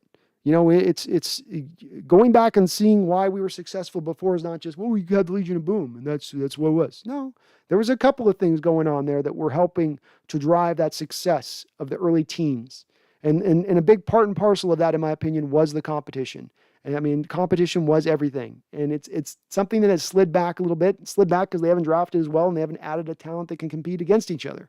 But this offseason, I think they've done a better job of that, rounding out the roster. Why do I? The Seahawks offseason player issues. Malik McDowell, Josh Gordon, Quentin Dunbar, Aldon Smith, always the drama. Yep, they always got something usually going with one of these guys, man. You know, they always got somebody on the thing, and maybe they think they can always have at least one guy that's a problem at any one point in time, and they can stomach that.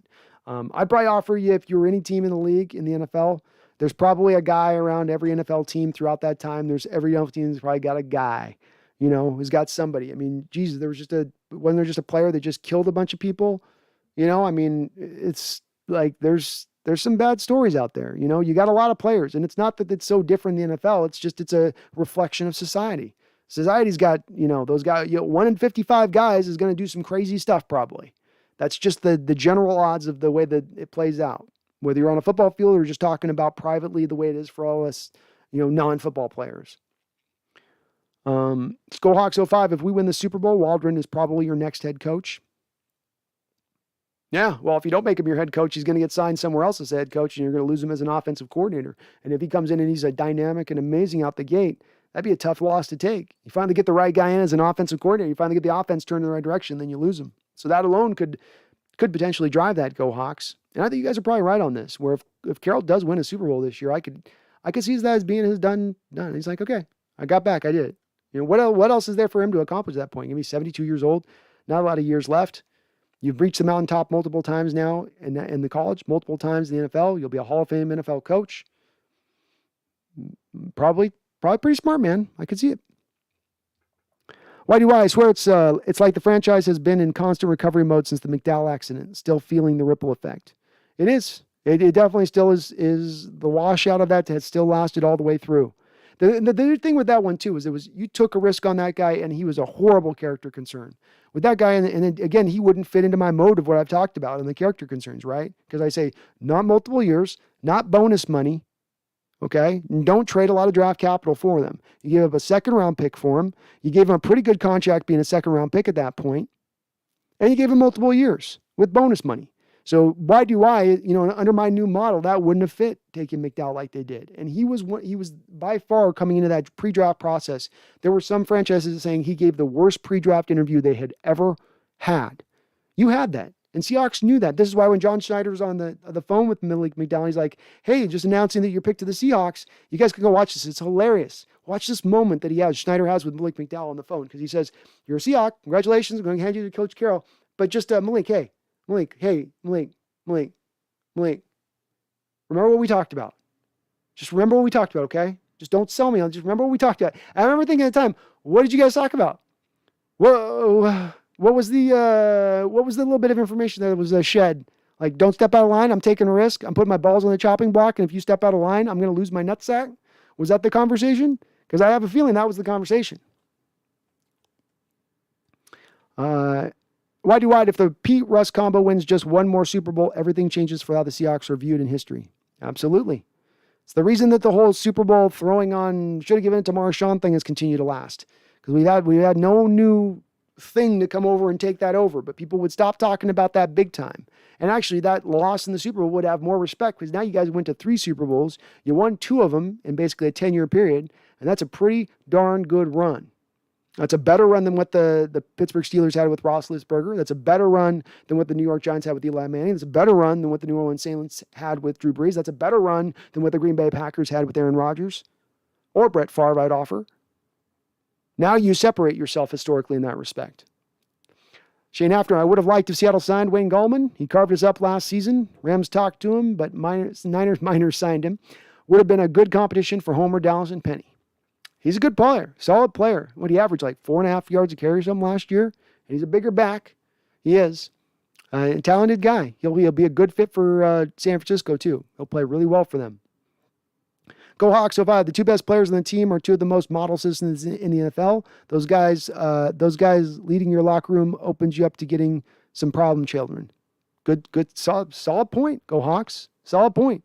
When you've got the locker room in place, you can afford to take on the guys that are a little bit more questionable. And I remember it was a couple of years ago, Seattle was looking at a given player, And I think that they had said there was a thought process that if we had the locker room in a little bit of a better place, we could take that risk with that guy. But the place, there's a little bit too much division at that time. He just wouldn't fit into what they had going on there. But once you have your guys that are the toe the line guys, that I call them Boy Scouts, and it's not meant to be derogatory. It's just meant to just kind of find a quick label I can give them to get where you guys can catch in your head what I'm meaning. And it's just that you do need those guys too. It's just, you need a balance. You balance it off, you know?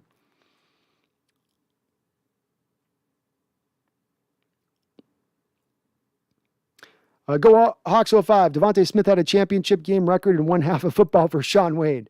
It's the guys, don't watch the Sean Wade film. It's a waste of your time, and you're going to get nothing but depressed if on draft day Seattle ends up drafting the guy, because you're going to be depressed. It's the worst. Him and St. Just right now are two of the guys that have given me I've seen the worst tape on at the cornerback position. Of all the guys that everybody's telling me should be drafted inside of 5 rounds in this draft, those are two guys to me that look like UDFAs, in my opinion. Maybe there's something in the flashes that they show on the field for these scouts and other games that they're seeing that's enough to bring them aboard. But I just, it ain't solid to me. And I'm not the least bit surprised to hear that Devontae Smith carved him up like that. He just protects everything against the top. He plays the single high look. It's just what Shaquille Griffin would do at times. I'm doing my job. I'm playing deep coverage. I'm not getting beat over the top. See, no one's beat me deep over the top. See, I'm doing what you ask. I'm playing cover 3. Yeah, but every once in a while you need to know how to read routes and know when you can jump a route and know when you can go after it and get a game-changing pick. And those guys just sometimes get locked in that mold where they can't balance the two things. They can do one thing or the other. And in our scheme, you kind of have to do two things a little bit. Shane After, are you affected by James Conner signing with AZ? Not at all. Never been an upper-level back in this league. Steelers were happy to be beyond his services. They're going to draft a first-round running back just because they've realized, going for the 4th or 5th round back for us isn't working. Whereas with Le'Veon Bell, we spent like a second-rounder on him. We need to go back into more of that old mode of how we drafted. So, no, I think that's an underwhelming signing for me for the AZ. I think Kenyon Drake is a better player than James Conner is. He's at least more of a dangerous player than James Conner is. Go Hawks 05. Brian Robinson went back to Bama, by the way. Did he? Ah, hell. They had him on the whole draft. Are you sure? Okay. That sucks. He's a good player. Smarter than him. He's a first-round type talent at a running back position. He goes back and gets in production. I mean, he's got some juice, man. Quickness, explosiveness. I liked his tape. Why do I just can't see Seattle drafting a cornerback before the 4th. 11 years of draft history will tell you it's not happening. Done once, and that was a 3rd. Year after year, people mock Seattle first-round cornerback and 100% wrong. And I 100% agree with you, man. Especially in this draft. Why in this draft when you have so many corners, 5th, 6th, 7th round? Why this year do that? This is the draft that's set up for you to pick later, and you've had a modus operandi of picking later cornerbacks as you've spoken to in the drafts anyway. That just leads that much more to just continuing to maintain serve, right?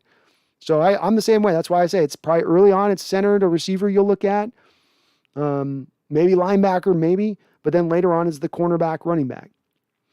Tommy Eaton says, people got to stop with this role model stuff. Nobody on the old Raiders were role models. Give me a few junkyard dogs. Russ is a role model enough for a whole team. Yeah, that's it, man. There's plenty of teams through NFL history that went out and won Super Bowl championships and that weren't, the best of the best citizens. But, you get a guy, there's a guy like Charles Haley, which was a wild man back in the days, in the late 80s and early 90s. But he was sort of like the gun for hire. You want to go win a Super Bowl and have a pass rushing Super Bowl type team that can do that. He was almost single-handedly brought aboard to teams like the Niners or the Cowboys and provided that element in that role. And he was a junkyard dog, and he was a wild man. And off the field, he was like, he even got a fight with one former Dallas Cowboy grade. The guy dropped him just because he's got just that kind of guy. But that's football, man. These guys aren't. You got to be a little wild at the stick to play this sport. To bash your head into another man at full speed continuously in practice, often over and over, to take smacks in your mouth, to get blasted. It takes a special type of dude to do that, and that type of dude isn't always just the, I'm in bed every night by 9:30. And every day I get up at 5 and I do my lifting and my workouts. And at 9, I do my agility drills. And then I'm back with my wife and children doing the Bible studies. And come on. Shane After, Michael Bennett also had some off the field problems as well. Yep. Good point. That's I mean, it's just, do we want to feel better in our whole, little happy and warm and fuzzy inside because we let go of Michael Bennett, but then don't go and win a Super Bowl because he's not on the roster? Like, it can cost you. It can cost you going down that mode of, we can't take chances on these kind of guys. We got to stop all this. This has just got to stop. No, well, you show me a team that takes that stance and says that's the way they're going to operate. I'll show you a team that's much less talented than probably the top upper level third teams in the NFL. Brian Myers, how about a fans mock drafts? I finished my round 3. Oh yeah, posted in. I got the Discord channel over there, Brian. I'd love to see what people. I always love to see people over there. That's what we got the Discord for. So feel free to post it over there or put in the comments section who you picked. I'll respond to you. I'll take a look at it. So I don't mind looking at them. I don't think they're super helpful and necessarily. They're kind of like daydreaming scenarios. Shane, after we signed Gino to a 1-year deal, we're going to Super Bowl, baby. Hey, we need his coin calling skills and the coin flips. He got that Tavares Jackson coin stuff. It's fed on down to the backup quarterback for years. He's got that electricity in him. He can feel if it's heads. He can feel if it's tails. And sometimes you need to win that coin flip so you can go drive down to get that touchdown to beat Tampa Bay in the conference championship. So that's where that's going to pay out big time. Go Hawks. I'm ready for Brooksy to explode in year 2. Going to live in the backfield and we'll get a couple of picks being a bit of a target in coverage. Potentially could be. And I'll say this about him, Go Hawks. I mean, in man coverage, you see his junior year tape in coverage, Texas Tech, where he's playing a little more 3-4 outside linebacker, and he's asked to match up on a tight end and run up a seam route. He's got the speed to stay with the tight end. He's got the quicks. He's got that ability to do that. And when it's easy for him like that, just stay in a guy's back pocket, he's fine with it. It's just the zone stuff. In his senior year, he had, I think, 76 dropbacks in zone, not one pass breakup, not one pass knockdown, a lot of completions given up, pretty high quarterback rating at that point for the throws targeting him at that point. Those things gave me concern with him coming out. And then last year, you had him, 93 out of 98 outside linebackers in coverage. So it's something that can come along. I need to see a little more on it. A little more. Shane after B, are you hopping on the M's hype train this year? I have faith we can finally break the playoff drought. I thought they were still about a year away, Shane, but they look like they're coming together. And that's the thing with a young team is you never really know exactly when all the parts and pieces come together. The place where the Mariners are smart and the place that I applaud them on that it's going to bring me back to the fold with them is they finally realize baseball, it's not hard to understand what you need to do to turn yourself into a winner if you're a team that can't get up to the top point. And that's it. You've got to embrace a little bit of the suckage. The Astros embrace the suckage and embrace cheating in order to get themselves to being a winning football team. But you embrace the building of the farm system first and get that all on point and then supplement around with what you spend in free agency as opposed to what the Mariners did for 20 years, which was try to go through free agency to build their ball club. It's an ass-backwards approach, and it didn't work out for them, and they stayed in that mode locked in for almost 20 damn years. Finally, a few years ago, they said, to hell with this. Let's do this right. Let's build this from the top down, bottom top up, top, bottom, left, right. They got it right. And so now they finally got the young talent, the deep farm system, and they're committed to the developmental process, which was another thing they were doing horrible for years. So I do think that they're on the right track now, and I think that they definitely will be in the playoffs within the next couple of years. I got to see a little more this year. I've been deep in my draft evaluations and moving and stuff, so I haven't watched a lot of the tape yet, but they will. I'm going to get the MLB The Show on Xbox this year. I'm getting hyped to play a little bit of that. That'll get me into knowing the players a little bit more, and I'll keep an eye on them, though. I'll be watching them, man. Jaboy Michael says this year is feeling different. Feels like 2013. That's a lot closer. This has been the closest year to a 2012, 2013, or let's just say 2013 year than any year that we've had since 2013, in my opinion. In the moves you've made and the aggressiveness that you've gone at it, this has been the one separator. And I think there's a reason that it feels like that for you, Jaboy Michael, and it feels like that for me as well. Randall says, I say we go out offensive line with our first pick, center or guard, then we snag a couple of wide receivers after that. I still feel we need some speed and firepower. Agreed. We do need more firepower at the wide receiver position, both at the third wide out and the fourth wide out role, in my opinion, if you can pull it off. I'll settle for one, but I think you need both.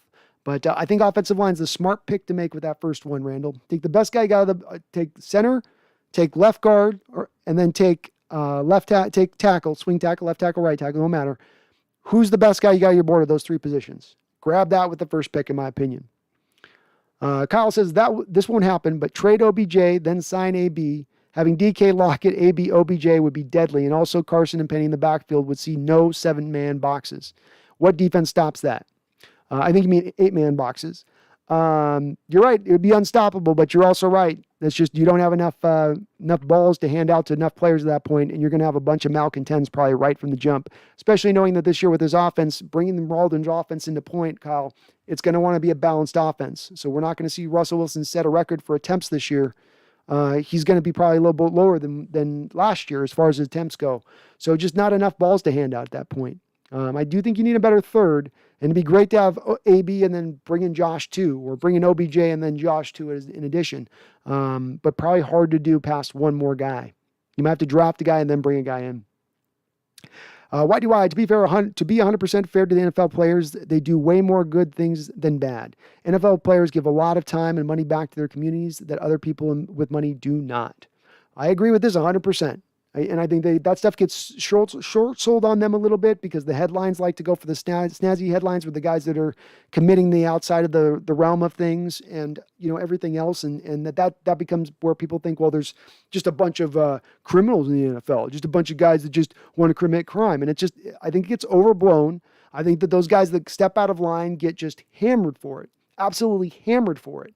And rightfully so or not, that's the way it plays out. But there are a lot of guys doing a lot of good work and not just being good citizens, but as you point out, being proactive in their communities, trying to help, trying to do more, trying to go an altruistic approach to things. And that is very unusual to see in millionaires, especially millionaires that we're told over and over are just selfish people that are all about themselves. Solid point, why do I? Absolutely solid point there. Randall says, the whole draft is crazy. The Dolphins asking Dez if his mom was a prostitute takes the cake for me.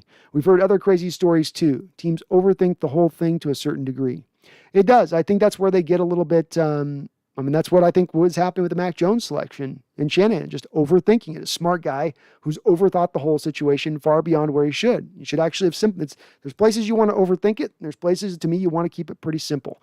And I think that's what happens, as you said. There's times where NFL teams, when they go wrong in the draft, get a little bit too complicated with their thought process. Don't get stuck in I go back to best player available on the board.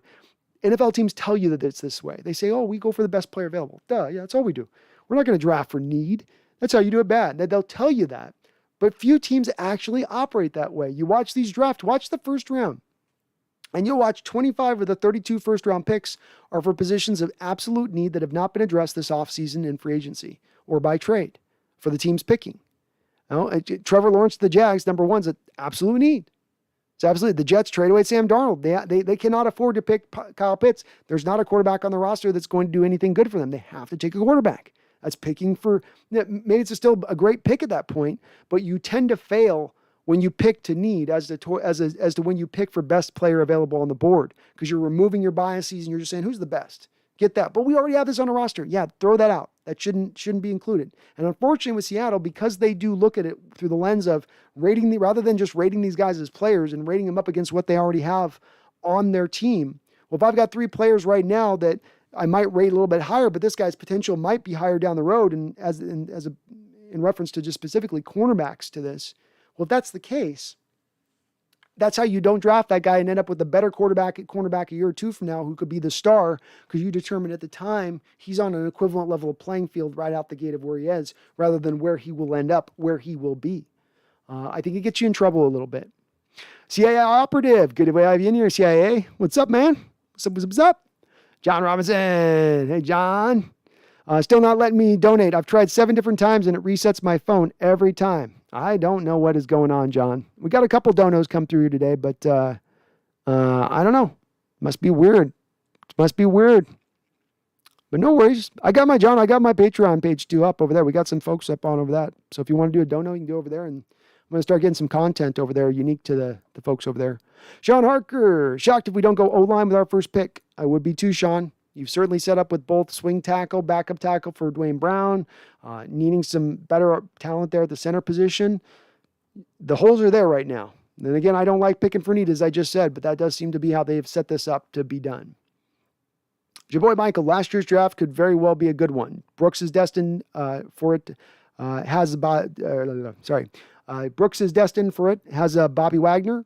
KJ, I don't know what you're saying there, Jabbar Michael. I think I lost. Last year's draft could very well be a good one. Brooks is destined for it. has Bobby Wagner and KJ. Darrell Taylor, we'll see, but very good high on him. Damian Lewis, one of the top graded rookie offensive line. Yeah, Damian Lewis is a potential star for you. You come out of a draft with a potential star. You feel already pretty good about your draft, not even talking about the rest of the players within it. Darrell Taylor is going to be a lot of the key to the last draft, even above Brooks, because Brooks will give you a solid linebacker play in this league. The coverage stuff has been talked about ad nauseum. I don't have to speak about it more, but he should at least give you good linebacker play. Damian Lewis is a potential star at guard. Now, if Darrell Taylor can give you good production as a pass rusher, not be a star, but get you into the 8 to 10 sack range level of things as far as a pass rusher goes, well, then you feel great about that draft. No matter what happens to the rest of the picks at that point, you feel outstanding with that particular draft. And it says nothing of the fact you still got Colby Parkinson, who could give you something. Maybe Freddie Swain takes a step in his development. DJ Dallas can become that third down back. There's still some openings there too as well. But I do like last year's draft, especially considered to recent drafts, which have been crap shows. Just crap shows. Oh, and Aldon Robinson. Forgot that. Your boy Michael, you mentioned him too. So Aldon Robinson, very underrated and showed a good flash. Freddie Swain had a good flashes as well. And Aldon Robinson played good as well. Aldon's coming along. I'd forgotten about him as well. But I expect him to take a step forward. 4 sacks in his first year. They weren't cheap sacks. They weren't LJ Collier sacks where the guy's running out of the pocket and runs into his arms. They were legitimately, he was executing pass rush moves and creating quick pressure, winning his pass rush rep to get the sack, which is in itself, I think, more of an indictment of what he can do in the future to replicating that as he gets better and more refined in his technique. Randall McDaniel, I think Penei Sewell is the best player in the draft. He's an Orlando Pace, Ogden, Big Walt type talent. He's got a mean streak to him too. Yep. And I think he's being dinked, unfortunately, Randall, because he's coming out as a 20-year-old guy. And everybody looks at Rashawn Slater at 23 and says, oh, look, Slater's way more technically proficient. And, Sewell's just leaning on guys out there and just relying on his size and strength. Yeah, he's 20. That's what 20-year-olds do. It's going to take him a little bit of time to get the tech developed. But I agree. I think the Ogden to me is the most equivalent comparison. I think Big Walt, not as big. Big Walt's was a little bit more of a mover guy. He had like running back type feet, did Big Walt. And Pace was a little bit of maybe the in-between between a Big Walt and an Ogden. He's maybe that in-between guy as far as who he was. But I think Ogden with that size, just that big, just Frankenstein, just effortlessly just breaking you in two. That's to me Penei Sewell. CIA operative John Matsurek was a real wild man. I recognize that name, but I'm not. Why is it not clicking with me? Randall McDaniel, Charles Haley would do some weird stuff allegedly around people. Things usually you do alone. Hey, he's an odd bird, man, but that's it. Some of the good ones are odd birds, That's just that they're great on the football field, but they might be complete head cases. Sometimes those things go together, unfortunately. Why do I hope Witherspoon can be that Sherman type to feed off Adams. Great D's play with massive attitude. I think as well, why having the great pass rush. Working off Adams is kind of one thing, but to me, the more important thing for our corners, the more important thing for these guys to actually look better than they maybe actually are on a talent level is the pass rush. If the pass rush can be deadly in top 5 unit, that's going to make all those corners and the safeties look magnificent. You'll hear a lot of fans going, oh, these corners are playing their best ever of their whole entire careers. But it'll be more because you finally have created that ferocious pass rush that we've been calling on for many years now. Your boy Michael, how would I feel about Mitchell Schwartz? I'd feel okay about Mitchell Schwartz if I'm sure that his health is going to be able to hold up. I think the Chiefs were very concerned that this guy was not ever going to be able to come back. I heard not even about a month or two ago, he was able to barely even still get out of bed. So if he's at that state, he's not training. He's been out of it now for months and months and months. Where is that at? Is it a place that he can get better on, or is it where it's going to stay where it is? And I think it's probably going to stay where it is. He's not going to want to come in on a league minimum deal, which is about, I think, the risk that you would really want to take.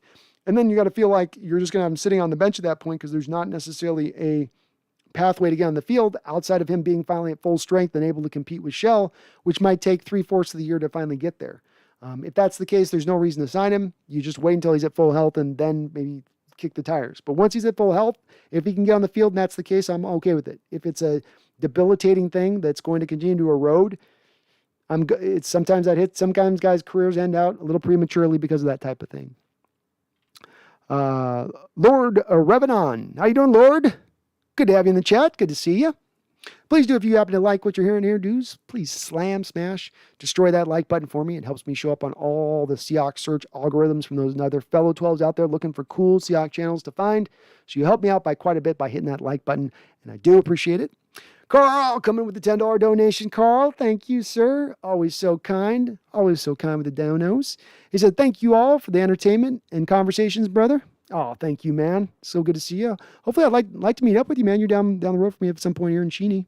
You can meet up. And thank you for the $10 donation, man. You came in strong, too, last week on your donos. So I appreciate it. I hope you're doing well, Carl. Hope you're doing good.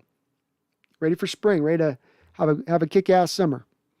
Lord Revenon, and I'm probably pronouncing that wrong, Lord, so I'll just call you Lord. Who the hell is Aldon Smith? I pray the Seahawks get Tom Brady. Aldon Smith's a pass rusher, and we're not getting Brady. Juice, thanks for getting a haircut. Oh, thanks, dude. I try to keep it tight as I can. It gets a little long. Carl, Brandon got my Xbox Series. PM me or tag. I am the Hawks Nest. So just look for the Hawks Nest on Xbox. But I'm waiting on mine to be delivered. My other one died. So I'm going to have to, I can't accept it until, I can accept it. Yeah, because I can get on the phone. So it's just the Hawk. Look at the Hawks Nest Field. You'll see my old, logo for the channel. My initial logo on the channel. Juice says, damn, last year was Dunbar. Now it's Aldon. This trend needs to stop with the Seahawks free agent signings. It definitely sucks seeing it, Juice. It's hard to predict. Hard to predict when you have a guy like Dunbar. Didn't have off-field stuff that we were aware of. He had some injury concerns. Wasn't able to get through a full year. Maybe some tackling worries about him at the cornerback position, being a former receiver convert. Hard to anticipate stuff when you don't know guys have been towing the line. And by Aldon, all reports of him last year as he was coming into Cowboy camp is that he had dotted every I, crossed every T, did everything he needed with the commissioner's office, and it was an exhaustive process for him to get to the place of being in the good graces of the commissioner's office, a lot like the Josh Gordon deal. And all biometrics last year, he balled out pretty well for not having played in a few years. He played solid. He was in there, I think, every single game for them and maybe missed one game at the most. His production fell off a little bit, but that was just because he was playing too many snaps. But we heard about no off-the-field problems last year.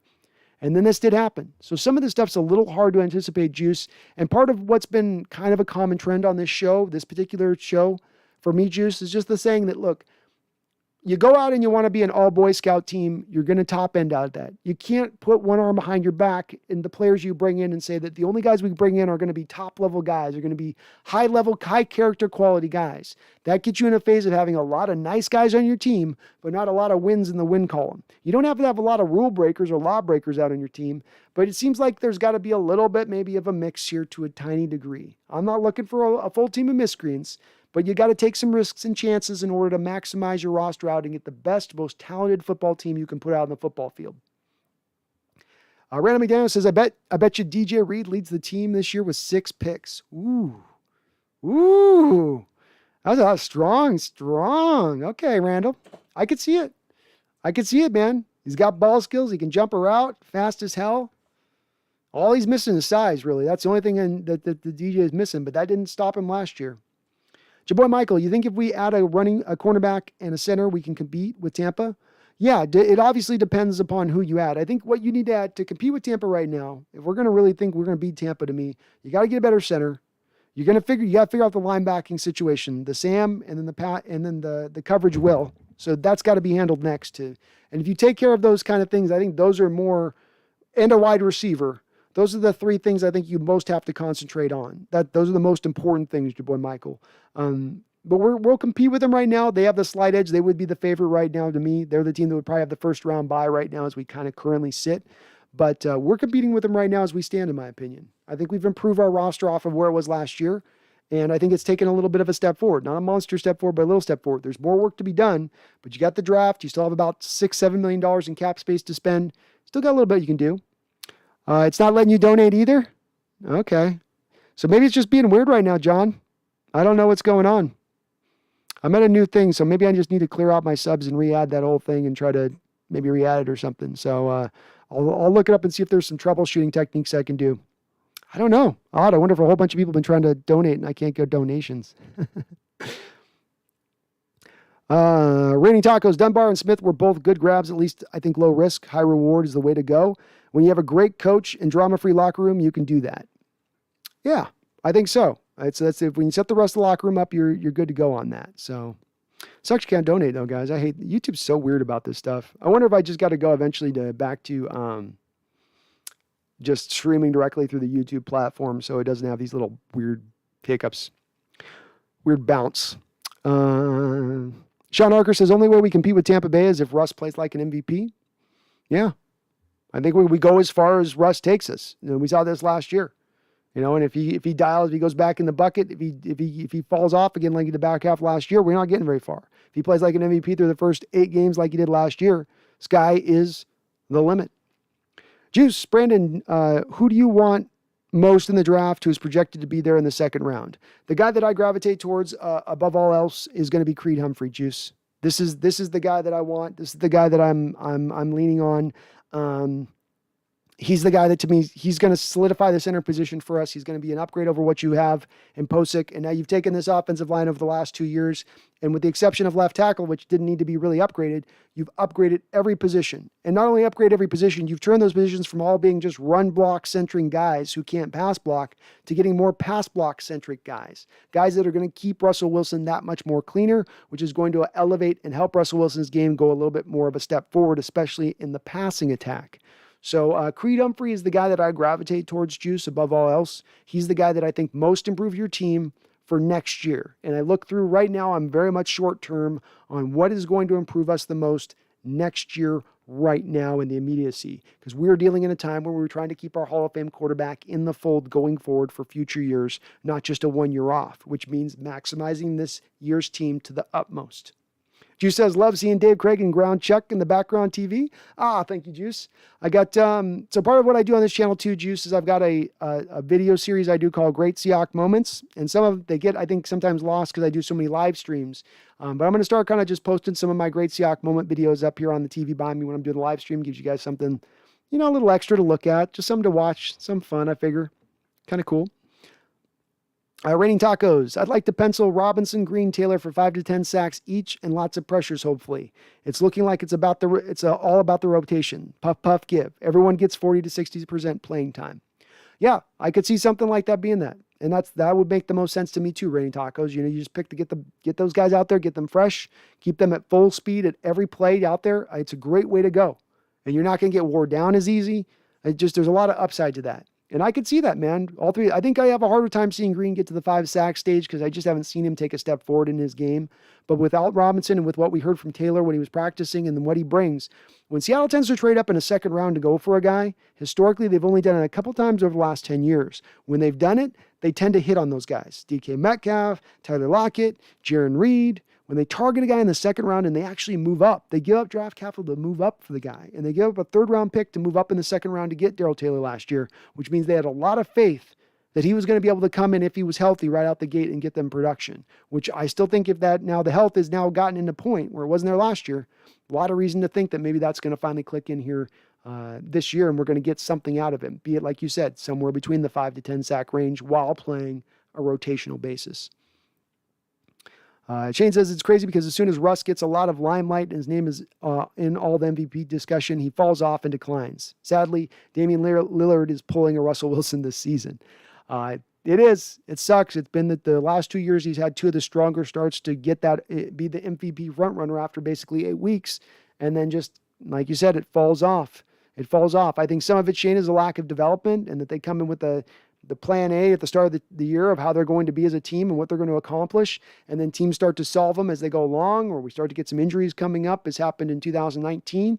And it just sort of does, it sort of pulls back all the production on the offensive side of the ball. But hopefully with a new offense, with better parts and pieces on the offensive side of the ball this season, he can get it done. Why? People are underselling Robinson. He's my number 1 breakout star this year. The kid has bend, get off, can set the edge. He can be a Danielle Hunter type. I think Hunter's a little more freakish on some of his explosive scores, and especially the short area stuff with him. You take the 3-cone between Robinson and Danielle Hunter, I think Hunter's probably a little bit better, but Hunter came out way rougher as a player than what Robinson is. Robinson's way more refined as a pass rusher and way more of a technician coming out of Syracuse than Hunter was, who is a lot like this year's Jason Onaway in this draft. Just a guy with all of the physicality, I mean, like you could ask for, just like how you draw it up in Madden if you're building the super player, but none of necessarily the refinement or technique you would ask for. Yes, Robinson does have some bend. It's more of I lean towards his ability with his hand fighting is where he's at his best. He's awesome with his hands. He knows what he's doing. He knows his placement. He knows how to get the hands off of him of an offensive lineman. And I agree with you as well. Showed up as far as in the run game as well. And in his hustle. Let me add hustle onto that wide. He had a play against Dallas where he's running backside unblocked on that play, and he chases down Ezekiel Elliott to the weak side of the offensive formation, runs all the way across the weak side formation to get a tackle for loss. I thought that was pretty impressive, and it showed off some of the 4.67 40 speed that he showed, where the kid can run. So he does have the speed of Hunter Long. It's just that short area quickness is their one little difference, and then again, just Robinson's upside. Was way more refined than Hunter coming out. Kyle Mulkey says, it boggles my mind that Josh Gordon's situation is so stupid for Weeb, but yet Kareem Hunt kicked a girl in the face and Joe Mixon decked a girl in the face, both on video, and really nothing happened. Yeah, it's a little odd that there seems to be some sort of example they're making with Gordon that doesn't make a lot of sense. I don't know if he made some horrible lie to Goodell that Goodell's holding him more, but it's weird how hard they're holding him to accountability over this last incident. I will say there was rumors that the last field test that he had, Kyle, also included PEDs, where it wasn't just marijuana, but something else in addition to that. I never got any confirmation on that, though, so it's hard to say. UE2K, ground check Seahawks, the most dangerous 8-8 teams in the NFL. True purgatory. Not good enough for the playoffs, not bad enough for a top draft pick. Yep. I think the second year, they had a chance to do a couple of Super Bowl years there. Like the year after Kurt Warner's rookie year where he led the AFC in rushing, and you had Dave Craig coming into point and everything was about to run there. And then literally, I think the first drive of the season in the Kingdom, Warner just destroys his knee. And that's the number 3 overall selection in the draft, who was never the same again, never the same type of player. And you got Ground Chuck, whose whole offensive scheme is built on running the football, who just loses their star carrier. Not just star carrier for that year, but essentially loses their star carrier forever in the respect of he's never going to be the game changer he once was coming out of college. I think that really upended things for that particular team. Running back was way more important in the 80s. Kyle Mulkey, Kareem Hunt, 6-game suspension.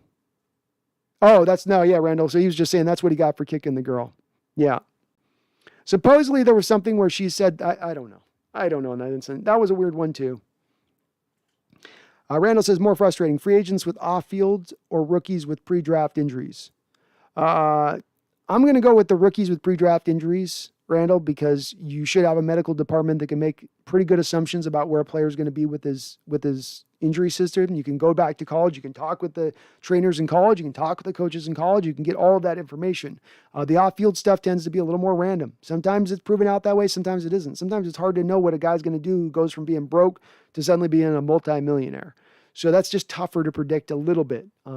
There's some guys it's not. Right? Malcolm McDowell's one, it wasn't as hard to predict that one. That guy was a nightmare coming out as far as a head case goes. And that there's a lot of reason that wasn't going to catch you as far off guard. No donate allowed. Well, I'm sorry about that, guys. We'll get the donate going back on. I don't know what's going on with it. I don't know. Let's try it again. We've had a few donations come through. So I don't know why it's popping off. It's weird.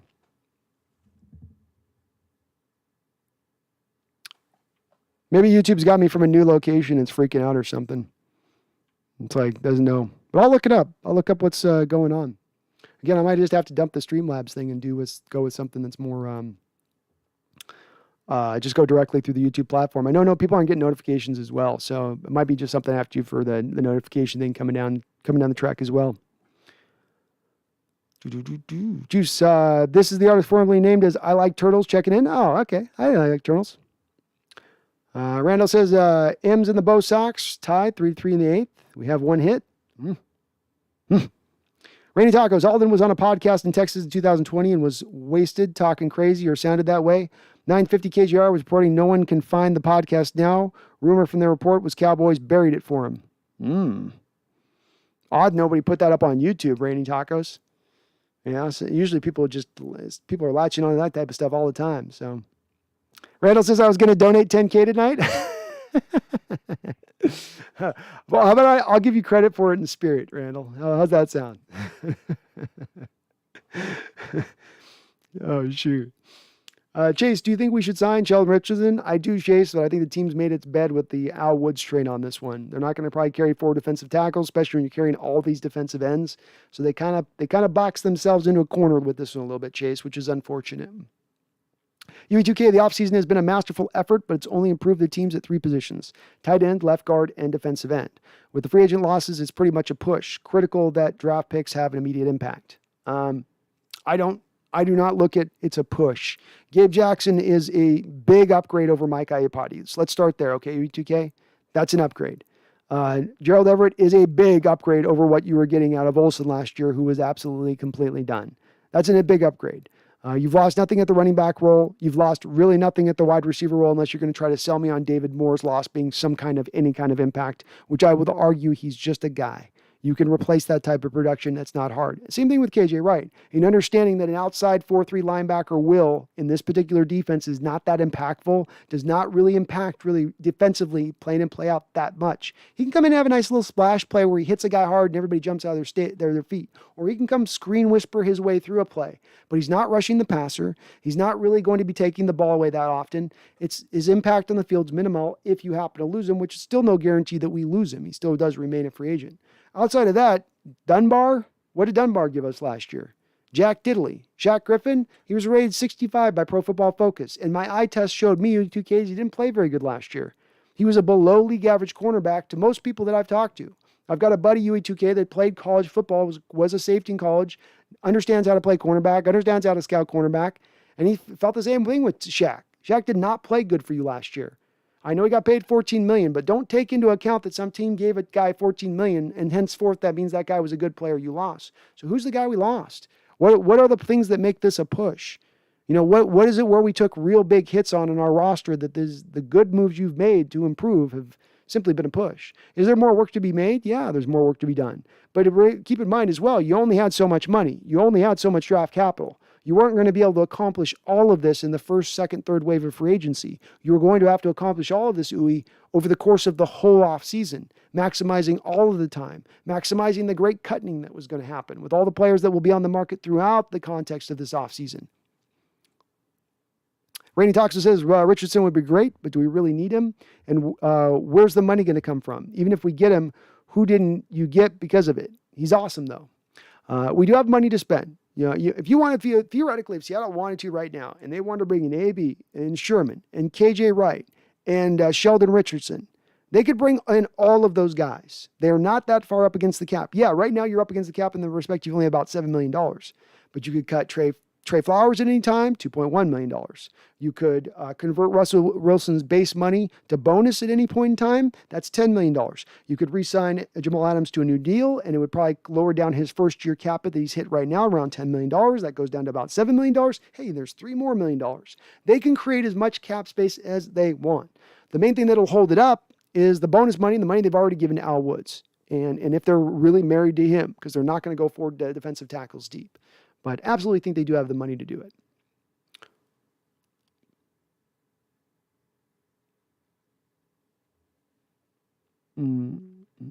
Kyle, by the way, Joe Brady was his offensive coordinator. I'm confusing him with somebody else. Offensive coordinator for Burrow at LSU that turned him into the number 1 pick and now is in Carolina.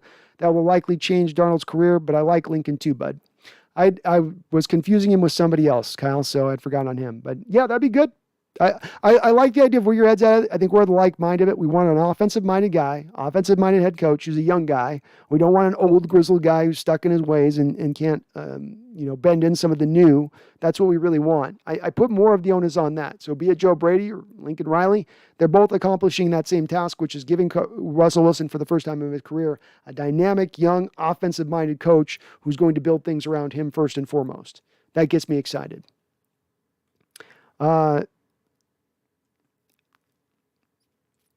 Jaboy Michael brings up a great point about Seattle, is that Coach Carroll is always a guy going back to his days at USC. I mean, this is a guy that would go into the hardest of hard ghettos in LA to try to reach out to players, and a guy that always thinks he can bring reclamation projects back on point and can always bring guys back around. And he's always going to try to think he can fix things.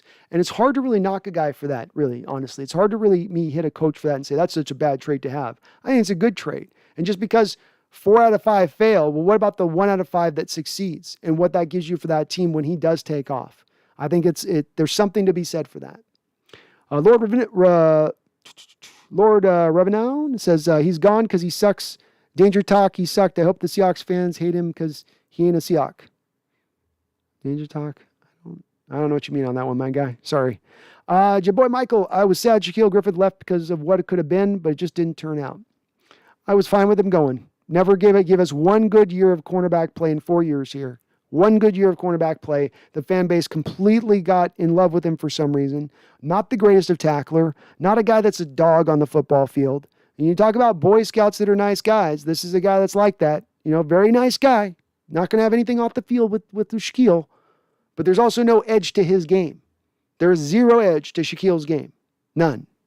And I think it's a missing part of his game, missing component that does hold him back. Why do I? I was going to donate my Stimmy check, but I can't do it. It's going to Dogecoin. Well, you put it to a good place instead. I love the altcoin. I love going altcoin right now. All on black, man. I don't need you guys. It's all good if you guys don't donate anyway. I just like talking to you guys. So it's all good. Rating Tacos agreed about YouTube. Radio guy from Texas station said he was kind of a mess in private and had a couple of episodes that tipped off the Louisiana thing. Was a possible reason Dallas didn't re-sign. Yeah. I think we can definitely look at this in retrospect and say maybe Dallas was aware of this stuff and it just had them out on him. I mean, simply the fact that a guy as talented as Aldon Smith is signing for what he signed for us, $1.75 million is what we got him for, and that you got a guy that talented at that low end of a deal when he's coming off a year last year, he made $4 million with Dallas. So coming off out of the league for this many years, $4 million to Dallas, and then now after a relatively productive year, down at $1.75 million, something ain't adding up on that. Something's off. And so certainly there was maybe a bit of an indicator here, and this is also why Seattle didn't give them a lot of bonus money and kept themselves an out to get out of the contract if they needed to at any given time. Brando says, who's the player drafted in the PC John Schneider era who you thought was going to be a stud but ended up a dud? Mine is Nick Vannett. I thought he was the next John Carlson. I did think he was going to be solid. That's a great question, by the way. It's a great question. Problem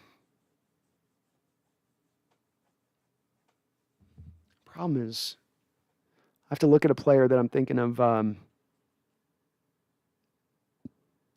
later on here, I think. Who was a player I thought would be a better... Sometimes I don't like their draft picks. That's the problem here over the recent years. It's been like, honestly, Malik McDowell. I thought that they had done, I thought when they drafted Malik McDowell, I didn't like the pick, and you could have seen it coming. I probably would have I was worried that the head case thing would have happened. But if he got on the football field, the kid was a freak show. Solomon Thomas that year was drafted 3rd overall. There was a great Voncha Lombardi breakdown he did that year of Malik McDowell, and he was interplaying it between him and Solomon Thomas. And you were just watching what a freak Malik was, and to get him in the second round. And I was just hoping on the hope, like, just keep his head together. I knew the head thing was going to be the problem with him, but if he got in the field, I thought he was going to be, just a sensational player. He was 6'5", something, just moved like a guy, 6 foot tall. He was long arms, everything you could kind of want from the defensive tackle position. Could have played everywhere on that defensive line. So he was probably the guy that I thought, was going to be there. I thought Percy Harvin was going to work out way better. I thought he was a guy that was I thought that was a sublime move of getting a modern day NFL player who would fit into the modern thing of what you want, the ball screens, the end around games, taking the offense and taking it horizontally. I thought was really interested in what that would then do for you to vertically and opening up things vertically. Didn't work out, but he would probably be those would be two of the guys. I'll think if there's maybe a dark horse candidate here. I've got Randall that would pop up to my mind because I'm sure there's somebody I'm forgetting here that I thought was going to be better later on or something. So let me think of one that maybe a later pick that I was hot to trot on. I was like, oh yeah, this guy. Lord Levon, I want the Seahawks to have Tom Brady next season, or I'll make sure nobody ever gets fans again, dog. All right, bro. Well, I don't think we're getting Tom Brady. I think we're pretty solid with Russ. Sean, I thought John Moffett was going to be a stud. I thought he was going to be a good player. I thought he'd be a solid guy. He looked okay to me coming out. But he was yeah, third round pick. He played pretty good for a moment there before I think he got the off field stuff really got into his head a bit. Too much of the party lifestyle. Why do I? If Seattle knew Smith was capable of this, it was well worth the low risk. Yeah, at to take the $137,000 flyer on a guy, see if he can get through an off season to be ready for you during the year. I'll take that risk for a guy. I'll take that for a guy that talented. I got no problem with that. It's when you're making you're adding multiple millions to that, and you're really, that's when I'm like, I don't want to take that kind of risk on a guy like that. But this, yeah, so perfectly fine. Rainy Tacos, what do you think about no Russ money movement yet? I know it's not urgent, but seems like a good idea and would signal solidarity. May speak to a lack of urgency to redo Adams' deal, scheme fit issues. I don't think it affects Adams' deal because when you sign Adams to the new contract, you're actually going to lower down his cap hit this year. It's not going to raise or increase. So that in itself doesn't mean Adams' deal is going to hurt that. I think Adams' deal, and the reason that hasn't gotten done yet, it's more that Adams is probably trying to maximize every last dollar he can possibly get out of it and to push into close to that $20 million per year, which I don't think Seattle's willing to go to.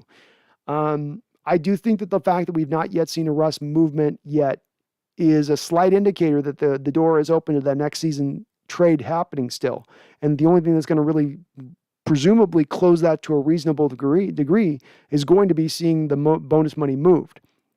The one thing I'll say about this is that they could still be totally intending on doing that and have told Russ that they intend on doing that, but don't want to do that as of yet because in their negotiations with the street free agents that remain out there, they don't want those free agents believing that they've got $10 million extra in cap space because now that those free agents are going to hold out for that extra money that they know we have to spend. Like a Sherman or whatnot. So this sort of gives them to the players and saying, look, we're not converting the money to bonus because we might trade Russ next year. And so the money that we have right now in our cap is what we have. Our offer is what our offer is. Take it or leave it. I think that there's a little bit more of that probably at play with this than anything else. And I would still expect at the end of the day, the Russ money to probably be converted to bonus at some point or another.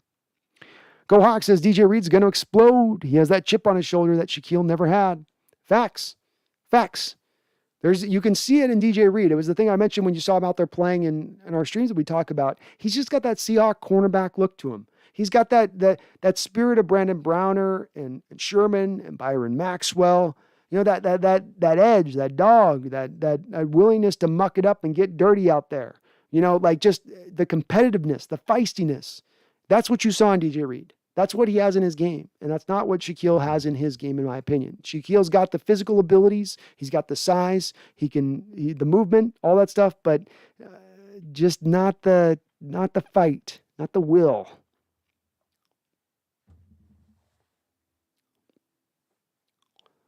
Shane After says Thomas Rawls had so much potential. He did. We'll someday learn what the deal was with Thomas, if it was something off the field or if it was truly that the major injuries sustained that first year with the broken leg and torn ligaments, he could never quite get back from them, which is probably the more likely scenario. There are times when you just get lower leg injuries and you never are able to get yourself back to the state you once were. We recently heard Tyler Lockett reference this, where Tyler said that after his injury, he lost a step, which is something I was saying to you guys on the channel for a while, by the way. Another point where I got proven right on, where I told you guys for a while, Lockett's not been as fast since he had that injury. You can see it. Not the same dynamic ability to move that he once had. He still is a good receiver. He still is able to work around it. And he says he doesn't miss it. I would argue he does as far as especially in yak is concerned, yak ability is concerned. But, sometimes these guys do get it to where the injury hits and it sustains and they're not the same. Why do I love what you do, though? As a lifelong transplant Hawks fan living in Minneapolis, it helps me to still feel connected. I love it, dude. We're worldwide here. Why do I? We got guys from Brazil and Norway and Germany and Australia, and I love the thought of just we have everyone from all their different places and components in the world and listening in, man. It's we've got a great community here of people. It's part of everybody comes in occasionally. Why do I go? Oh God, you're on 5 hours and you're so committed to the process. And I tell them over and over again, this is not a commitment for me. This is not, I do not have to pull myself out of bed and squish myself over to do this. It's very easy, and the time flies by really fast when I'm doing it. It's because you guys make this so much fun for me. So I love this as much as you guys love it, I hope, and we're going to be here for the long haul. Randall McDaniel, Dogecoin dropping quick, and I got out of alt this weekend. I'm having a feeling we're going to see a little bit of a drop. Buy on the dip, as Shane says. And Dodge is going to be fine. Just get it on the dip and then make sure you get out at the right time. Go Hawks. Madden just ran a read. Madden CPU just ran a read option with Tampa Bay. Tom Brady 12 against me. Did Tom get any yards? You didn't let Tom drop a 10-yard run on you, did you? I hope not.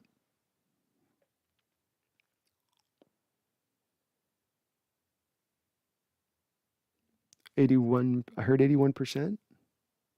I thought it was going to happen like 12 years ago. I guess now it's 2026. Oh, what did you hear, Randall? Oh, okay. You're talking about the Dogecoin. Sorry. Wait to what? To be fair to McDaniel, yes, he fell apart after that accident, but the young man's entire career and millions of dollars were lost. Were just lost, and he broke. If he did not get injured, he could have still been a good player. Yeah, it cost him too big time. He paid the price. He paid the price on that one. There's no doubt about it, and it's a shame. Shame for a kid that's that talented. Luckily, he's getting one more chance. So if second chances do exist, the Pittsburgh Steelers have brought him onto the roster. He supposedly has cleared their medicals, which we were always told there was no way he could clear medicals with that head injury, but he did clear their medicals. So we may see Malik McDowell out on the football field this year. And how pissed would we be to watch him balling out for Pittsburgh? Just absolutely just wrecking shop, like Aaron Donald type wrecking shop. That'd be brutal. Shannon Harker says, I thought Naj Jones was going to be a player too. I was a little bit light on Naj Jones. He had that whole lost all of his weight in his sophomore year because of some major physical issue he had going on. So he was like down to like 225 pounds, and he still looked really thin coming into Seattle. I always thought I was a little bit on that deal like, this doesn't make a lot of sense why you spend, I think they meant a third-round pick on a guy like that. Seemed like more of a guy should have been into that fifth, sixth round role of he's going to need a year or two to get his body back to develop because he lost so much weight. Random McDowell says Tedrick Thompson was disappointing too. I did think Tedrick Thompson was going to give you more ball skills at the free safety position than he gave you. That was something that showed up in college was he could take the ball away and it completely disappeared on the pro level. Oh, Sean's got a good one. CJ Procise. CJ Procise is a great one, especially with the flashes he gave you. You're just like, ooh, look at this. Look at the possibility here. And then you're like, oh, God, CJ, come on. Couldn't stay together, but he was, dude, if that another guy like Malik, if he's healthy, if he doesn't have those lower leg injuries like he did, I mean, another guy with the sky the limit tag you could kind of put on him. Shane After says if DJ Reed was 5'11 rather than 5'9, he's a little dude, but so was Earl. It didn't hold him back last year, Shane. It's a little bit like I said, Devontae Smith and people worrying about his weight, where, well, it didn't show up on the tape. You never see any moment where it showed up. I can show you moments in Tutu Atwell's tape where his slight frame shows up and he's taken down quite easy and it hampers him. But with a guy like DJ Reed, we never do see it really out last year on the field. I never saw a point where I said, oh, his height against this bigger receiver is really holding him back. He was competitive at the point of attack. He had ball skills. He can knock something away. He's good. Go Hawk 05 says, bro, I'm an average high school lineman and I talk more trash than Shaquille. Good. Have that edge. I mean, you need that edge on the football field. It's a man's sport, man. It's mano a mano. There is nowhere to run. There is nowhere to hide. And if you go out there and you're a little soft and you're out there and you're protecting yourself and you're not going for broke, it shows up. The eye in the sky don't lie. And that's for that reason. So I love it, dude. Be nasty. If there's anything you should be as a lineman, above being a technician, above being Elizabeth, be nasty. Be a finisher. Play to the whistle. That's going to have the greatest effect as far as a lineman goes. Sharon Harker says, Glowinski leaving and becoming a good player stings. Thought he would be a good for us. Effing Tom Cable. Great point, man. Tom Cable held the back of this offensive line for years with his approach. And specifically the approach being that we're just going to always favor run-blocking offensive linemen over pass-blocking offensive linemen every turn. Carroll helped him by feeding into this because that's what Carroll wants anyway as well in his offensive lineman. But it still didn't make it all that much better when you watch him go to the Colts and be a good lineman for them, especially in pass protection. Sucks. And it's good we got Cable out here. We brought a really good guy in his stead. They found the right guy to bring him in. I think we've got the right offensive line coach now. But Cable's a guy that just continues to get jobs in the NFL, and I don't quite get it. You look at the offensive linemen with Oakland this year. A lot of them are trying to forward them in. Rodney Hudson gave up $3 million just to get traded to the Cardinals because he's so tired of it. So same thing with Gabe Jackson. He was wanting out of town. And then you look at the kid that went to the Patriots, the left tackle there, or right tackle, I think it is. Obviously a little bit wore out on the guy. Little wore out on the Cable effect there. Randall says Phil Haynes, another guy. He was the big old back. Schneider's scouting report. Yeah, I liked his tape. I liked Phil Haynes' tape, Randall. I did. And unfortunately, I don't know what happened in that injury situation last year, but he is a player for us this next year. He's still on the roster and still does have that potential there of a guy who showed some really good college tape, 4th-round pick. Solid guy. Solid guy. I like him. All right, so we're 4.5 hours in. We're gonna wrap up here. I've got through I think just about all the questions and stuff here. We are going to be going back live again here Sunday too, so we're going to get this back to more of a twice a week kind of state. Raining Taco says, can DJ Reed play in lifts or finger extensions? He flashes though. Got that eye of the tiger. He does, and being competitive, being feisty can get you through sometimes. That can be enough. So yeah, I don't think it's going to affect him being a little bit shorter guy. It didn't affect him last year, and he played a lot of football last year for us as a starter, and he was our best cornerback last year. Maybe outside of Ugo and him, probably competing for best corner. Peter Sports Car. Brandon, is there other people that work under the Hawks Nest pod? There is not. I am a one-man band here, man. And I kind of like it that way. I'm eventually maybe open to doing some stuff, channel work with other folks as far as another channel with others, but I wanted to create this channel because I had full control over it. I got to decide start to finish how I do it, and its success is wholly built on my back and my effort and whether or not I put in what I need to put in. And I like it. I like relying on just myself to get it done. But nope, just a one-man show, man. I'm the editor, director, talent, marketer. I wear many hats here at the Hawks Nest. Go Hawks. Tom got 3 yards, then fumbled. So it's realistic. The one place where Madden decides to be realistic, I guess. Go Hawks, huh? Kalamoki, last take. Why is it that all the media brings up us losing the Super Bowl, but never bring up we steamrolled one of the GOATs in his career year in passing touchdowns the year before to win the Super Bowl? Everyone tends to be victims of the moment, of what the recent history has been. And you go back to that second Super Bowl, it sort of instantly pushes the other Super Bowl in back of people's mind. I think a lot of people turned off that Broncos Super Bowl that weren't Seahawks fans because a lot of people just considered it a boring Super Bowl, so they don't remember the Super Bowl because they didn't really watch it. So it happened, but it sort of happened like a tree falling in the forest. And if nobody's there to see it, did it happen? If only the Seahawks fans and Broncos fans were there to see it, did it happen? It did for us, but I think from a national media perspective, a lot of people just kind of forget it at that point. It just kind of gets lost to the whatever. I think that's what probably sticks, and then it's just such a horrible moment. I mean, you don't have very many Super Bowls that end in a final play that fantastically, that just huge stakes, the biggest thing that could happen with this awesome play made by Malcolm Butler, and just things didn't go right in that play. So it's also just such a defining play in Super Bowl history that it just sets in people's mind, Kyle, and they're not going to be able to get it out anytime soon. A Super Bowl win would do it. Super Bowl win would finally, we would finally not have to watch any more replays of that thing, especially every time we play the Patriots, or every time we get down near a goal line and it might be a pass near the goal line, like let's bring up the Super Bowl film. That would probably at least stop that, but it's going to unfortunately probably take that or another maybe 10 years before people will finally forget. Obi-Wan says Lockett is closer to how Baldwin played than how he played at the beginning of his career. Yes, I would agree with you there on that, Obi-Wan.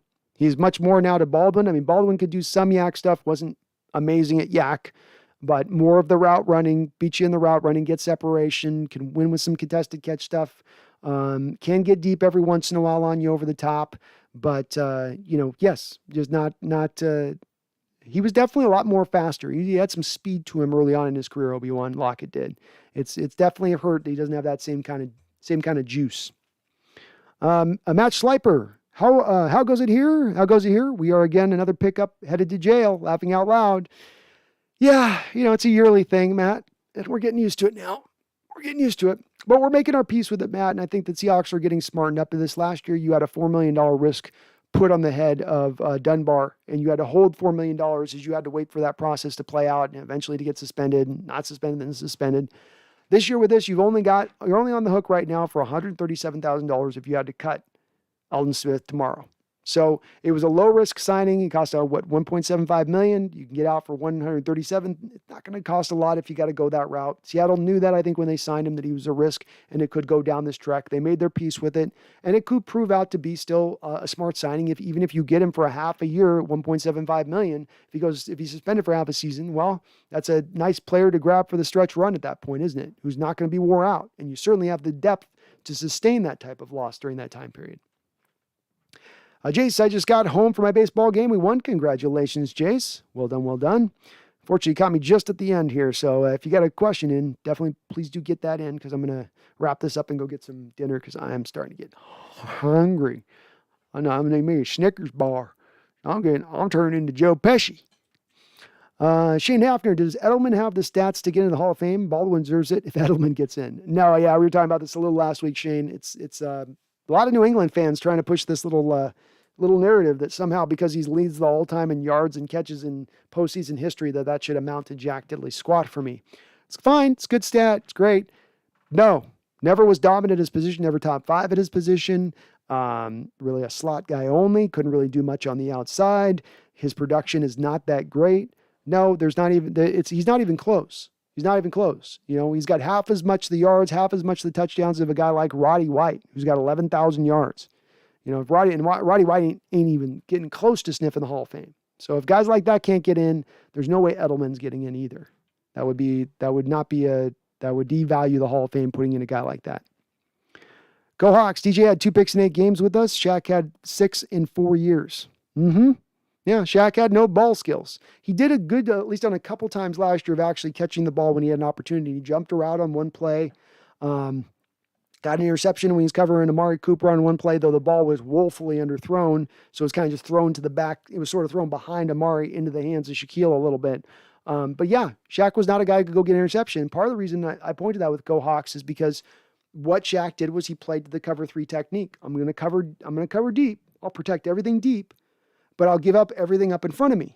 And so he could be there up on a post route 20 yards down the field and knock a ball away and look real pretty doing so, right? Looks real technically great. But then everything up on the in routes and little slants and drags and all that, they're going to eat him up on that all day long, because he's not going to jump the route or make a pick or challenge the receiver for the ball. He's going to remain in protectant mode. So yeah, I think you've got a guy in DJ. That's the type of cornerback you want, is a guy that can get some interceptions and turn the game around, who can play the cover 3 technique, but also knows the times when he can jump a route and go up at it. Go Hawks 05. I don't even think Edelman's ever been a top 10 receiver. I don't think so either, Go Hawks. He might have gotten in there a year or two where he's 9, 10-ish, but there's no way that guy's got the stats to hold up for the long haul on that. That's just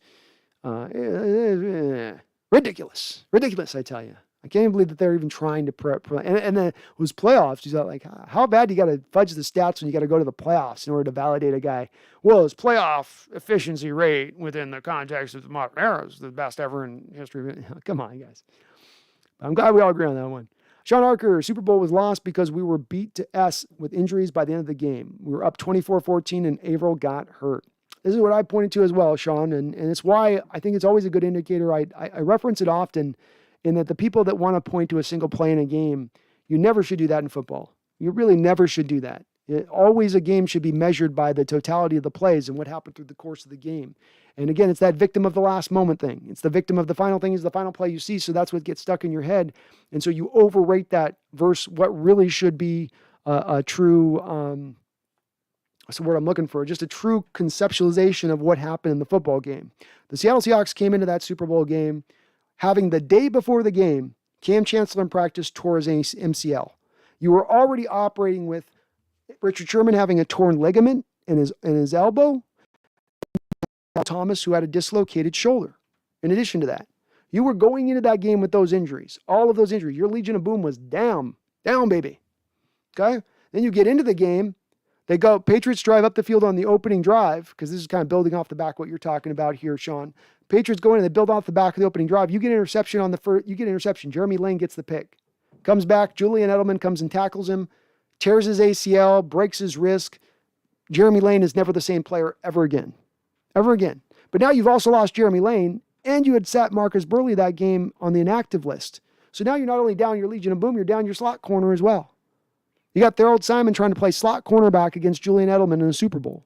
And you're absolutely right, Sean. At the end of the day, that's what lost us the injuries. That's what lost us the game.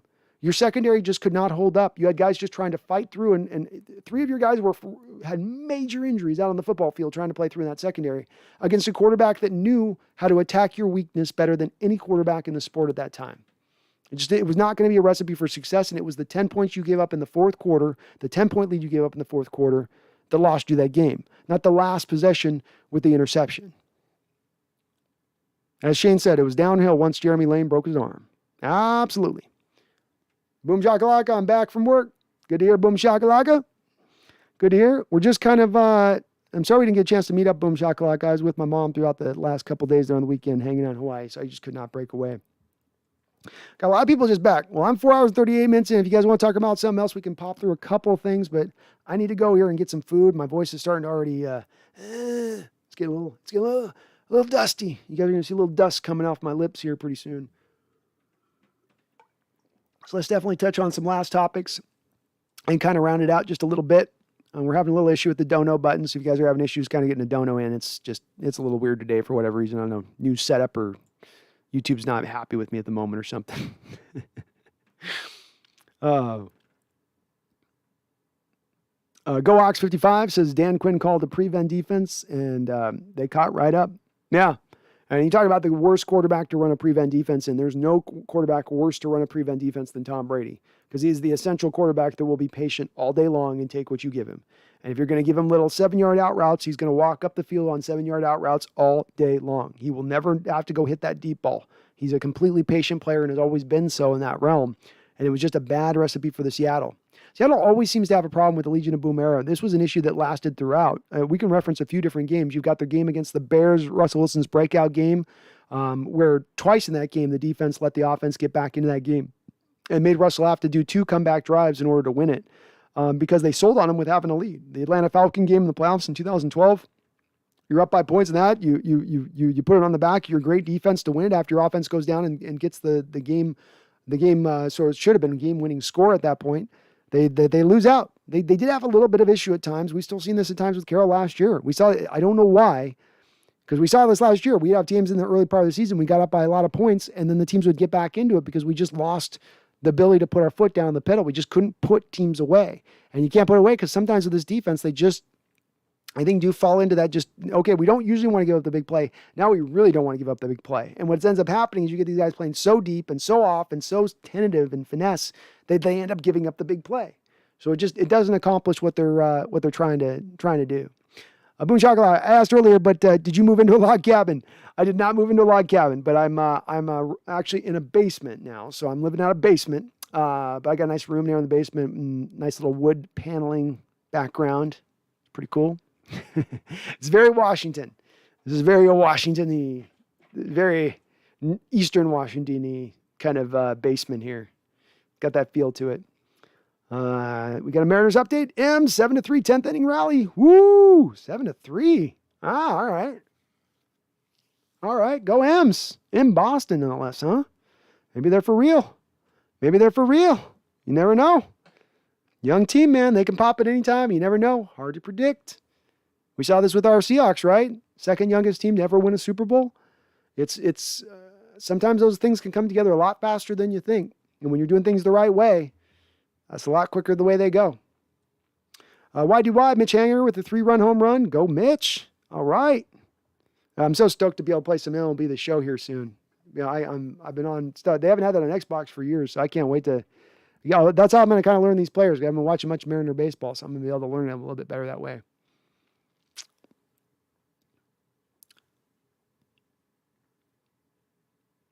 Go Hawks. I'm ready to go check out those draft profiles. All right. Well, I'll get to work on another one here tonight here for you too. Go Hawks. So I'll get some more here this week pumped out as I get my computer back, my editing computer back, and I can get some more kicked out. But I want to get a bunch done for I want to do a bunch for the draft so that I've got a guy or two that maybe I've actually done some scouting on so that when we draft him, I can just reference and bring up the game film I got on him and we can go.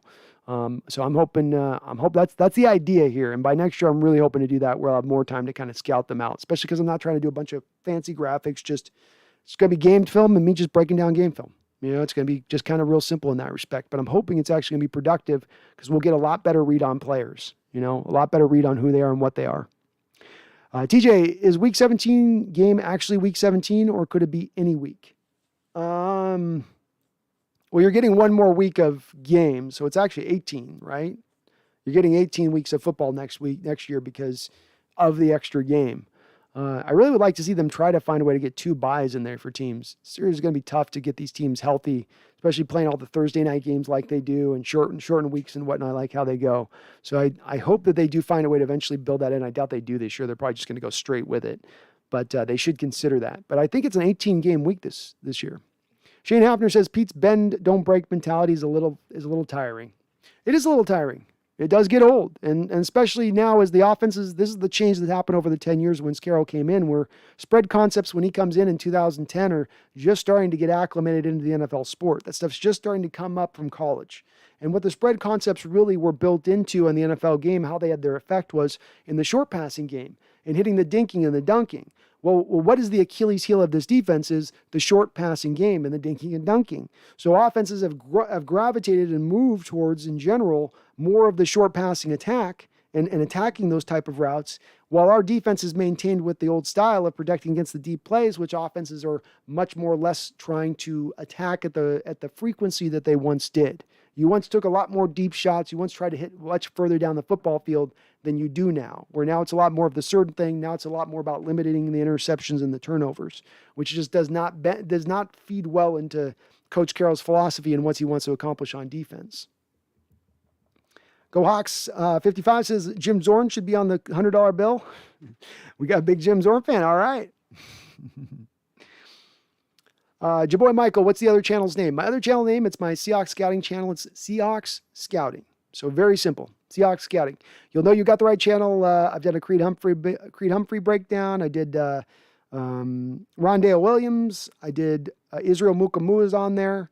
I did Brady Christensen right now. So look for those guys on there. But it should come up under Seahawks Scouting, and you'll see a Russell Wilson face that I've got on there as my temporary logo until I can put something better together. Go over to Fiverr and have them create me up a nice little new logo for the page. So I'm working on that. But Seahawks Scouting is going to be the new site that I do my film breakdown work on. TJ says, I meant, is the 17th game week 18 or any week? Any week, TJ. I think it's any week. I can't say for sure on that. Actually, to tell you the truth. So I got to look into that, TJ. I would think any week because they already have a hard enough time putting the schedule together appropriately and getting it all allotted. And when if you put it as the 18th game at the end of the thing, that might be a bit tough and you lose a little bit of flexibility to make it all that. You found it, your boy Michael? Good. Thank you for subscribing. I appreciate it, man. I'll keep adding on there as I can to the channel. Jake Mason says, the ultimate Seahawk. Clowney's bargaining, Affetti's discipline, Penny's durability, Walsh's performance under pressure, Malik McDowell's off-season preparation, Aldon Smith's off-field judgment. Oh, I love it. That's the ultimate Hawk, Jake. But he's a dog on the field, Jake. He's a dog on the field. Okay, he does all that, but he's a dog. Oh, dude, thank you, Jaboy Michael. If you do happen to like what you do are here and here, please do destroy that like button for me. It does help this channel grow. You guys don't even know. It just makes me appear on all these Seahawks searches algorithms for those folks looking for Seahawks channnals. We have been just kicking it. We just passed 4,000. We're just about to get past 4,200. So on the road to 5,000. It's your guys' support that does get us there.